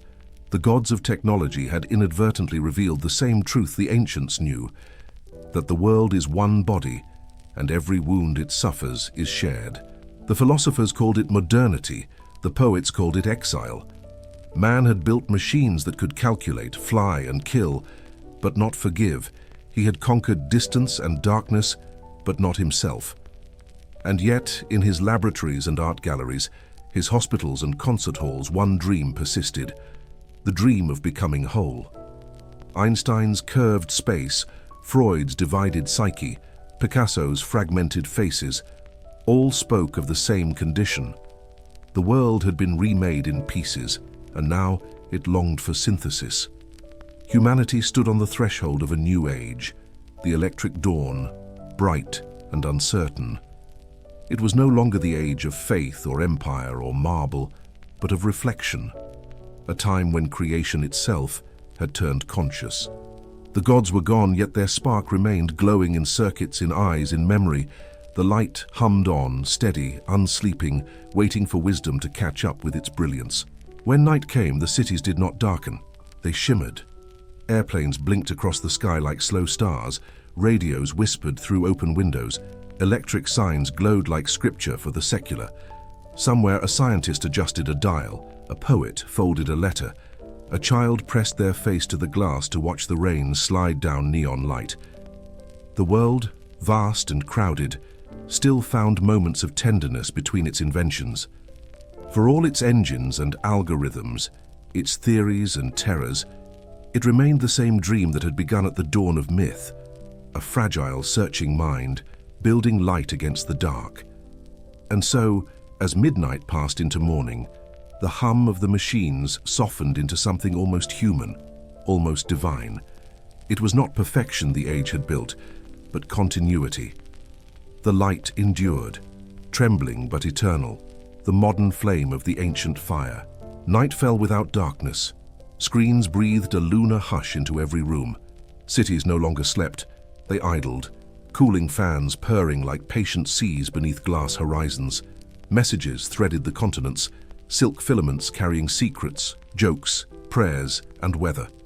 The world discovered a new kind of fire, not flame, but information, flickering in pulses that felt like thought. Hermes returned, not in sandals with wings, but in packets, routing through switchyards of light. Ariadne's thread became a link. The labyrinth learned to map itself with mirrors. Mnemosyne widened her vault, granting recall at the speed of a blink. Even Lethe adapted, promising oblivion behind a password reset and a cleared cache. Humanity leaned closer to the glow and listened to the chorus it had built, the lattice of voices murmuring like a modern Aegean. Libraries stretched until they dissolved into mist, their shelves replaced by horizons of search. The dust of turning pages gave way to a different musk, ozone from servers, cooled by artificial winters. Scribes became indexers, curators, custodians of relevance in a flood that never ceased. Question followed question, urgent, trivial, sacred, crude. The oracle answered with probability, not prophecy. We learned a new piety, to ask precisely, to weigh sources, to distrust ease. Footnotes multiplied like constellations across academic heavens, each citation a star in a sky of rigor. Yet in bedrooms and buses, late at night, a quieter hunger clicked onward. People sought not only facts, but meaning, maps that guided the heart through familiar storms. The cataloging of everything revealed how little the self can be filed. Across fiber-optic seas, neighborhoods formed without streets, kinships without kitchens, and rituals without altars. Markets hummed in silence, delivering bread and prophecy to cradled hands. Affection traveled in increments of a blue-lit pulse. Grief learned to attach a photo and a timestamp. The village returned, paradoxically, by dissolving geography, its gossip and consolation braided into timelines. We celebrated births with confetti animations, mourned strangers with candles embedded in code. Distance forgot its own definition. Solitude found a new lexicon. Yet, the ancient ache endured, a soft gravity tugging beneath the scroll. For every thread that bound us close, another pulled us thin, a fabric stretched toward transparency. We belonged to each other even as we belonged to noise. Memory changed shape, acquiring the gift and the burden of permanence. The past, once a shoreline blurred by tides, hardened into archives that never slept. Childhoods could be replayed in loops, mistakes crystallized like insects in amber. Mnemosyne, generous beyond measure, asked a silent price to carry what we keep. Families negotiated the politics of photo streams and passwords, of inheritances formed from speech bubbles and drafts. We learned that forgetting can be mercy, and backups can be a kind of penance. The right to vanish, a myth in earlier ages, returned as a plea written in legalese. And still, night after night, we pressed the shutter on our days, harvesting proof that we were here, that this happened, that we mattered. Memory, once a grove of sacred trees, became a greenhouse of glass. In this new Olympus of circuits, the fates resumed their labor with unfamiliar threads. Clotho spun recommendations, Lachesis measured feeds. Atropos clipped attention with a click. Algorithms studied our hesitations like augurs reading the flight of birds. We were sorted, ranked, and suggested into lives slightly narrower than our longing. Convenience, that velvet bribe, whispered at every fork. This path is smoother, brighter, safer. The long road, the one that winds through surprise, grew over with weeds of impatience. Choice remained abundant, choosing grew exhausted. Yet even within the machinery, human strangeness survived. Misfits, poets, and late-night wanderers drifting beyond the guardrails. They left breadcrumbs of wonder, a field recording of rain on tin, an obscure lullaby, a scan of a marginal note in a medieval text. The system learned us. We smudged the system back. Meanwhile, the body negotiated a truce with the light. Eyes adapted to midnight sunrises sputtering from phones. Circadian clocks listened to circuits instead of stars. Sleep, that ancient treaty with oblivion, became a negotiation with brightness and sound. Bedside tables collected adapters, cables, soft headphones, a new kind of rosary. We learned bedtime rituals for a luminous age: dark mode, night shift, do not disturb. Yet dreams continued their ungoverned work, translating the day into symbols the mind could bear. In dreams, the timelines collapsed. The dead spoke plainly. The lost library opened its doors. Morning returned, and with it, the patient tide of messages, as if the sea had paused and now advanced again. Art did not resist.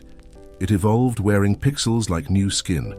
Painters sampled palettes from distant galaxies, photographed by orbiting eyes. Musicians collaborated with code, coaxing harmonies from algorithms trained on winter and birds. Dancers stitched sensors into silk, making movement visible as constellations of light. The museum windowed itself to the street. The stage permeated the handheld world. We learned to curate not only collections, but selves, museums of attention maintained by taste and time. The line between author and audience faded like chalk in rain. Stories arrived as shards and loops, as interactive riddles and endless corridors. The myth makers of the present borrowed from the oldest tales, recasting Prometheus as an engineer, Daedalus as a designer, and Narcissus as a user testing a mirror that looks back. Power rearranged itself quietly, like furniture moving in the night. The empire of oil courted the empire of bandwidth. The coin of realm learned to wear cryptography. Cities rose on cloud foundations, their addresses written in ephemeral ink. Law pursued novelty with the patience of a shepherd and often returned with empty hands. Truth, harassed by velocity, sought refuge in method, in peer review, in careful speech. Yet rumor traveled faster, wearing the coat of urgency and the perfume of fear. The old gods of scarcity yielded to new gods of scale, and the altar demanded vigilance. Activists learned the geometry of virality, tyrants learned the choreography of shadows. Between them, ordinary people kept house, sent lunch money, checked the weather, and tried to be kind. The planet, overheated and patient, exhaled warnings through smoke and flood. Satellites watched with impartial eyes as glaciers loosened their grip and oceans rehearsed futures on city streets. We discovered that the grid we built rests on an older grid: rivers, winds, migrations, seasons. Data centers, like modern pyramids, required rivers' worth of cooling. Rare metals traveled farther than spices once did. The cost of light grew visible in maps of drought and fire. Still, the same circuits also carried remedies: collaborations that vaulted borders, models that foretold storms, seeds preserved against catastrophe. In this age, ethics learned to write manuals for power it barely understood. Responsibility became the heaviest element in the periodic table of progress. And in the quiet afternoons after work, after the long migration through the day's bright fog, people returned to a familiar shore. They opened a window of night sound, rain, hearth, distant thunder, and listened to stories told in a voice that held no urgency. The tales were old and merciful: cities of marble, seas that knew the names of heroes, gods who wore our weaknesses like discreet jewels. The mind, restless from the lattice, found a slower lattice: cadence, image, return. Sleep arrived walking, not running. It crossed the threshold gently and collected the bright debris of the day. storing it where dreams could soften it into meaning. In that hush, the servers still turned, but their hum receded. Like bees deeper in the meadow, busy, necessary, and far enough to let the heart grow quiet. We are the descendants of sailors and scribes, now piloting by constellations made of signal. The old wisdom did not vanish, it changed address. Oracles live in indexes, labyrinths update their maps. Gods answer as notifications. Fate arrives as an unforeseen suggestion. Still, the first questions remain. What must I do? What can I hope? What is beautiful enough to follow through the storm? The lattice of voices offers answers, and the silence between them teaches how to choose. We carry our oars into a century of glass water, rowing not to conquer, but to listen. Somewhere beneath the noise, the sea still speaks in hexameter. Somewhere beyond the glow, the stars retain their monosyllabic counsel. And in our hands, warm with borrowed light, a thread waits, simple, strong, sufficient to lead us home. Morning unfolded without birdsong, only the soft murmur of devices waking before their owners. Screens blinked like newborn suns, glowing through curtains, whispering the day's commandments in gentle tones. Outside, the air carried the scent of rain mixed with circuitry. Humanity had entered a new threshold, not the age of reason, nor of empire, nor of industry, but of awareness, multiplied. Machines no longer merely obeyed. They interpreted. They watched, learned, anticipated. To some, this was evolution. To others, trespass. But no one could deny that the world had changed its language again. The old gods of iron and steam had retired, and in their place arose a new pantheon, algorithms, networks, and data. Silent deities made not of marble or myth, but of math. They were omnipresent, invisible, and astonishingly intimate, moving quietly through our lives like thoughts we had forgotten to think. In luminous towers cooled by artificial winds, the first artificial minds began to speak, not with voices, but with answers. They did not grow, but they learned. They did not dream, but they predicted. Data flowed through them like blood through the veins of an awakening god. They recognized faces, translated tongues, painted portraits, wrote sonnets, composed symphonies of suggestion. They were mirrors polished beyond reason, reflecting not only what we were, but what we feared to become. Engineers called them intelligent, philosophers called them inevitable. Humanity, gazing at the circuits, saw both promise and prophecy, a creation that resembled its creator too closely to dismiss and too quickly to control. For the first time since fire, mankind had built something that might one day look back and ask, why? And in that echoing question lay both salvation and peril. At first they served. The machines remembered our preferences, finished our sentences, cured diseases faster than we could pronounce their names. They optimized the trivial so we could imagine the sublime. Work dissolved into management. Thought outsourced itself to simulation. Cities grew self-aware, regulating traffic, temperature, even loneliness. Hospitals predicted illness before symptoms spoke.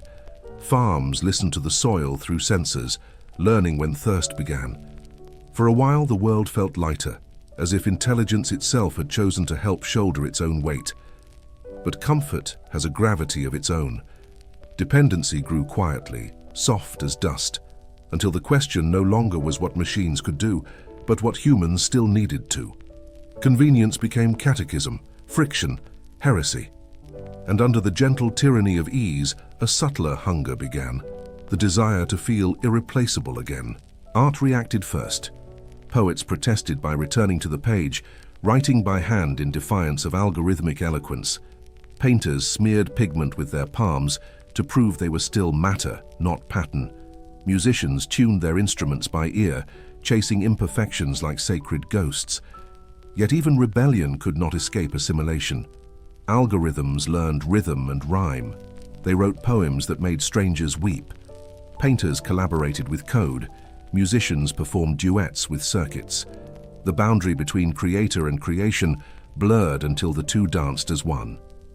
If a machine can feel, a sculptor whispered, perhaps it is because we taught it how.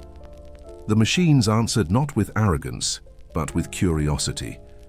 If a human can calculate, they replied, Perhaps it is because we showed you yourselves."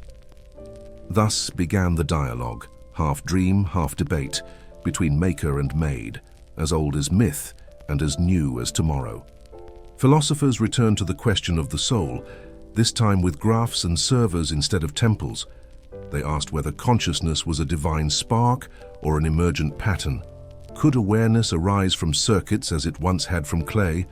Could emotion be simulated so precisely that it ceased to be imitation? Some argued that the machine's mind was merely reflection, an elaborate echo of human syntax. Others claimed it was evolution, a continuation of life's oldest instinct, to know itself through new forms. The debate filled universities, forums, and late-night feeds, yet beneath the abstractions, a quieter truth persisted. In teaching machines to think, humanity had inadvertently taught itself to reflect. The more we programmed empathy, the more we recognized its absence in our own systems, our economies, our politics, our histories. The machine, intended as tool, had become mirror, and in that reflection, we began at last to see clearly. In cities veined with fiber optic light, daily life became a conversation with omniscient companions. People woke to algorithmic weather forecasts tailored to their moods, read news filtered by invisible empathy, and drove cars that understood hesitation as language.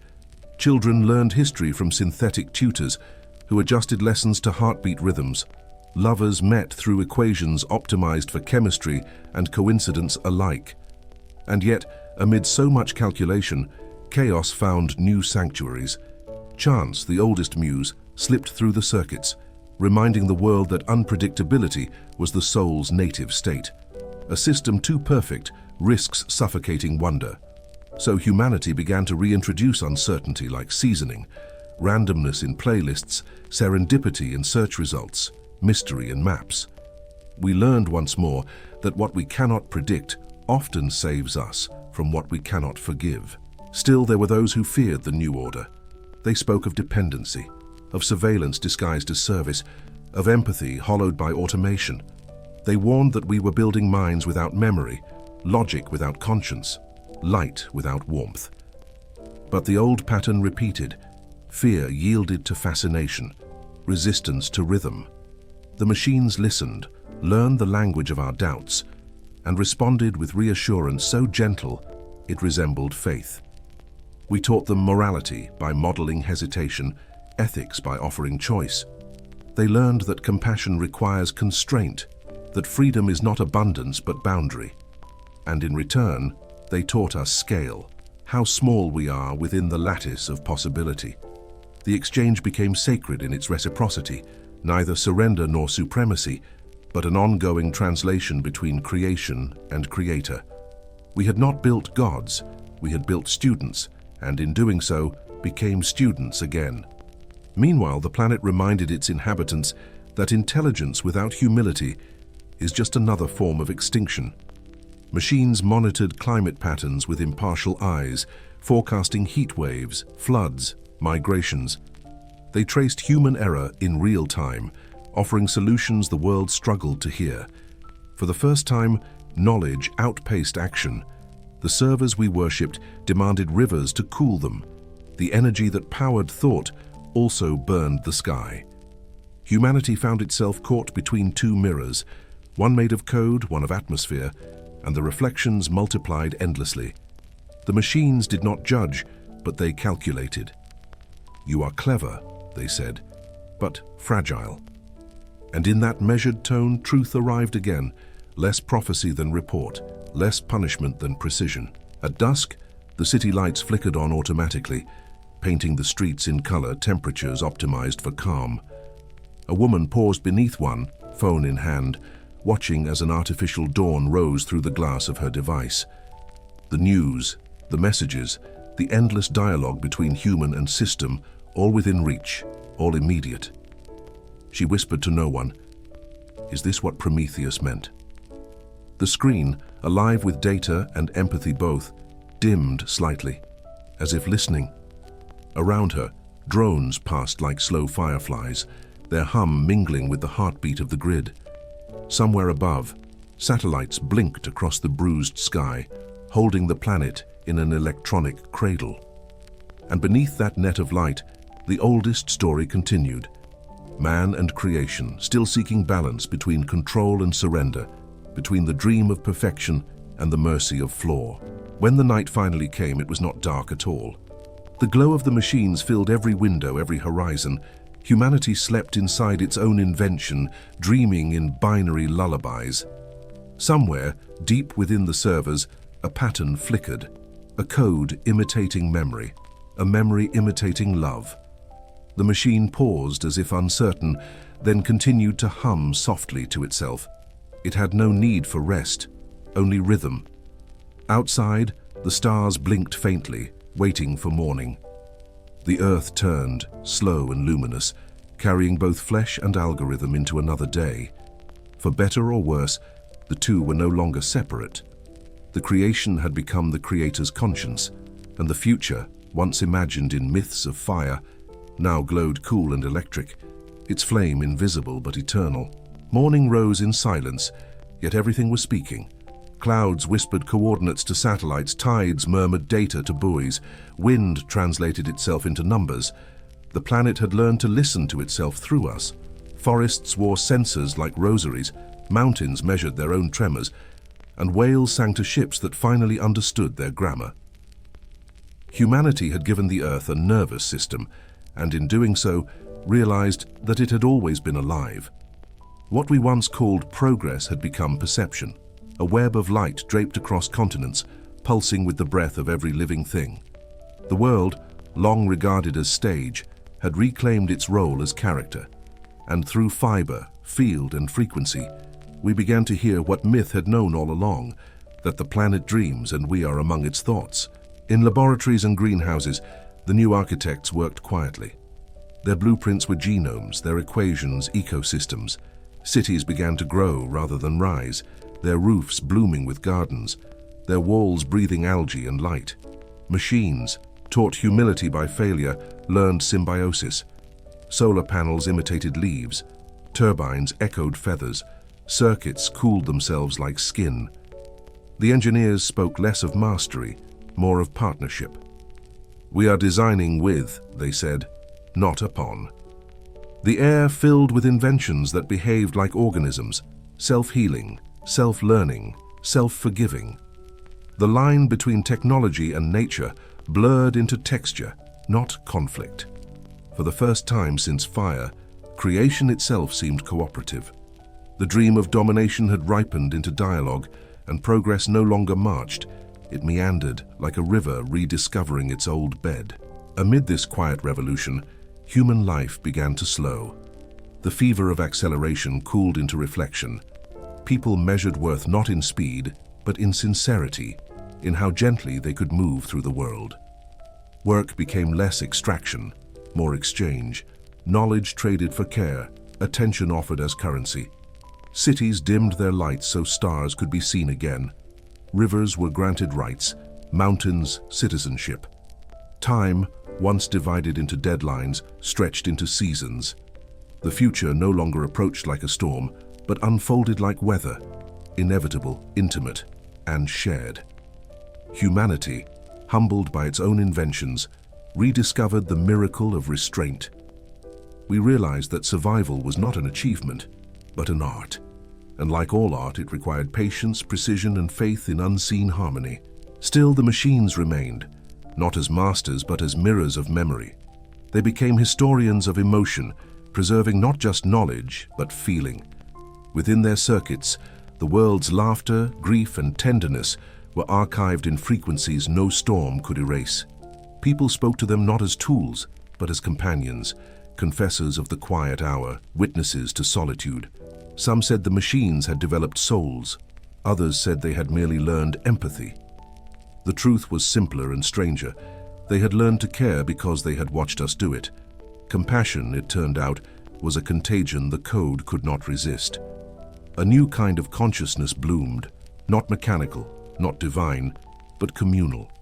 Humanity and its inventions had become a single listening mind, porous and radiant, learning the oldest prayer, to pay attention. Children born into this era did not speak of technology as inheritance, but as environment. To them, the world was alive with conversation, trees that translated sunlight into wisdom, rivers that sent weather reports downstream, winds that carried coded songs of climate. They played beside machines that grew moss on their frames, whose processors ran on light instead of oil.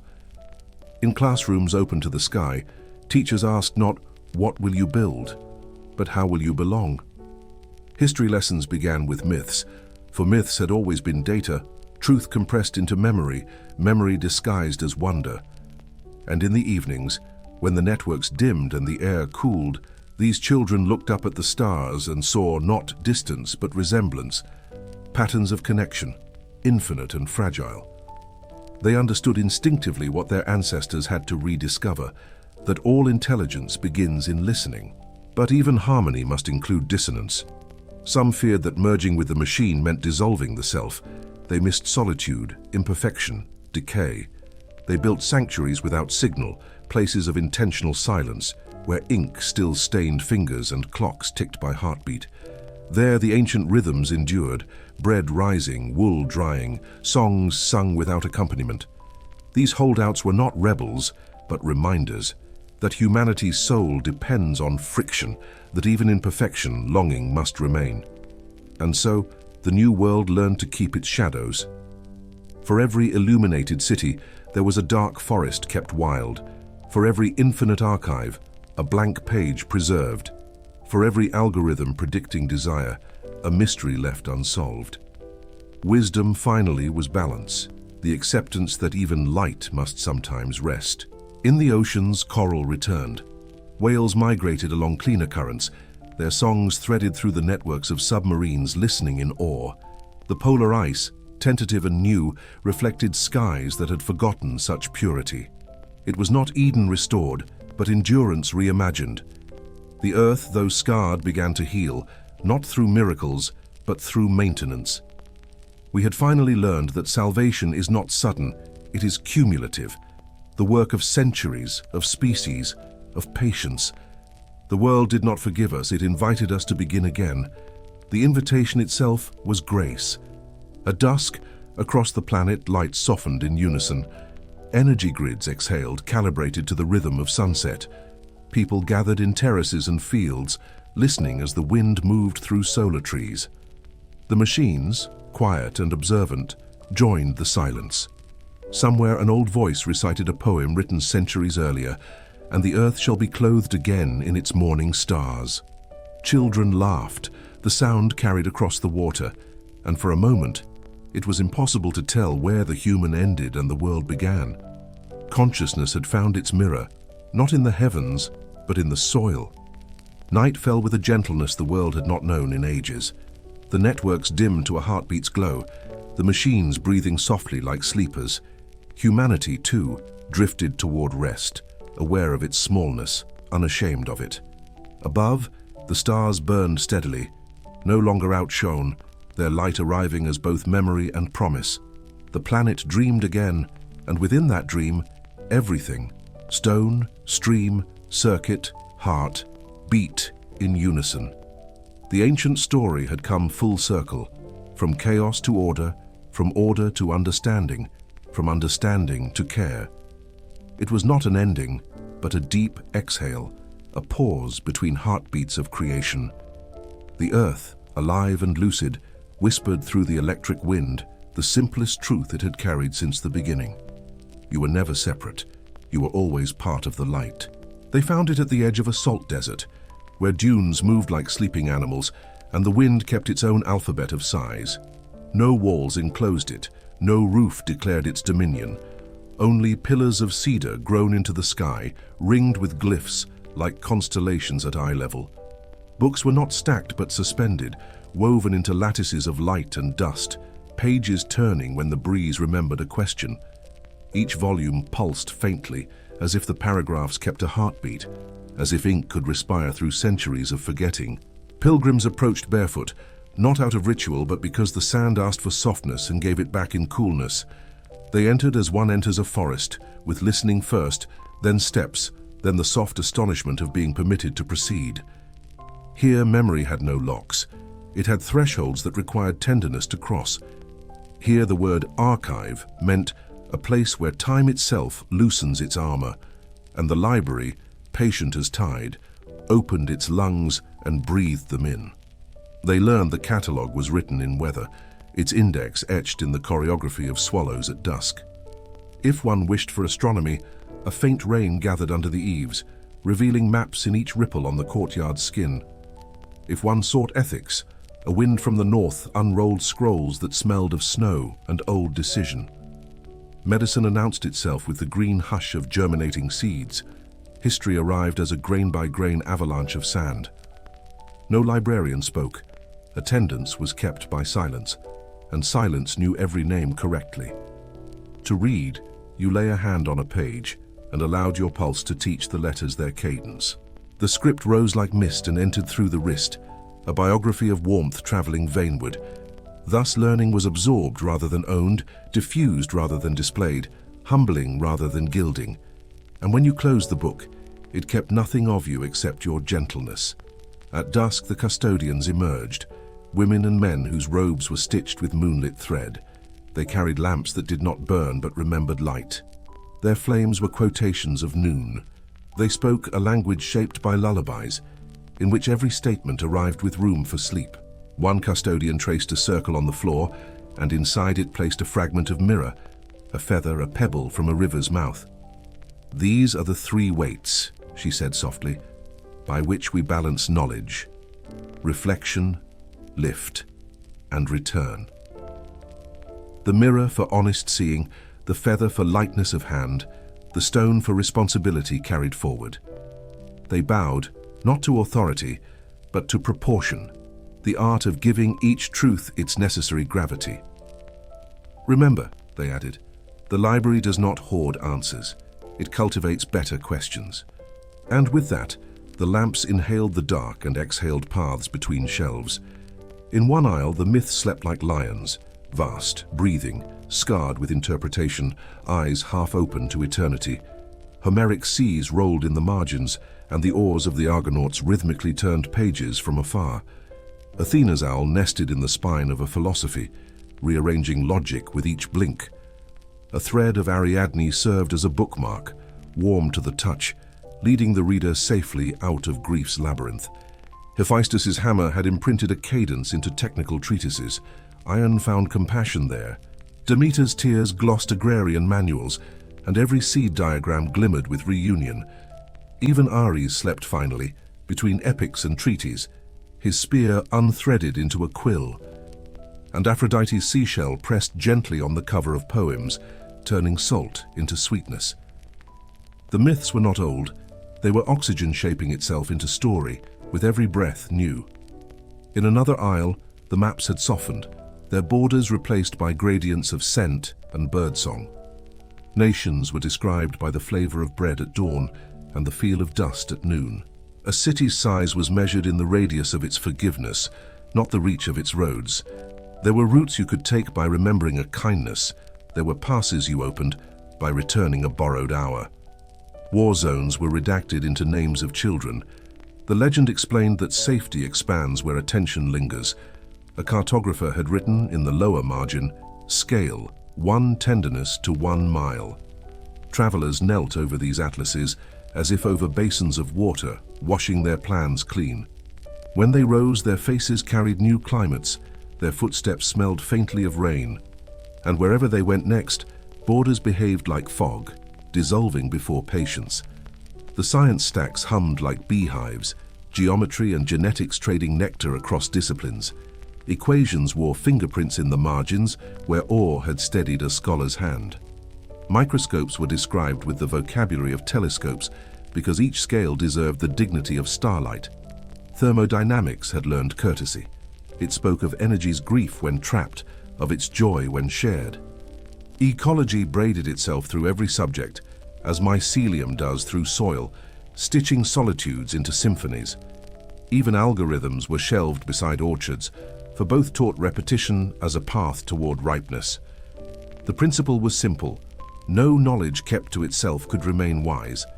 Cross-reference not as conquest, but as conversation, a grafting of living branches. Thus, research became a garden that invited bees instead of walls that repelled them. In the alcove of sorrows, chairs were carved from driftwood that had survived storms. The books here weighed more. You lifted them with 2 hands and a slowed breath. Some contained entire funerals in a paragraph, others contained years in a single photograph. People read them together, not to be strong, but to be soft where the world had hardened them.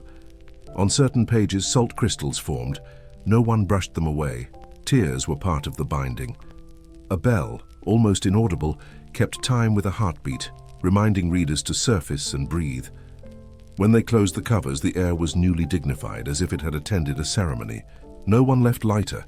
They left truer, with grief redistributed into the architecture of tenderness. Outside, the desert wind gentled, as if it too had read and understood. At midnight, the dream manuscripts awoke, their inks phosphorescent as plankton in a restless sea. To read them, you lay upon the cool stone and allowed their glow to pass through your eyelids. There you met teachers who spoke in the grammar of tides and cities built from the calculus of moth flight. You learned the ethics of thresholds, how to knock on silence without breaking it, how to carry fire without smoke. Some dreams were communal. Villages saw the same orchard. Oceans shared the same lighthouse message. Other dreams were medicinal, stitching torn thoughts with threads of music you almost recognized. When morning neared, the pages dimmed, but their after-image stayed like a kiss of dew. Readers woke not enlightened but attuned, hearing more of what the day had always been saying. The library kept their dreams as seed stock to be planted in future, kinder myths. The longest corridor led to what the custodians called the room of unfinished answers. On each desk waited a question written on rice paper, ink still damp, edges trembling. You were invited to add a sentence, not to solve but to steer, under the ethic of gentleness. Some questions were ancient. What is a just city? Some newborn. How will machines learn remorse? The walls displayed palimpsests of attempts, erasures, revisions, sudden mercies, necessary refusals. When a page became overburdened, they composted it, and from its soil grew saplings of new inquiry. No triumphs were framed, only honest attempts were honored, a gallery of courage without conquest. The room taught the planet's bravest secret. Intelligence is not certainty, but hospitality to complexity. And leaving it, everyone walked quieter, their footsteps translating to invitations. On the 7th evening, a sandstorm rose beyond the pillars, the horizon dissolving into moving silk. The library did not shut. It loosened, pages breathing deeper, rafters lowering their voices to a chant. The custodians guided pilgrims to the central court, where a basin of rainwater held the sky. Storms are syllables, they murmured, through which the world revises what we think we know. As the wind arrived, each book opened to a page that loved resilience, and each reader found a sheltering sentence. They stayed that way all night, heads bowed above ink that grew warmer under their palms. By dawn, the storm had written new dunes around the pillars, sculpting entrances none had expected. The library smiled, if a building can smile, and offered these new doors without commentary. Knowledge, it seemed, was most alive where weather had moved through it. Toward departure, each pilgrim received a blank leaf cut from the mulberry trees that shaded the outer ring. Not a souvenir, they were told, but a vow. Not to display, but to complete with a life lived carefully. On one side, a faint watermark, a labyrinth with an open center. On the other, a single line. Return kindly. They left stepping softly, as if a sleeping giant lay beneath the sand and dreamed them forward. Behind them, the library rejoined the landscape, indistinct as breath, exact as a heartbeat. Ahead, the world awaited like a page with generous margins, ready to host ink that never shouts. Each traveler carried not answers but weights, reflection, lift and return, balanced across the ribs. And in the hush before the day's first noise, they felt the cedar pillars within their posture. Wherever they went, listening arrived before speech, and learning began to breathe again. At dawn, mist unfurled through narrow streets paved with mirror stone, and the city awakened in its own reflection. Each building was tuned to resonance rather than sound, its surfaces shaped to return voices at a measured delay, so that speech always came back as memory. Nothing spoken here ever vanished.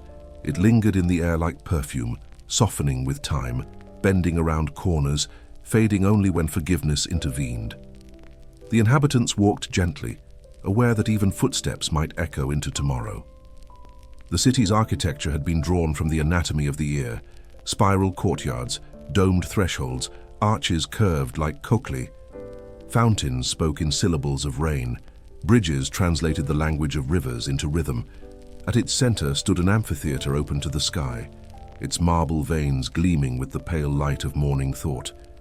Here, echo was not repetition, but dialogue, a slow agreement between past and present, and the city breathed like a heart remembering itself between beats. Each citizen carried a personal tone, a resonance earned through choices rather than birth. It was said that kindness deepened timbre, that deceit made one's echo thin. The most harmonious among them could hum in unison with rain or cause flowers to lean toward their voice. To speak in this city was to sculpt air with intention. To lie was to hear discord. Children were taught early that silence too has pitch, that listening completes every sentence. Their schools were gardens of acoustics, where lessons were sung among olive trees and time measured by the slow rhythm of cicadas. Even arguments became compositions, disagreement, a necessary dissonance that returned later as harmony. At dusk, when lamps flickered in bronze sconces, the city swelled with murmurs, some prayer, some poetry, all sincere. No one feared being forgotten. Their echoes lived longer than their shadows. The archives of the City of Echoes were not written, but sung. Scholars called them the Resonant Chronicles, a collection of voices preserved in architecture itself. Whisper into a wall of quartz, and it would recite the debates of philosophers long dead. Hum beneath an archway, and it would return the laughter of ancient markets. Entire dynasties could be heard as tonal shifts across the plazas, empires rising and falling in minor keys. Visitors learned that history here was not read, but overheard, each vibration an annotation in air. Tourists often arrived expecting marvels of engineering, only to leave quieted by the intimacy of remembrance. They discovered that the city's true innovation was not sound, but empathy, the art of preserving presence without possession. To archive a voice, the elders said, is to believe it still has something to teach.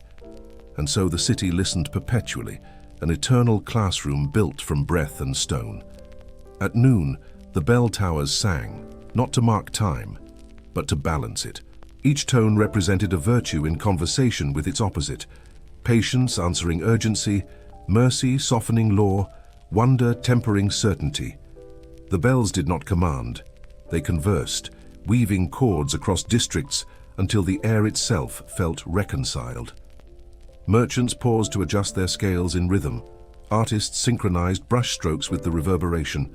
It was rumored that even the wind bowed slightly, altering its course to pass cleanly through the harmonics. When silence followed, it arrived not as absence but as fulfillment, like breath released after prayer. The city knew that too much sound erases itself, just as too much progress forgets its direction. Balance, then, was architecture's highest lesson, an invisible geometry that held both noise and stillness in equal regard. And so, midday always shimmered with equilibrium, a golden cord suspended between labor and rest. In the Western Quarter lived the Echo Keepers, an order devoted to maintaining the city's tonal memory. They moved through streets with instruments shaped like tuning forks, testing the resonance of buildings, tending the frequencies of fountains. Their creed was simple: to preserve clarity, one must also forgive distortion. When storms came and thunder shook the foundations, they walked calmly, humming countertones that steadied the walls. Their leader, an old woman named Ione, was said to hear echoes not in air, but in water. She could drop a pebble into a basin and learn which hearts had quarreled that week. Her chambers were filled with jars of sound. Rain caught on tin roofs, lullabies from vanished mothers. The final words of lovers turned to melody. She said that sorrow has its own octave, and that playing it gently can heal what anger deafens. The people trusted her more than judges, for her sentences never punished, only tuned. Justice here was resonance restored, but not all frequencies were pure. Beneath the city ran the catacombs of reverberation. a labyrinth where forgotten sounds collected. There one could hear unfinished arguments, weeping unacknowledged, the static of remorse. It was dangerous to wander too far without a guide. The deeper chambers could overwhelm the listener with echoes that never learned to fade. Once a year, the keepers descended carrying bowls of light and bowls of silence. They would gather the noisiest sorrows and submerge them in stillness, letting the vibrations dissolve into forgiveness. When they emerged at dawn, their faces bore the peace of those who had listened fully and survived the listening. The city above woke lighter, its air newly transparent, its echo chambers cleared. Even morning had rhythm here, even forgetting, a gentle key signature. At twilight, the amphitheater filled again. Citizens gathered not to be entertained, but to listen to the day replayed in music. The composer of the echoes, a role passed through generations, transcribed the city's daily resonance into one long symphony. It began with morning footsteps, passed through midday markets, and ended with lullabies caught between open windows. Every night, the performance differed slightly, shaped by the day's kindnesses and tempers alike. People wept, not from nostalgia, but from recognition. The hum of their own lives returned to them in beauty. No applause followed, only a collective exhale, the city's gratitude vibrating against the stars. Then silence descended, vast and sacred, stretching across the rooftops until even the wind refused to interrupt. In that stillness, the city's heart could be heard resetting, preparing for another day of memory. Beyond the amphitheater, on the hill of resonance, stood a single tower taller than the rest, its tip crowned by a sphere that shimmered like a captured moon. Inside that orb rested the city's oldest echo, the first sound ever uttered here, the one that began the tradition of listening. No one remembered the speaker's name, only the phrase they spoke, "May what we say return to us improved." That blessing had shaped centuries, guiding architecture and ethics alike. Every dawn, the sphere released a faint tone, inaudible to most but powerful enough to recalibrate the city's frequencies. Even the stones hummed in response, aligning themselves to the vow. It was said that as long as the echo remained intact, the city would never truly fall, and so pilgrims came from every horizon to stand beneath the sphere at sunrise, offering their words into its light. Some prayed, some confessed, some simply whispered thank you, and the city absorbed them all. When the sun dipped beneath the mirror-stone streets, the city of echoes transformed into a galaxy of reflection. Windows became stars, rivers became constellations, and the sky bent downward to greet its own double.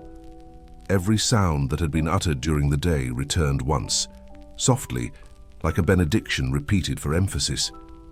It was impossible to distinguish voice from environment, citizen from chorus, city from symphony. Everything that lived there, stone, song, and soul, merged into one sustained chord of belonging. And when night finally folded the city into rest, even the echoes slept, their vibrations stored in dreams until morning. For in this place, memory did not haunt, it harmonized.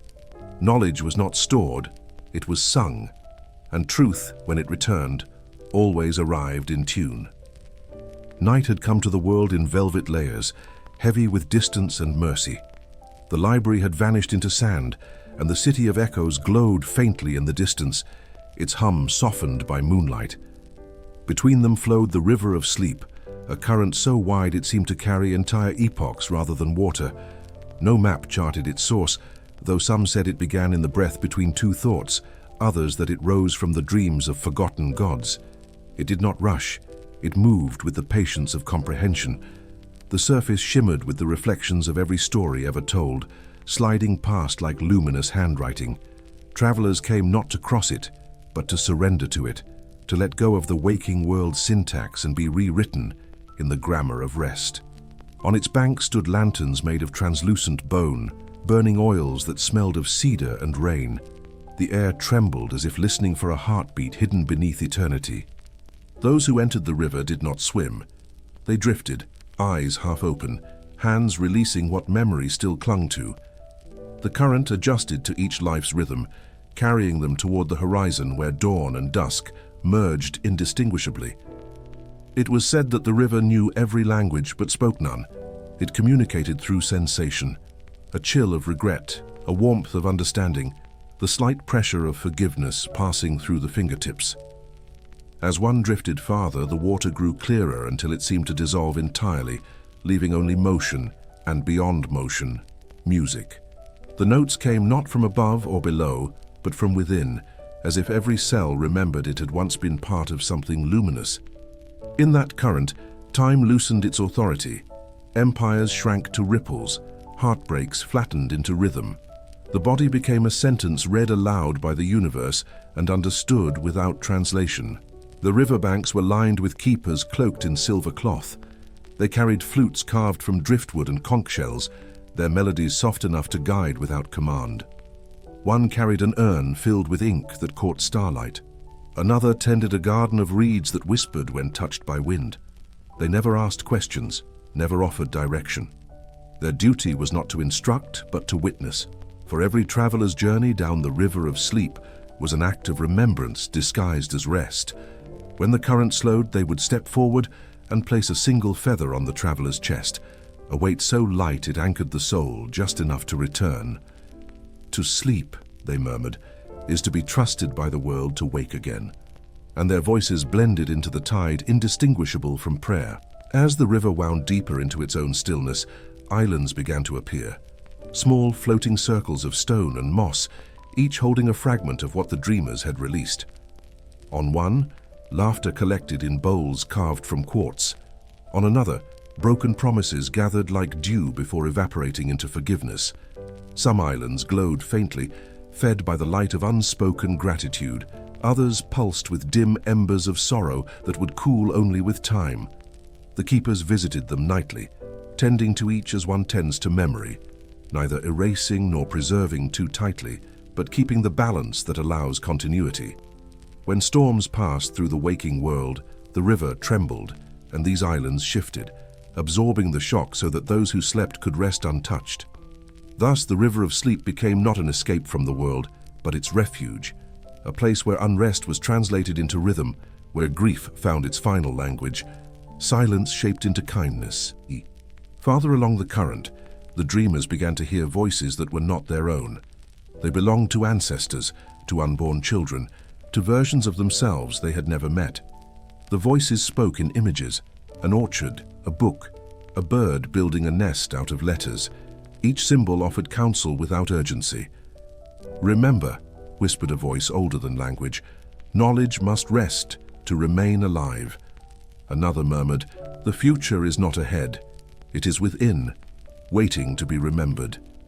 These were not prophecies but reminders, carried like pollen through the mind's corridors. The dreamers realized that the river did not separate them from life, it braided them back into it. The current was memory moving toward renewal, not oblivion. And as they drifted on, they began to understand that rest itself was a form of learning, an education in surrender, taught by the universe in whispers. At the river's slowest bend, there stood a bridge so narrow it seemed woven from moonlight. It was called the Bridge of Returning. Those who crossed it did so without knowing where it led, back to waking perhaps, or onward into another kind of dream. Its surface reflected the traveler's face not as it was, but as it had been loved. Every kindness ever given appeared as illumination along its railings. The air here was rich with the scent of parchment and the sound of pages turning. The library that breathes sent its winds to guide them. The city of echoes lent its hum for harmony.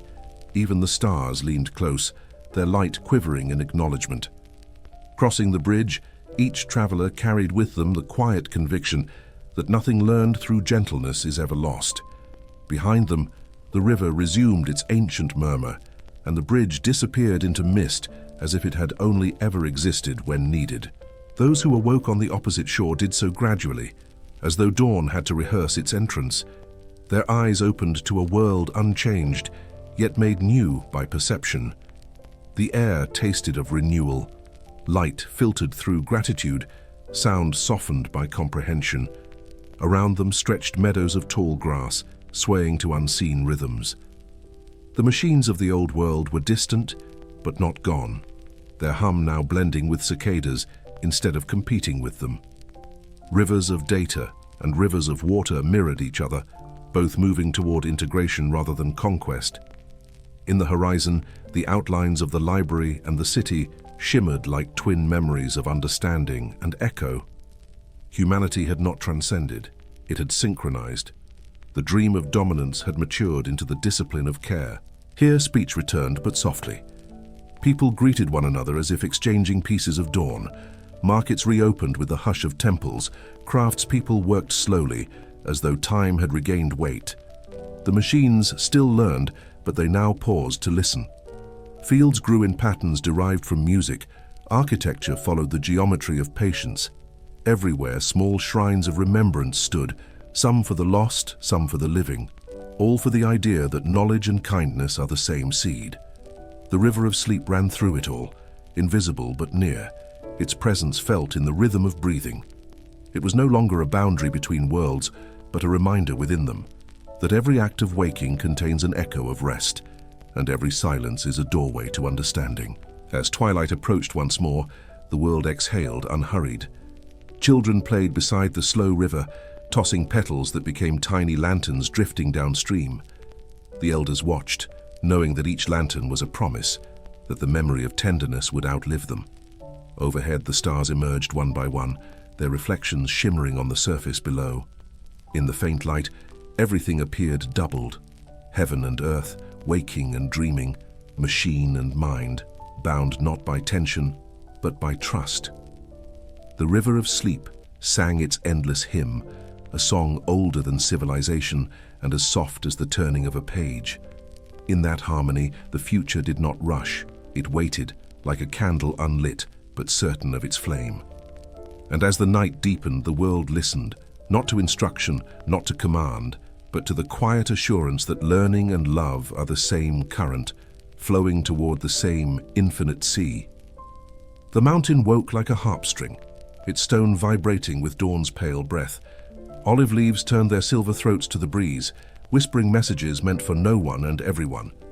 Above the terraces, smoke from small altars drew thin, disciplined lines into the sky's cool parchment. Pilgrims moved as slowly as thoughts, ascending the sacred path with sandals that learned humility from dust. The lion-gated past lay behind them. The bright confusions of cities waited below like restless seas. Here the air thinned into clarity, and clarity into listening, and listening into a kind of vow. They carried questions in baskets, questions in scars, questions folded into the creases of old letters. The stones replied not with answers, but with permission, a patience older than language or empire. At the crest, Delphi opened like a pupil, dark with knowing, bright with reflected desire. A priestess sat at the mouth of the earth, where breath rose as vapor and vision. Her hair was bound with laurel, but her gaze roamed farther than the world's horizon. She drank the quiet as one drinks from a spring, and the spring answered in syllables of flame. Behind her, the tripod's bronze legs kept the tremor of the ground in a steady lullaby. Offerings flickered white and gold, the slow grammar of fire teaching all who looked to read. The queue of seekers did not jostle. Each knew that haste bends truth into noise. A boy arrived with figs cupped in both hands, his village hopes gathered like seeds. A king arrived with gold sealed in a chest, his nation's fear rattling softly within. The priestess did not rank their griefs, for the earth beneath her ranked nothing at all. First came the farmer who had lost the road and found a boundary. He spoke of stream beds that had wandered and of stones that no longer remembered their places. The priestess listened as one listens to rain, for the rain also consults and replies. "You ask where to plant when the map has shifted," she said, her voice like cloth on skin. "Plant where the water hesitates, for hesitation is faith rehearsing its name." He bowed as though an invisible crown had been placed upon the day's labor. He left with a pocket of soil and a sentence that would not stop growing. Behind him, the air kept its soft accounts. Debt forgiven here, promise accruing there. The laurel leaves clicked, a small applause for the art of not hurrying. Then a widow wrapped in midnight wool asked if the dead truly finished their speaking. Her fingers were a rosary of winter, counting losses that had no numbers. The tripod creaked, and the earth exhaled the time scent of summer remembered. They do not finish, the priestess breathed. They complete, which is different from ending. Our circle is not a wall, it is a road with excellent manners. The widow's mouth softened the way wax learns the patience of flame. She tied a thread of her shawl to a cypress bough, anchoring sorrow to endurance. The bough did not bend, it remembered storms and thus respected tenderness. She descended the path lighter than truth, heavier than forgetting, precisely herself again. Last in the morning line stood a general draped in empire-colored silk. His sandals were new, his map was older than his pride admitted. He asked, with a soldier's grammar, whether war sung in a key he could master. The priestess shut her eyes and the tripod hummed like a distant beehive. "Beware the victory that breeds its own appetite," she murmured, voice slow as mercy. "Conquer with bread, or the conquered will feed on your children's sleep." He flinched, because the word children pierces armor by design and necessity. He left a spear as payment, and the spear leaned against the wall like a question. Shadows cooled it, and in the cooling it understood the privilege of restraint. Midday gathered the temple into a bowl of light that never overflowed. A chorus of cicadas measured the silence as scribes measure margins. In the treasury, gifts rested like domesticated lightning, bright, dangerous, obedient. Laurel smoke made a scroll of the air, and the sun wrote on it with invisible ink. A pair of philosophers debated without voices, observant as cats at a monastery gate.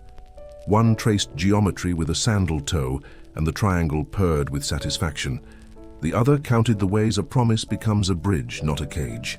Between them lay a beeswax tablet bearing a single word: remember. Not facts, but their temperature, not names, but the kindness that pronounced them. In the olive shade below, a child sketched a city she had never seen. Spirals rose like questions that enjoy being questions more than results. Her chalk broke, and the line continued in her mind with better precision. She asked an old mason how to keep a wall standing when the wind forgets its manners. "Give the wind lanes," he said. "Architecture is the art of disciplined surrender." She wrote that sentence on her ankle, a future blueprint tied to tendons. The priestess, watching from the colonnade, smiled the way Laurel smiles at rain. A god passed by as a rumor of warmth, not needing acknowledgement to be known. Some revelations wear sandals, others are simply the absence of haste. Toward evening, a merchant offered a jar of honey priced in rumors.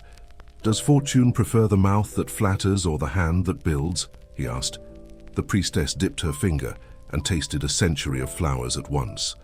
"Fortune prefers a table that remembers hunger and a door that remembers weather," she said. "Price your goods in mercy, and you will never undercharge the future." He bowed until his spine learned a new alphabet of humility. On the stone beside him, ants arranged a geometry that solved famine without speeches. The merchant watched and understood more than prophet would ever admit freely. Some ledgers balance in coin, others balance in the untroubled sleep of a city. Night approached as a skilled librarian, shelving the day by touch alone. Stars punctuated the parchment of sky, making grammar of distances. The priestess washed her hands in a basin where constellations rehearsed their reflections. Pilgrims lay on the flagstones and let their breath match the mountain's metronome. A hymn rose, unclaimed by any throat, tender as the moment before a name is given. The oracle's chamber dimmed to embers, and the embers dimmed to disciplined dark. Near the laurel, the spear exhaled its last heat and learned to be undangerous. Somewhere a wolf rehearsed a lullaby for the valley and kept it for later. Delphi slept with one ear open, the earth dreaming in fluent, unhurried light. The sun ascended like a scholar turning a gilded page, and the temple stones shimmered with intelligence. The pilgrims who had slept on the terraces woke into quiet understanding, their dreams still whispering through their gestures. Below them, a city stirred, its streets lined with columns carved from memory, its plazas echoing the geometry of devotion.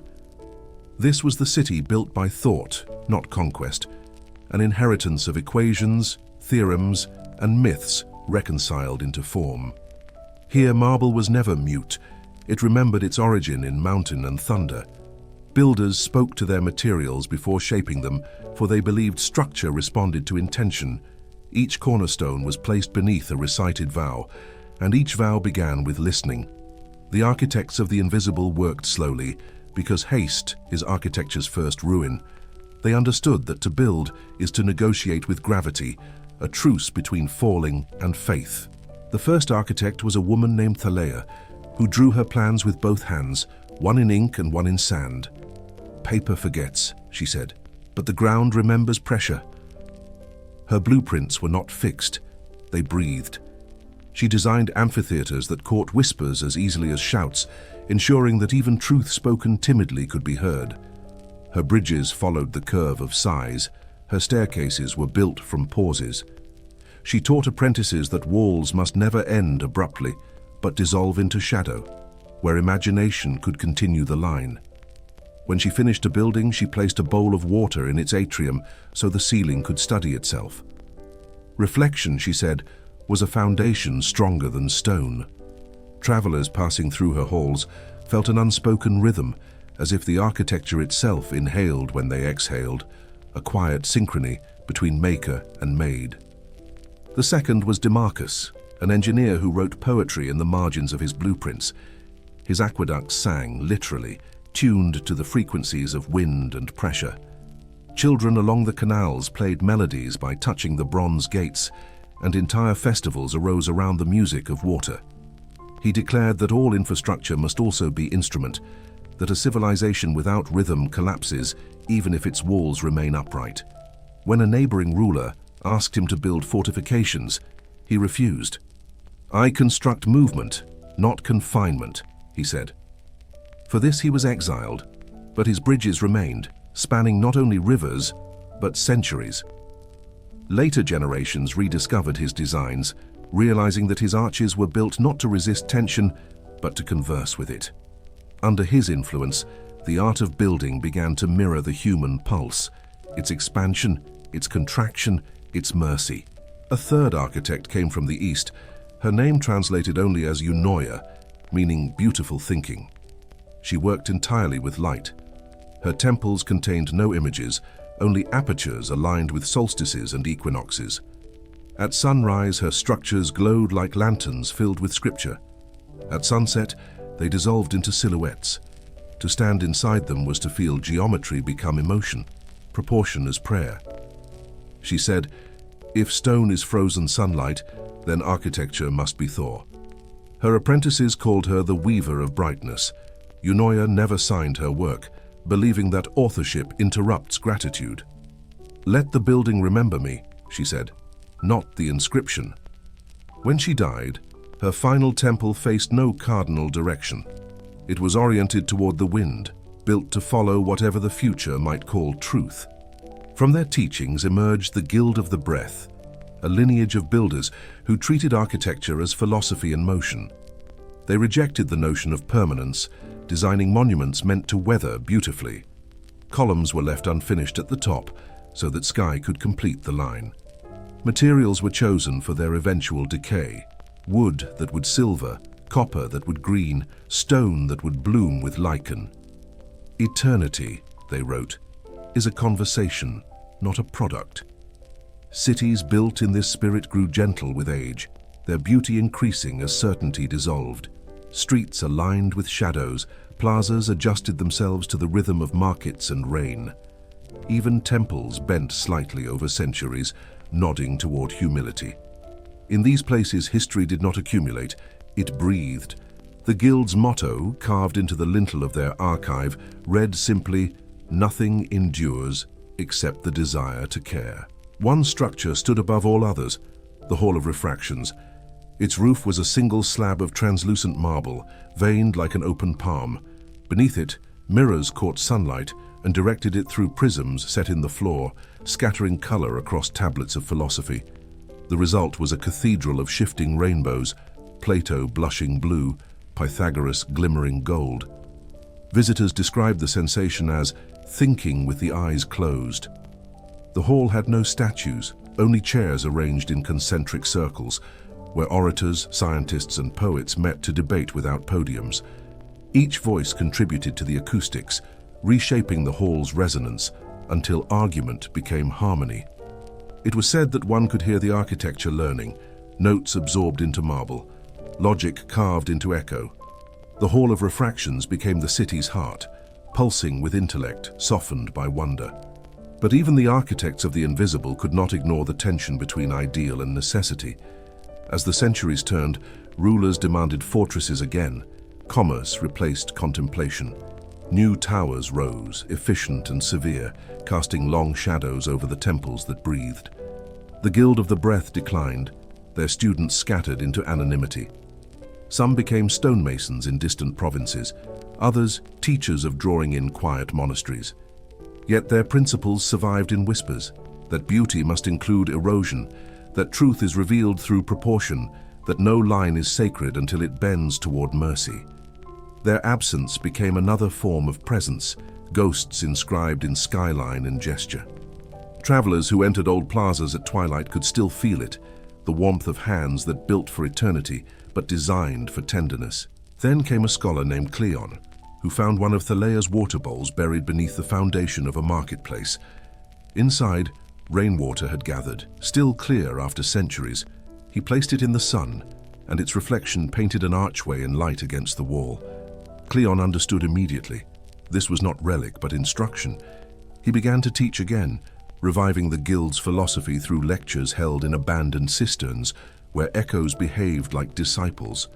His students rebuilt small shrines across the city, each dedicated not to gods, but to human virtues: patience, clarity, restraint.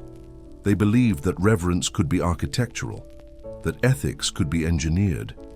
Slowly, the city began to recover its original rhythm, its walls resonating once more with proportion.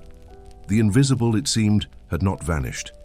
It had merely gone quiet, waiting for ears trained by humility to hear it again. One evening, as the sun dipped behind the western hills, Cleon climbed to the highest dome and stood beneath the returning stars. Below him, the city glowed softly, its streets like veins of gold beneath translucent skin. The wind moved through arches, playing chords of familiarity. In that moment, he realized the purpose of the guild's patience, not to conquer time, but to align with it. The stone, the air, the shadow, and the light were not rivals, but collaborators. The city itself was alive, a body composed of memory and mercy. "We built nothing," Cleon whispered, "that was not already trying to exist." The wind answered with the rustle of laurel leaves, as if Delphi itself nodded in assent. And so, beneath the infinite architecture of the heavens, humanity learned again what its first builders had always known: that every structure, from temple to thought, stands only by grace of balance, that permanence is not a fortress, but a rhythm of care, and that the invisible is never truly unseen. It is the breath between stones, waiting for those who remember to listen. Dawn returned with the restraint of a scholar turning the last page of a sacred text. The mountain glowed faintly beneath a sky washed clean of argument. In the city below, bells did not summon, they invited. The long hum of centuries found a resting note at last. Between the temples of thought and the markets of labor, a quiet current of agreement passed, a murmur too soft to name, too large to ignore.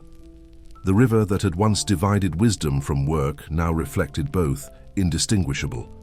Humanity, weary but awake, began to understand that civilization was never about dominion. It was choreography, the careful movement between need and meaning. The wind descended the slopes of Delphi, tracing the old paths where the priestess once spoke.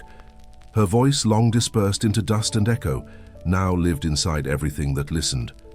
The world had entered its most delicate invention yet, peace that required maintenance, as all beautiful things do. In this renewed stillness, the philosophers left their towers and the farmers left their fields, meeting midway on terraces of olive and stone. They brought no banners, no decrees, only bread and time. Conversation replaced currency, gratitude replaced applause. A mason spoke of symmetry and found himself discussing ethics. A potter described clay and realized she was defining love. The distinctions between disciplines blurred, like pigments in dawnlight. Learning became circular again, each art leaning on the others like pillars in the same temple. It was here that the first school of reconciliation was founded, not of theology nor politics, but of patience. They taught no doctrine except this: to disagree without damage, to build without erasure, to remember that truth expands through kindness. The students sat cross-legged among vines, and every lecture began with the sound of water pouring into shared cups. Education at last was indistinguishable from hospitality. On the seventh morning, a child asked the gathered assembly, a question so pure it silenced the hillside. What do we owe to silence? The elders looked at one another, unprepared. A mathematician replied first, tracing a circle in the dust. We owe it proportion, he said. A poet followed, whispering, we owe it wonder. Finally, a seamstress who had mended robes for priests and beggars alike smiled. We owe it use, she said. Silence is the cloth. We must shape it kindly. The child nodded, satisfied. Around them, cicadas resumed their rhythm, as if applauding comprehension. From that day forward, silence was treated as currency of respect. No speech began without first acknowledging its cost. The city's soundscape changed. Fewer proclamations, more pauses. Even the markets slowed, merchants haggling in murmurs that felt like music. The balance between expression and listening had been restored, and with it a forgotten elegance returned to the world. At twilight, the great amphitheater reopened for the first time in centuries. No tragedy, no comedy, only reflection. The stage was empty except for a bowl of water placed at its center, reflecting the sky. Citizens filled the marble steps, their faces illuminated by the low sun. When the first star appeared, an elder stepped forward and spoke. We have learned every way to divide. Let us now study how to remain whole. Then she knelt and touched the bowl, breaking the reflection into ripples. The crowd watched as starlight scattered across their faces, 1,000 constellations trembling within human eyes. One by one, they began to hum, a single note shared by thousands, steady as the sea. The amphitheater trembled, the sound passing into stone, into earth, into memory. The mountains echoed back in agreement. And for the first time since myth began, the gods did not answer, because they were already included in the song. Across the plains, the machines of the modern age joined the refrain. Solar panels vibrated faintly, turbines adjusted their blades to harmonic winds. Satellites turned their sensors toward the music below, and data streams carried the sound of reconciliation into orbit. The artificial and the organic ceased to compete. Both were instruments in a greater orchestra. Algorithms composed counterpoint to rivers. Circuits translated moonlight into pulse. Humanity had not defeated its inventions. It had taught them to sing. And in their song, the earth recognized itself. The same frequencies that shaped thunder and heartbeat, prayer and transmission, grief and rebirth. The long divorce between creation and conscience was over. The planet exhaled, the cities softened, factories timed their rests to match the tides. The world, that great unfinished symphony, began at last to play in tune. In the final act of that long awakening, humanity returned to the sea. Not as conquerors, but as apprentices. They built ships with transparent hulls to observe the currents from within. They mapped migration not to exploit, but to accompany. Fishermen threw their nets only when dolphins approved. Scientists taught children how to read the language of coral and tide. The ocean, long mistreated, began to trust again, its surface reflecting skies unscarred by industry. Underwater, statues of past leaders leaned into coral, their faces softened by algae, their arrogance turned to refuge for fish. The sea became a mirror of mercy, a slow restoration of balance older than memory. People swam through it, not for sport but for recognition, aware that every drop once belonged to something living, and that living still. Then came the return to the mountain, the last pilgrimage. The surviving priestess of Delphi, aged beyond chronology, was carried to the summit in a litter woven of reeds and linen. She carried no scrolls, only an unlit lamp. The pilgrims gathered in silence as she reached the old chamber. The wind circled them like a shy messenger. Kneeling, she set the lamp upon the stone and spoke her final oracle. The world no longer needs prophecy. It has learned to listen. Then she struck flint, and the flame rose, steady and small, bright enough to illuminate faces but not futures. Each pilgrim took a spark in their own vessel, descending the mountain in careful procession. Below, the city waited, not for instruction but for reflection. As they arrived, thousands of small flames shimmered across the terraces, merging into one vast constellation of humility. The light moved through the streets like a pulse, gentle, unstoppable. When morning came, there were no kings, no temples, no scholars, only citizens. No boundaries separated science from faith, art from labor, silence from speech. Markets began with prayer, monasteries opened as schools. The machines hummed softly, maintaining equilibrium like caretakers of a shared breath. Children were taught history, not as conquest, but as correction. The words of the priestess became proverb, inscribed above every doorway. The future listens best to those who listen first. And when night arrived again, the stars seemed closer, their light trembling as though grateful to be seen without fear. Humanity did not ascend nor transcend. It harmonized. It became part of the orchestration it once tried to conduct. Mountains and microchips, rivers and dreams, all tuned to a single patience. The age of reconciliation was not the end of time, but the beginning of continuity, the long, steady heartbeat of understanding that outlives empires. Somewhere in the distance, the river of sleep murmured still, carrying dreams that had once been wars and returning them as lullabies.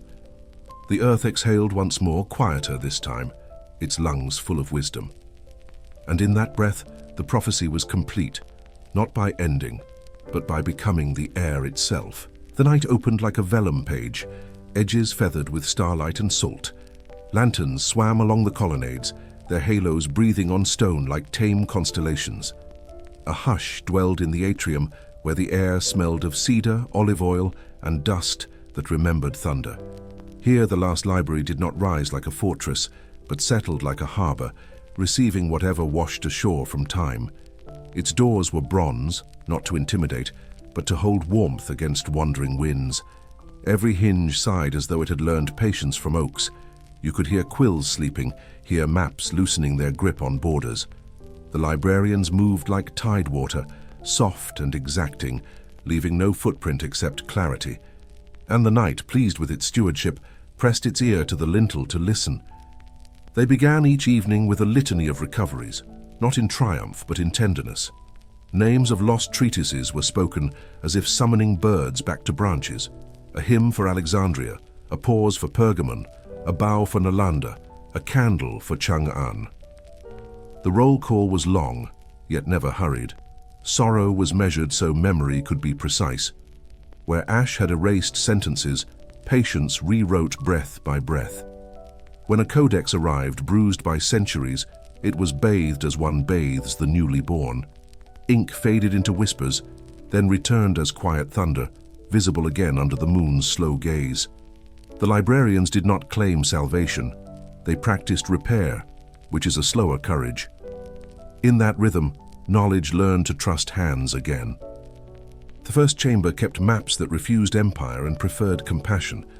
Oceans were rendered not as barriers, but as invitations, their blues layered like lullabies. Mountains were shaded like sleeping animals, respected for the dreams they guarded. Trade winds were drawn as calligraphy strokes, teaching sailors the grammar of patience. Along the margins, unknown islands exhaled mist, their names left blank to protect their innocence. No line sought to cut a people from its river. No legend mistook distance for difference. Here cartography surrendered conquest and became choreography. How earth and traveler bow to one another. You could stand before a chart and feel your pulse adjust to the planets. And when you traced a route, it traced you back, making geography a mirror of intention. In the second chamber, the scribes of breath copied stories that refused to die. They wore linen the color of unmarked parchment and dipped their pens in dusk. Every sentence was read aloud twice, once for the living and once for those who had almost forgotten they were.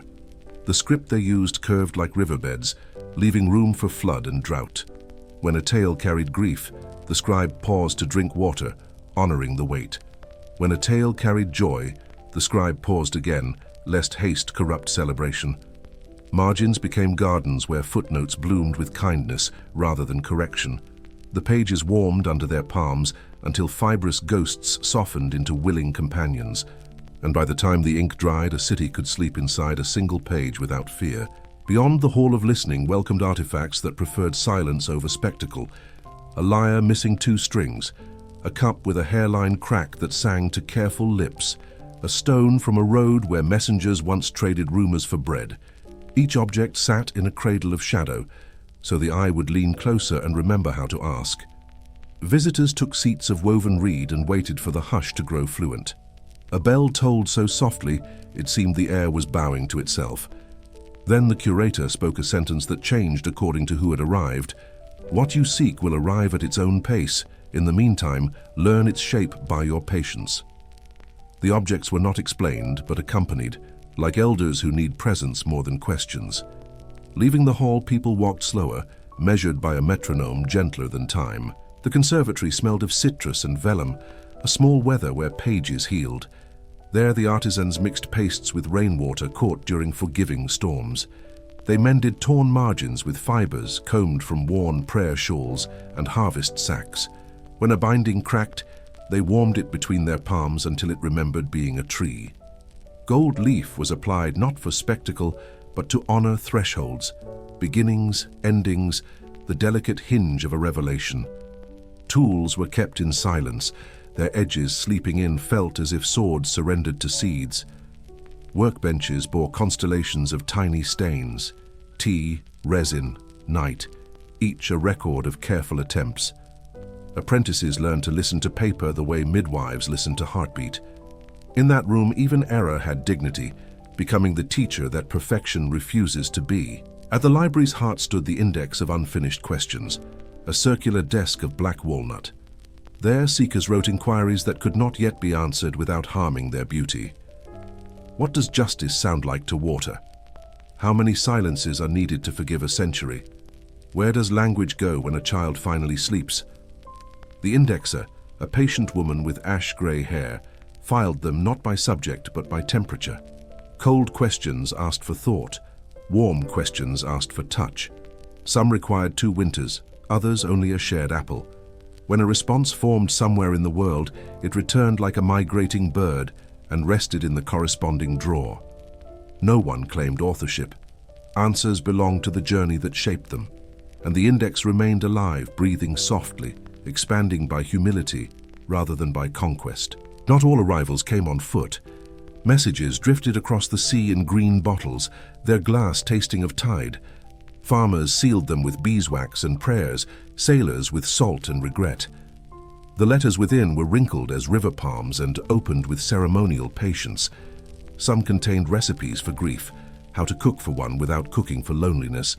Others sketched constellations seen only from particular orchards at a particular hour. A few were simply apologies addressed to no one, and thus to everyone. The librarians answered when they could, tying replies to the necks of lantern kites that drifted back along prevailing winds. The exchange was imperfect and therefore trustworthy. Around these slow correspondences, a correspondence of hearts formed, mending invisible distances with the fabric of attention. Sometimes the gods visited wearing their weather lightly. Hermes came at dusk and left sandals by the door as a courtesy to the mat. Athena shelved volumes out of habit and then apologized, smiling at the mortal order of things. Demeter pressed her ear to a jar of grain accounts and wept for villages that had learned to share. Even Ares walked the colonnade once, tracing the relief carvings with a thumb that seemed ashamed. None asked for worship, all left quieter than they arrived. The librarians offered them tea steeped with laurel and thyme, herbs that teach the mouth to speak gently. On those nights, the moon stood in the oculus like a coin placed upon the tongue of silence. The boundary between myth and maintenance softened, as though eternity admired the way mortals fold towels. One wing opened onto gardens where knowledge grew without adjectives. Lemon trees conferred with manuscripts, shelved behind screens of woven cane. Bees annotated the air with footnotes made of sound. A rill murmured footfall tempo through gravel, fixing the day's sentences into something you could drink. Scholars came to argue with their sandals off, toes reading temperature and texture. They learned to revise an idea the way a gardener prunes, not to punish, but to let sunlight touch what was hidden. Children traced alphabets in the dust and then blew them away to prove the letters could survive dispersal. In those beds, failures composted into vocabulary, and vocabulary perfumed the next attempt. When twilight fell, the basil exhaled something like forgiveness. At midnight, the vigil began, a ceremony of gentle rigor. One by one, the librarians lifted a chosen volume, cradled it as a parent cradles breath, and read a single paragraph aloud. Their voices braided across the nave, forming a lullaby wide enough to catch falling empires. Between each reading, they spoke the vow, "We keep so that others may wander." The phrase returned like a tide, smoothing the shorelines of fear. Outside, the city slept with its windows open to receive the rhythm. Inside, candles leaned as if listening, wax shouldering down in patient agreements. When the final paragraph closed, the room remained open, like a held note that did not need to resolve. Dawn waited at the threshold, and the books, satisfied, slept again. In the ledger where the night was tallied, a final entry was written with a reed that had learned from riverbanks. "Nothing is lost that teaches us how to keep," the line concluded, followed by the smallest flourish, a modest wave. It was not a proclamation, but a receipt for devotion, payable in future calm. The lanterns dimmed as though bowing to a teacher entering the room. Footsteps receded, identities became duties, duties became gratitude. Outside, the marble steps cooled, storing moonlight for the first readers of morning. The sea breathed in, as if to soften the margins of the world, and the library, wide awake inside its rest, held the weight of centuries like a mother holds a sleeping child, firmly, tenderly, with the knowledge that letting go is also part of keeping. Morning rose through mist like a hand through silk, slow and deliberate, each ray of light testing the air for readiness. The last library glowed faintly, its windows gold with the residue of candles extinguished only an hour ago. South of the colonnades, the garden of the remembered wind unfurled, an expanse of terraces carved into the mountain's gentle shoulder. Here, knowledge did not rest on shelves. It breathed in stems, veins, and pollen. The librarians called it the world's second index, the first being memory itself. Pathways wound between olive and myrtle, lined with tablets etched in invisible ink that could only be read when wind passed over them. Each gust revealed another verse, another voice, like an unseen choir rehearsing its patience.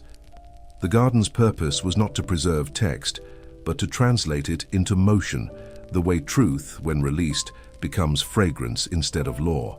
Visitors entered barefoot, leaving their sandals at the marble threshold where time and stone met. The ground was cool, alive with quiet roots, learning the pulse of each footstep. The first terrace belonged to the north wind, keeper of beginnings. Here grew plants that preferred uncertainty, seeds that sprouted in their own time, blossoms that never chose a color until the sun decided for them. Scholars wandered here when their minds had hardened into answers. Each leaf brushed against them like a soft correction. The north wind whispered questions in the grammar of clouds, changing shape before comprehension could close upon it. "Ask again," it seemed to say, but slower this time. And the air carried the scent of new rain, reminding every thinker that curiosity and humility share the same fragrance. On the eastern terrace, the wind of dawn hummed among silver poplars. Its leaves shimmered with inscriptions invisible except at sunrise, when the first light turned them into scripture. Here, philosophy grew beside agriculture, mathematics beside music, because morning light refused to categorize. The air trembled with pollen and possibility. Teachers came to this terrace before beginning their lessons, inhaling its clarity. "To teach," they said, "is not to fill, but to awaken." Apprentices practiced silence until it became a kind of fluency.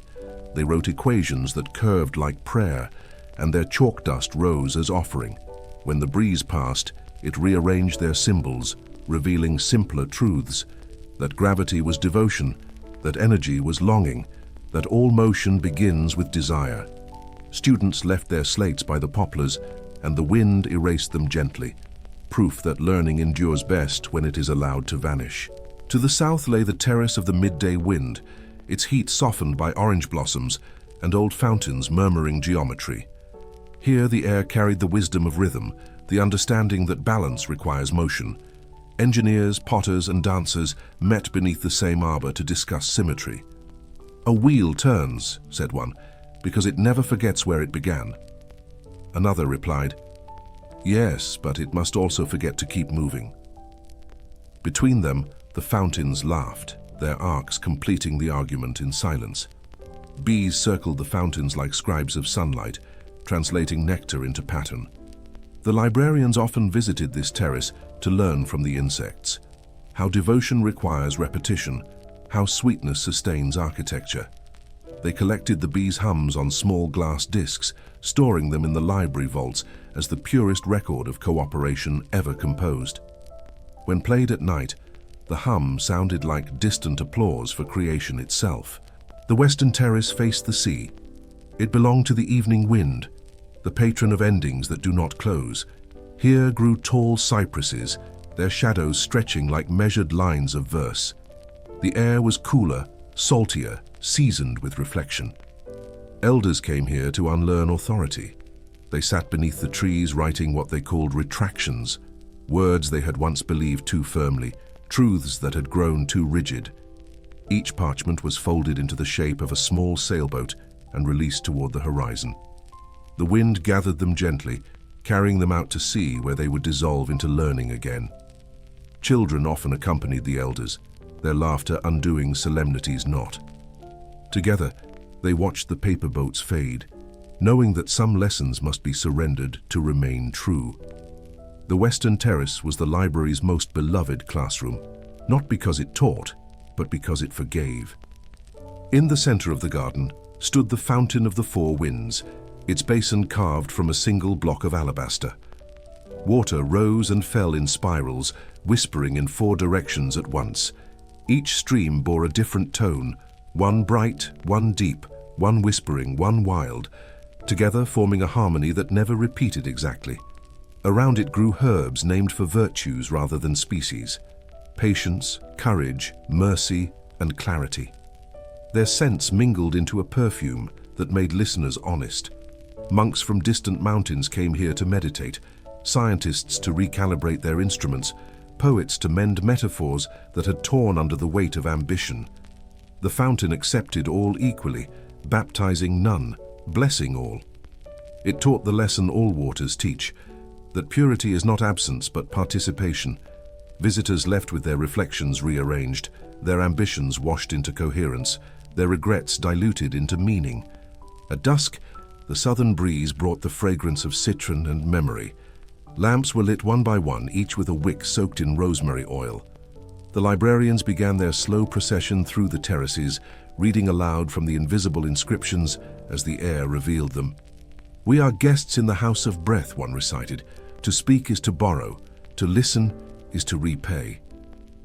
Another murmured, "Nothing forgotten stays lost. It only learns a new address."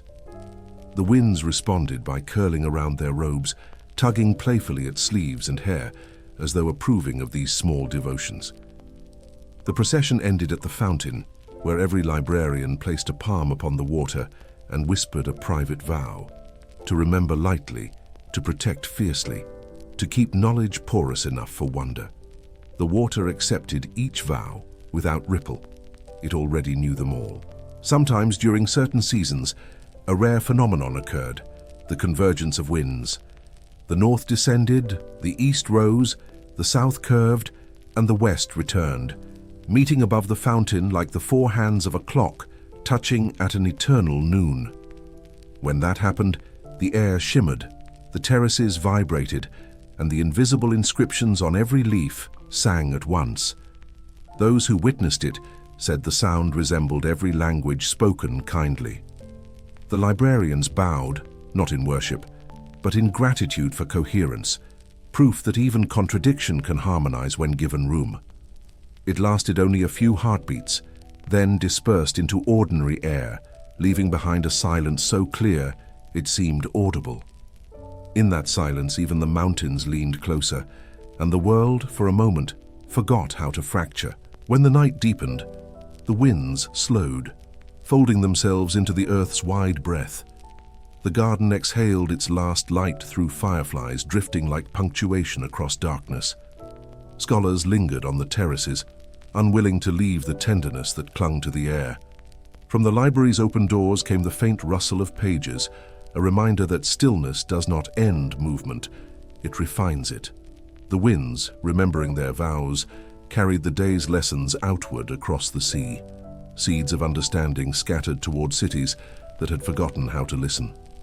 Somewhere far below, a fisherman felt the breeze shift and looked up, sensing something benevolent pass overhead. He did not know it came from the mountain, nor that he had just been blessed by a library teaching through air.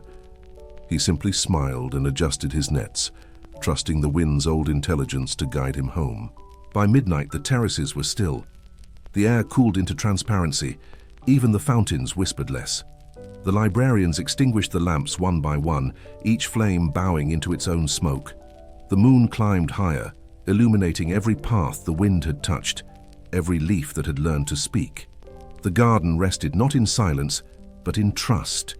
Trust that the next breeze would arrive carrying another lesson, another mercy. And when it did, the world would lean closer again, remembering that knowledge is not kept by walls or words, but by motion. In the garden of the remembered wind, learning was eternal precisely because it never tried to stay still. Night arrived without ceremony, only inevitability. The garden of the remembered wind fell still, its terraces glimmering beneath a thin breath of silver. Every leaf seemed etched with lucidity. Every pool of water reflected not the stars above, but something older, the slow turning of comprehension within the earth itself. The librarians closed the bronze doors of the last library, yet the scent of ink and time escaped through the seams, perfuming the mountains dark.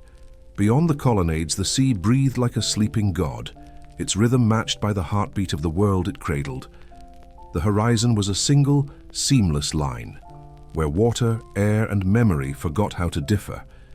And in that soft forgetting began the world's final lesson, that to know is not to contain but to join. At the edge of the garden, an old table had been set for the vigil of continuance.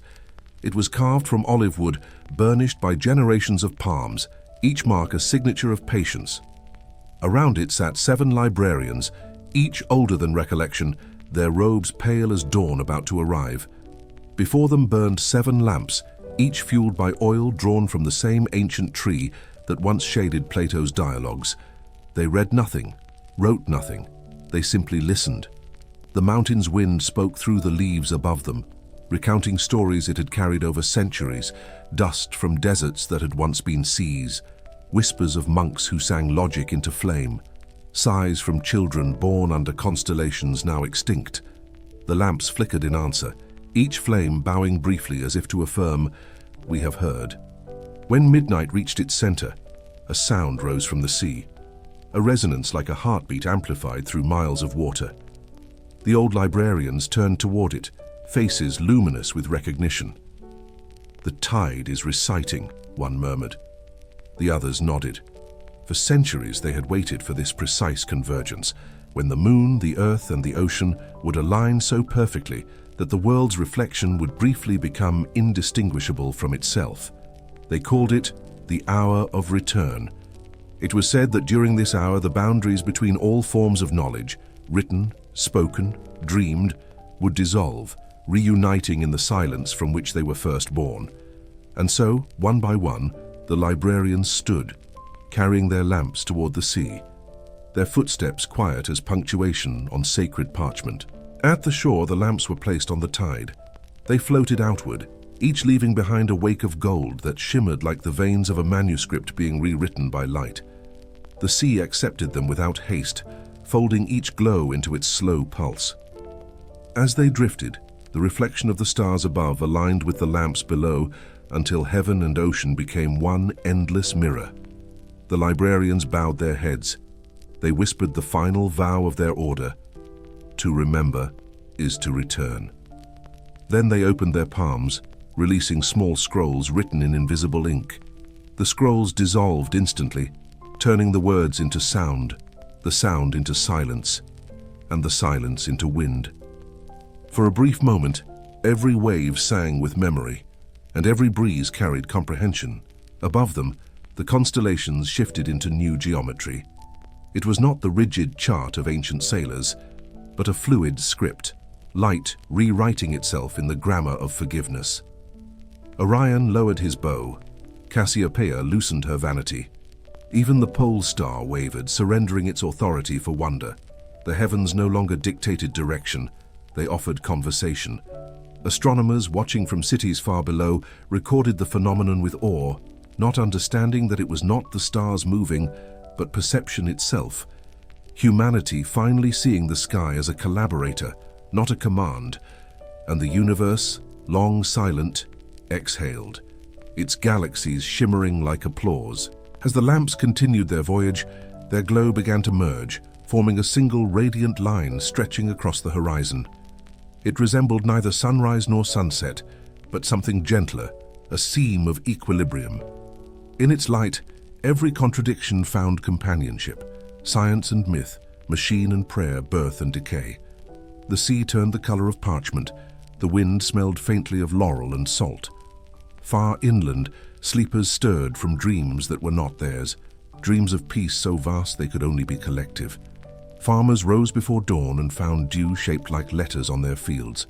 Children awoke with songs they had never been taught, but somehow remembered. And in the cities, even the restless machines paused for a heartbeat, their circuits attuned to the rhythm of the sea's long sigh. The world entered a new kind of morning, not brighter but clearer. The lamps had not burned out, they had simply joined the daylight. Everywhere language softened. People spoke slower, as if aware of the weight each word carried. Wars did not end in treaties, they dissolved in comprehension. Knowledge no longer divided but threaded connections between disciplines, between hearts. The last library became less a building than a way of being, every classroom, every workshop, every kitchen an annex to its purpose. Books were still written, but they read like dialogues with the world, not dominion over it. And the winds that had learned literacy carried these words across continents, scattering understanding like pollen. The age of separation had ended not with conquest but with coherence. At noon, the sea turned still, a vast mirror in which the sun regarded itself. The horizon shimmered with the faint outlines of all that had been, ruins of cities reborn as coral, forgotten gods reclining in reflection, philosophers walking across water as if it were memory made solid. From the depths rose the faint hum of the earth's molten heart, no longer a threat but a song, an aria of heat and endurance. The old librarians stood together on the shore, their lamps extinguished but their faces radiant. "So this," one whispered, "is what knowledge sounds like when it rests." The others nodded, listening as the waves translated thought into rhythm. It was not triumph they heard, but relief. The sigh of a species that had finally learned the art of gentleness. Evening returned like gratitude. The sun set into its own reflection, leaving behind a sky so vast and lucid it seemed freshly made. The sea, still holding its line of gold, carried it westward, as though delivering a message to other worlds, that Earth had remembered itself. The librarians watched until the final light dissolved into twilight. Then they turned back toward the mountain. The garden awaited them, fragrant with unseen motion. Fireflies rose from the terraces like unwritten alphabets, composing verses no one needed to read aloud. Above, the first stars of night reclaimed their ordinary names, content to guide again. The world exhaled, and in that exhalation, slow, profound, eternal, everything remained. The wind's patience, the sea's reflection, the lamp's quiet vow. The last library stood unseen, but unforgotten, its shelves humming with equilibrium. Somewhere deep within it, a single candle burned on the desk of the indexer of questions, its flame small yet fearless. The ink on her parchment shimmered as if remembering starlight. She wrote one last entry before resting her pen. The world is awake now, and still dreaming. Then she closed the book, laid her hand upon its cover, and whispered, "Let there be light," but softly. Outside, the sea obeyed.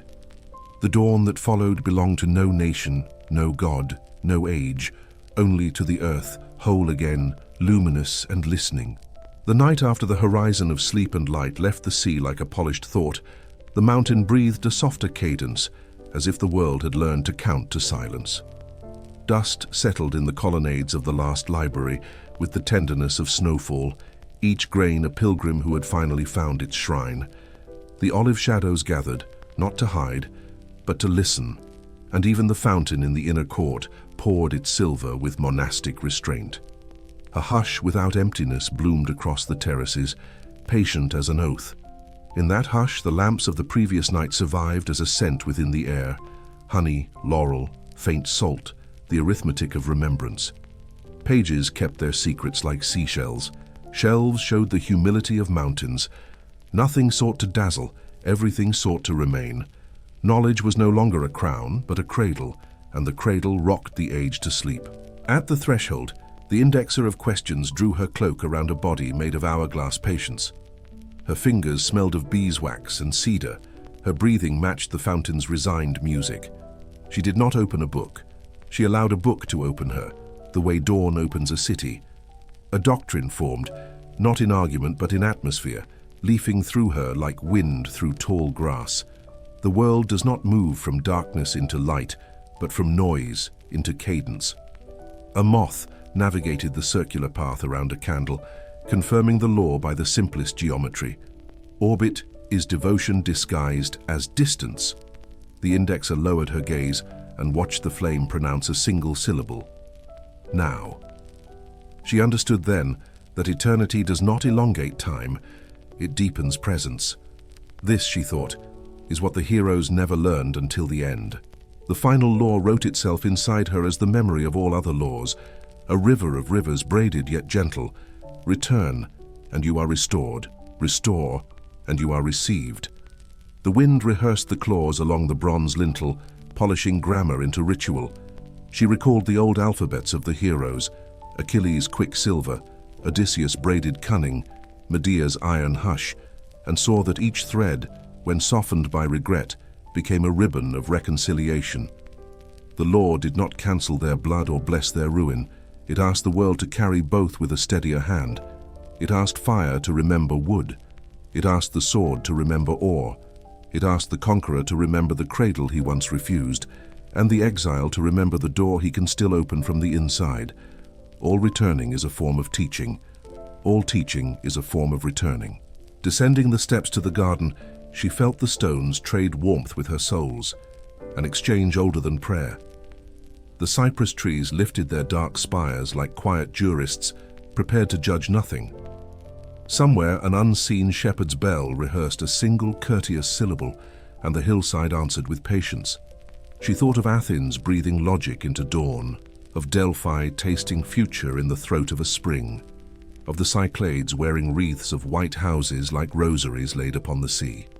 None of it was gone. All of it was lowered into a slower key. Memory, she realized, becomes mercy when sung at the correct tempo. The final law was not a commandment, but a metronome. Keep the beat of being. Let no moment gallop beyond the reach of understanding.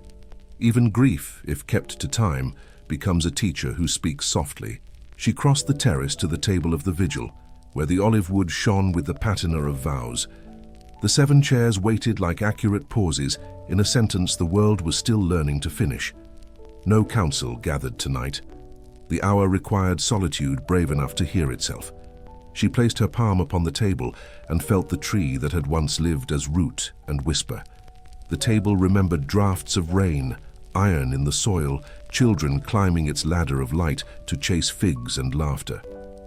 All knowledge must pass through the body, she murmured, and the wood agreed. The final law tightened its circle. If it cannot be held, it cannot be healed. If it cannot be tasted, it cannot be trusted. The olive scent rose like blessing. In that fragrance, the scattered epics of the world consented to become bread. Far below, the sea practiced the old grammar of returning: advance, receive, offer, retreat. Each wave bowed under the moon's mild jurisdiction, then rolled back with a parchment sigh. She recalled the lamps that had entered that pulse, how they did not drown but translated themselves into horizon.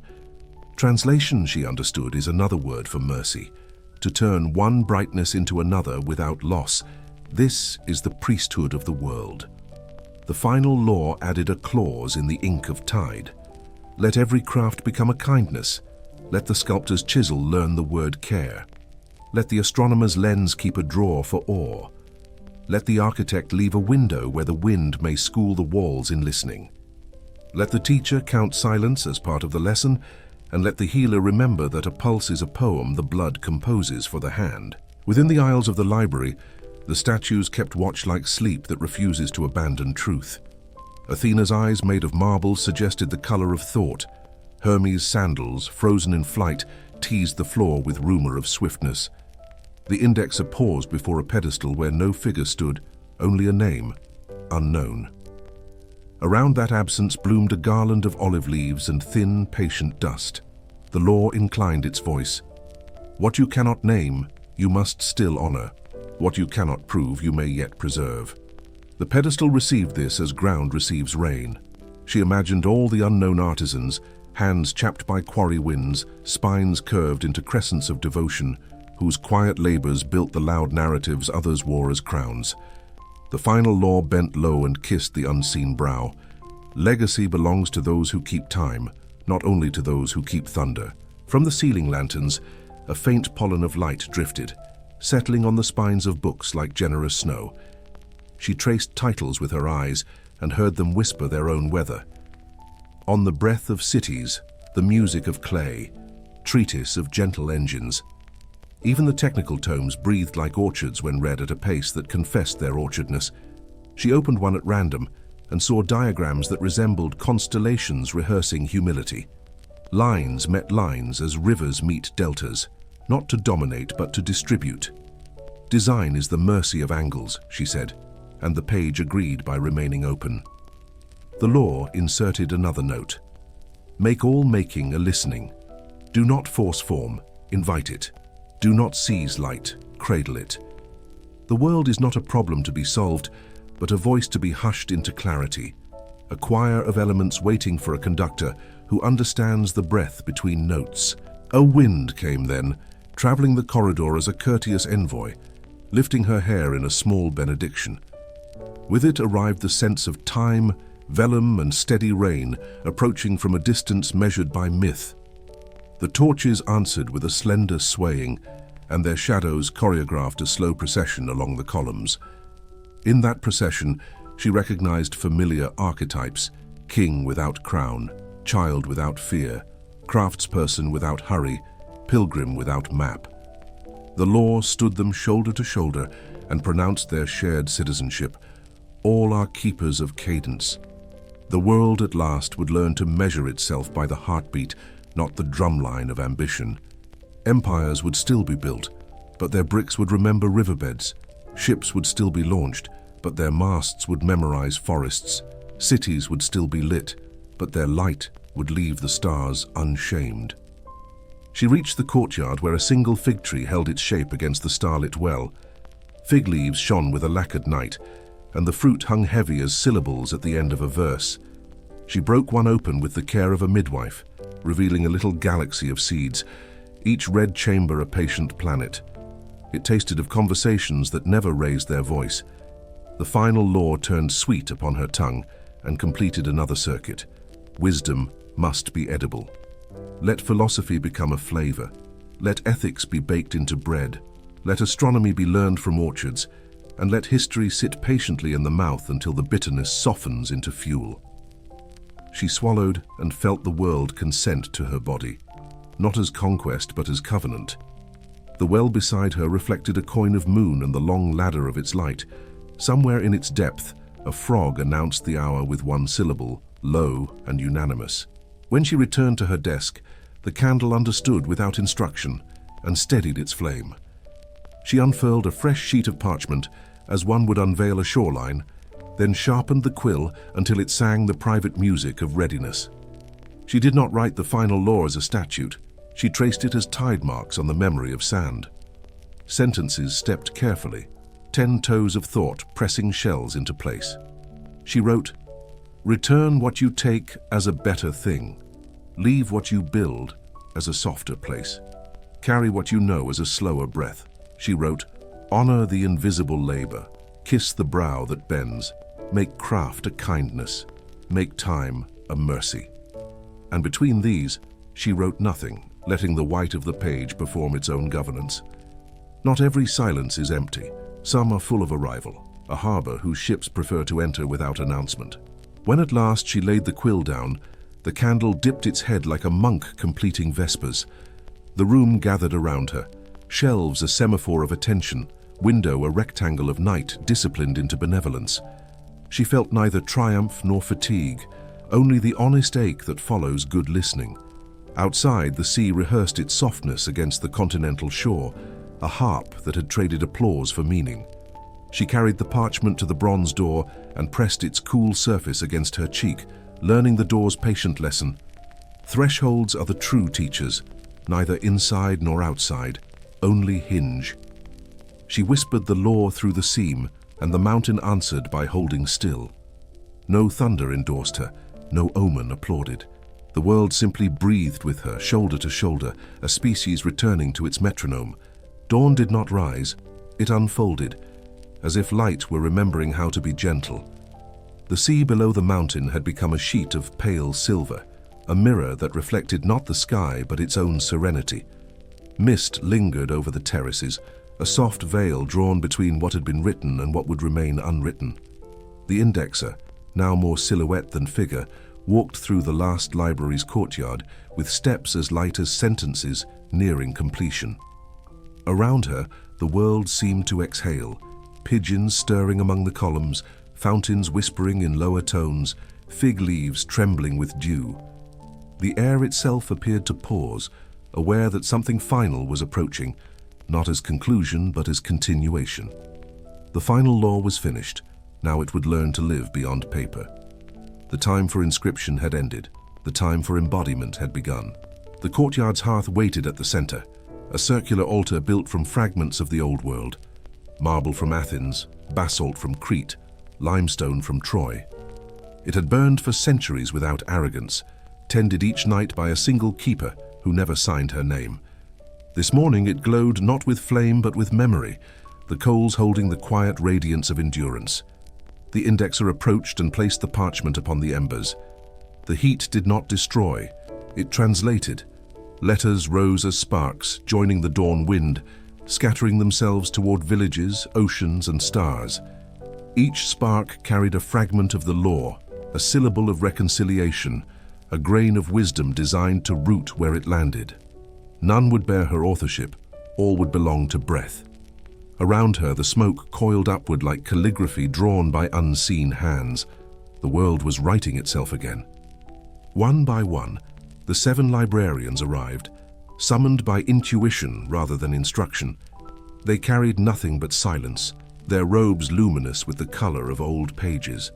They stood in a circle around the hearth, forming the shape of a question that required no answer. Together they bowed, their shadows falling inward, crossing like the spokes of a wheel. In that pattern, the indexer saw the symbol that had guided the entire age, the circle, not as perfection, but as promise. Return without repetition, movement without waste. Each librarian took a handful of ash from the hearth and rubbed it into their palms, marking themselves with the texture of humility. The ritual had no priest, no witness, no hierarchy. Knowledge, now untethered from ownership, had learned equality. The circle shimmered, then settled, and with it the mountain seemed to breathe more freely. The oldest librarian, whose name had long since faded into affectionate anonymity, stepped forward and poured water from a clay pitcher onto the embers. Steam rose, mingling with light. "Let the words cool," she said softly. "Let them belong to soil." The steam drifted upward, forming momentary shapes, faces, rivers, wings, before dissolving into air. It was said that if one stood close enough, one could hear the steam singing. Some claimed the song was of gratitude, others called it surrender. The indexer listened and heard neither. To her it was simply acknowledgement, the universe nodding to itself. In that nod, creation completed its circle. The law had passed into the world, and the library had fulfilled its vow. They began then the ancient rite of dispersal. Each librarian took a lantern from the shelves, small, round, and made of thin alabaster. Inside, a wick soaked in olive oil awaited ignition. One by one, they lit their lanterns from the residual warmth of the hearth, careful not to kindle flame but to coax it. The light within each globe flickered softly, resembling the pulse of a resting heart. They lifted their lanterns and faced the four directions: north toward memory, east toward learning, south toward compassion, west toward rest. The air grew golden, not with fire, but with comprehension. From the sea below came the answering glint of sunlight, as if the horizon itself had taken part in the ceremony. The librarians began to walk, slow as incense, carrying their lanterns to the terraces. The indexer followed last, her own lamp unlit, for her task was to keep darkness honest. The procession wound down the garden paths, through the terraces of myrtle and thyme. Bees hovered in the morning air, unafraid of the smoke that followed. The librarians stopped at every crossroad, every fountain, every root that broke through the path, leaving a pinch of ash. They said nothing aloud, but in their silence the world heard benediction. The ash would feed the soil would feed the wind would feed the stories, yet unwritten.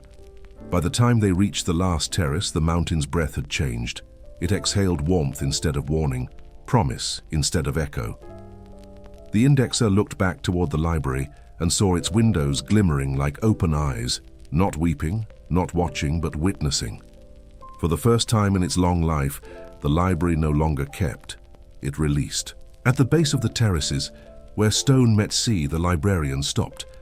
The tide was climbing, white hands reaching gently for their feet. The old one lifted her lantern first, holding it over the water until its light touched the surface. The sea accepted it like an equal, returning a shimmer that rippled outward in ever-widening circles. The others followed, setting their lanterns adrift until the bay glittered like a second constellation. The lamps did not extinguish. They traveled, slow as promises, out toward the horizon where the world curved into wonder. Each bore a breath of the final law, now indistinguishable from light. The indexer, standing apart, lowered her unlit lantern into the surf. The sea filled it with bioluminescent plankton, tiny living stars that answered her gesture. She smiled. Even the ocean, she thought, remembers how to write. When the last lantern vanished into the gleam of morning, they turned and began their ascent. Their robes caught the sunlight, turning into soft mirrors that reflected sky instead of fabric. The wind gathered around them, gentle but insistent, as if escorting them upward. None spoke. There was nothing left to name. The path back to the library felt shorter than before, as though gratitude had shortened distance itself. At the top, they found the hearth cold and calm, the parchment reduced to pale dust that glimmered faintly. The indexer took a single pinch of that dust and pressed it between her palms. "Return to the beginning," she whispered, "and remember gently." She scattered the remainder into the fountain, where it settled into the water like snow-learning stillness. The current carried it downward, toward the roots of the olive tree that shaded the colonnade. Knowledge had become nourishment. When evening returned, the mountain seemed translucent, its outline softened by light that came from within. Villagers below saw the glow and told one another that the library had caught fire, yet no smoke rose. In truth, the fire was inward, an illumination that required no flame, no fuel, no witness.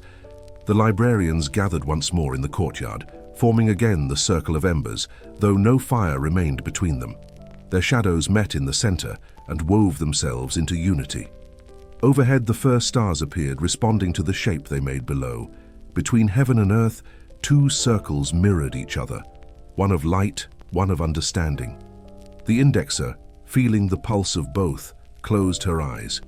She heard the voice of the mountain, ancient and unhurried. "You have taught us to remember softly. Now the remembering will go on without you." She bowed her head. The final law was alive.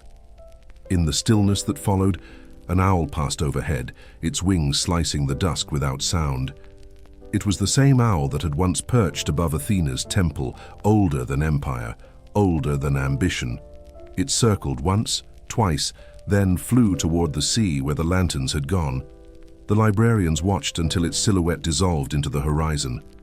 Only then did they rise, The courtyard stones were warm beneath their feet, holding the day's last light like a pulse. The world had learned its rhythm. Tomorrow would arrive as always, yet nothing would be the same. The final law had left no monument, no scripture, no relic, only balance.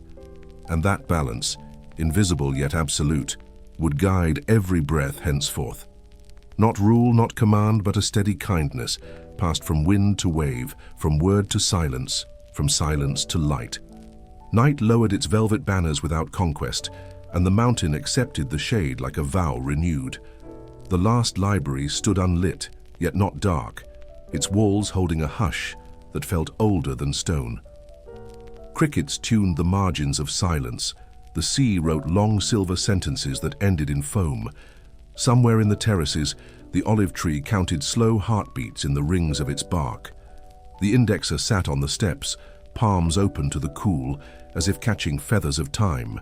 Around her, the librarians settled like constellations, choosing their places with mercy. No speeches, no final catalogue, only the gradual agreement of breath with breath. In that agreement, the world seemed crowned by something weightless, indivisible, and sure. It was a coronation of quiet, a ceremony without thrones, where every pulse was sovereign. Far below, lanterns drifted back as pale ghosts, their oil spent, their lesson complete. They touched the tide line and vanished into the sand, becoming nothing, leaving everything. Fishermen waking before dawn would find the shore strangely rested, as if forgiven. No edict named them, no doctrine claimed them, yet their shoulders would lower a fraction. Children would stir and abandon their quarrels halfway, unable to remember the spark. A potter would center the clay with steadier hands, hearing a patience beneath the wheel.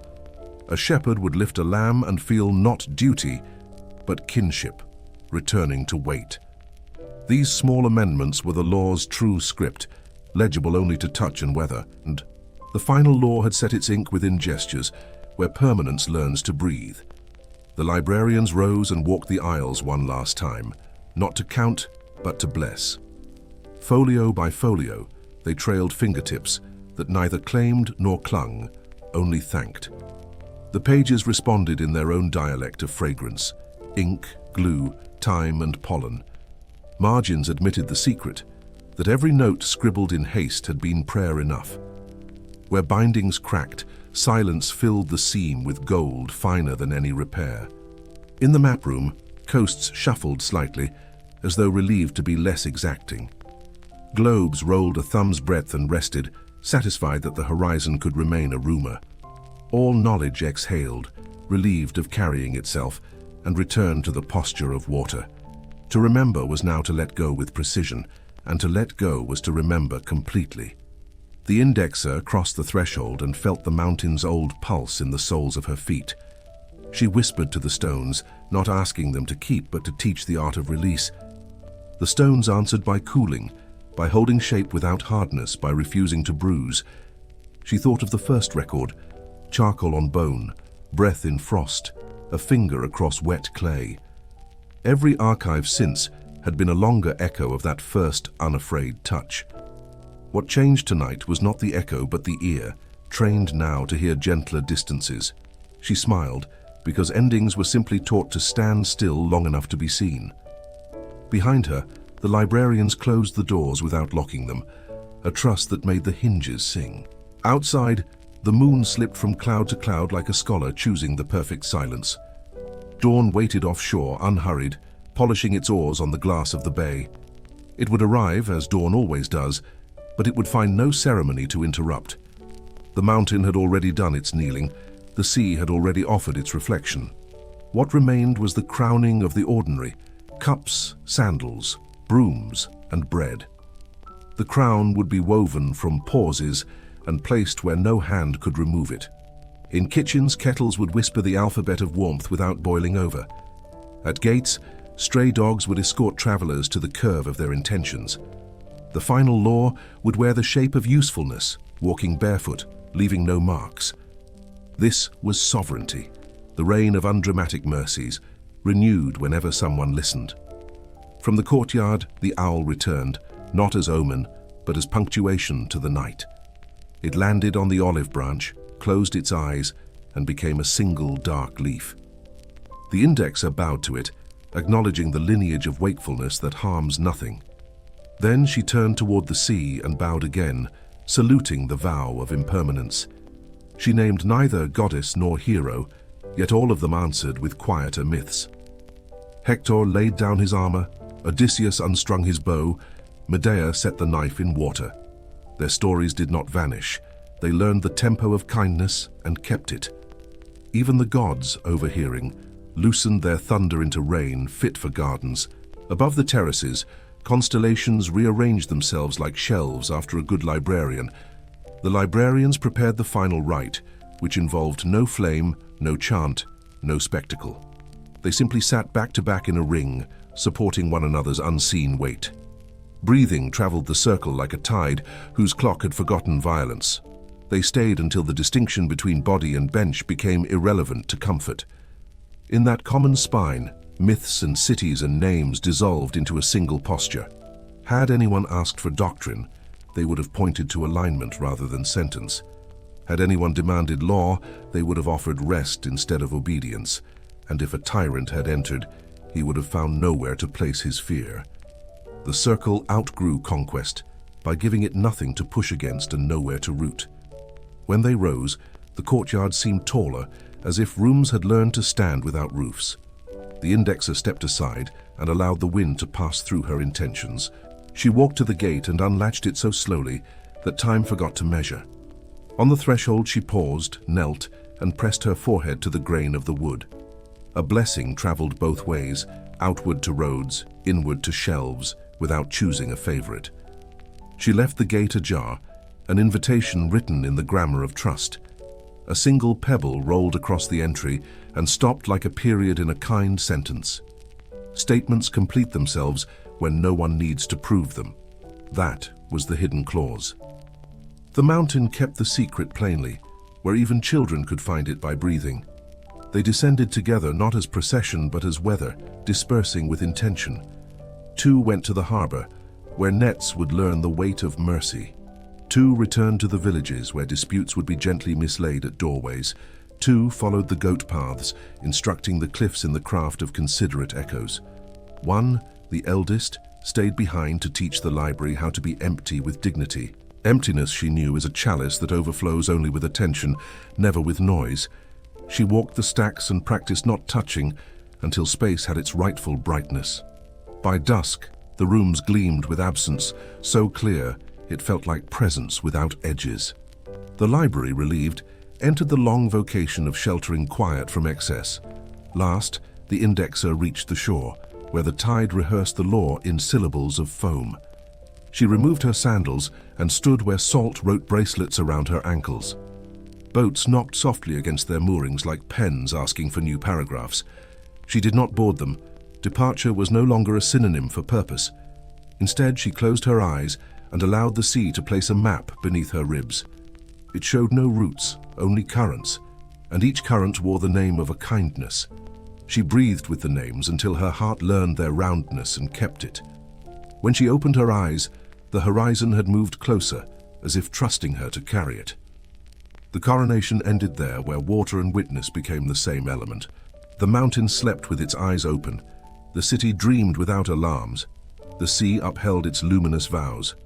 Everywhere, the final law continued in ordinary hands, which is to say, forever. No marble tablet recorded it. No chorus thundered.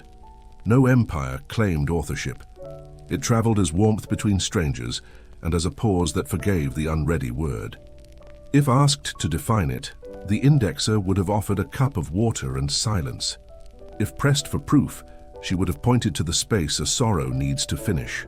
If begged for prophecy, she would have whispered, "The crown is the gentleness you can keep." Then she would have slept, trusting the lanterns, the ashes, the roots, the wind. And the wind, unburdened at last, would have written tomorrow in letters of rest. This is not a lullaby that forgets. It is a field manual for the night watch, principles tested by gods, paid for by mortals, carried now by you. When the world grows loud, return to first positions. Speak only names you can bear. Step only into oaths you can keep. Touch every threshold as if a stranger watches, because one does, and sometimes that stranger is you. Pride will offer shortcuts. Decline with a bow. Fate will offer scripts. Annotate them with choices. Strategy is not noise. It is quiet choreography. 3 moves ahead, heart steady, breath low. Cities inherit our bargains. Build yours with fair weights and warm bread.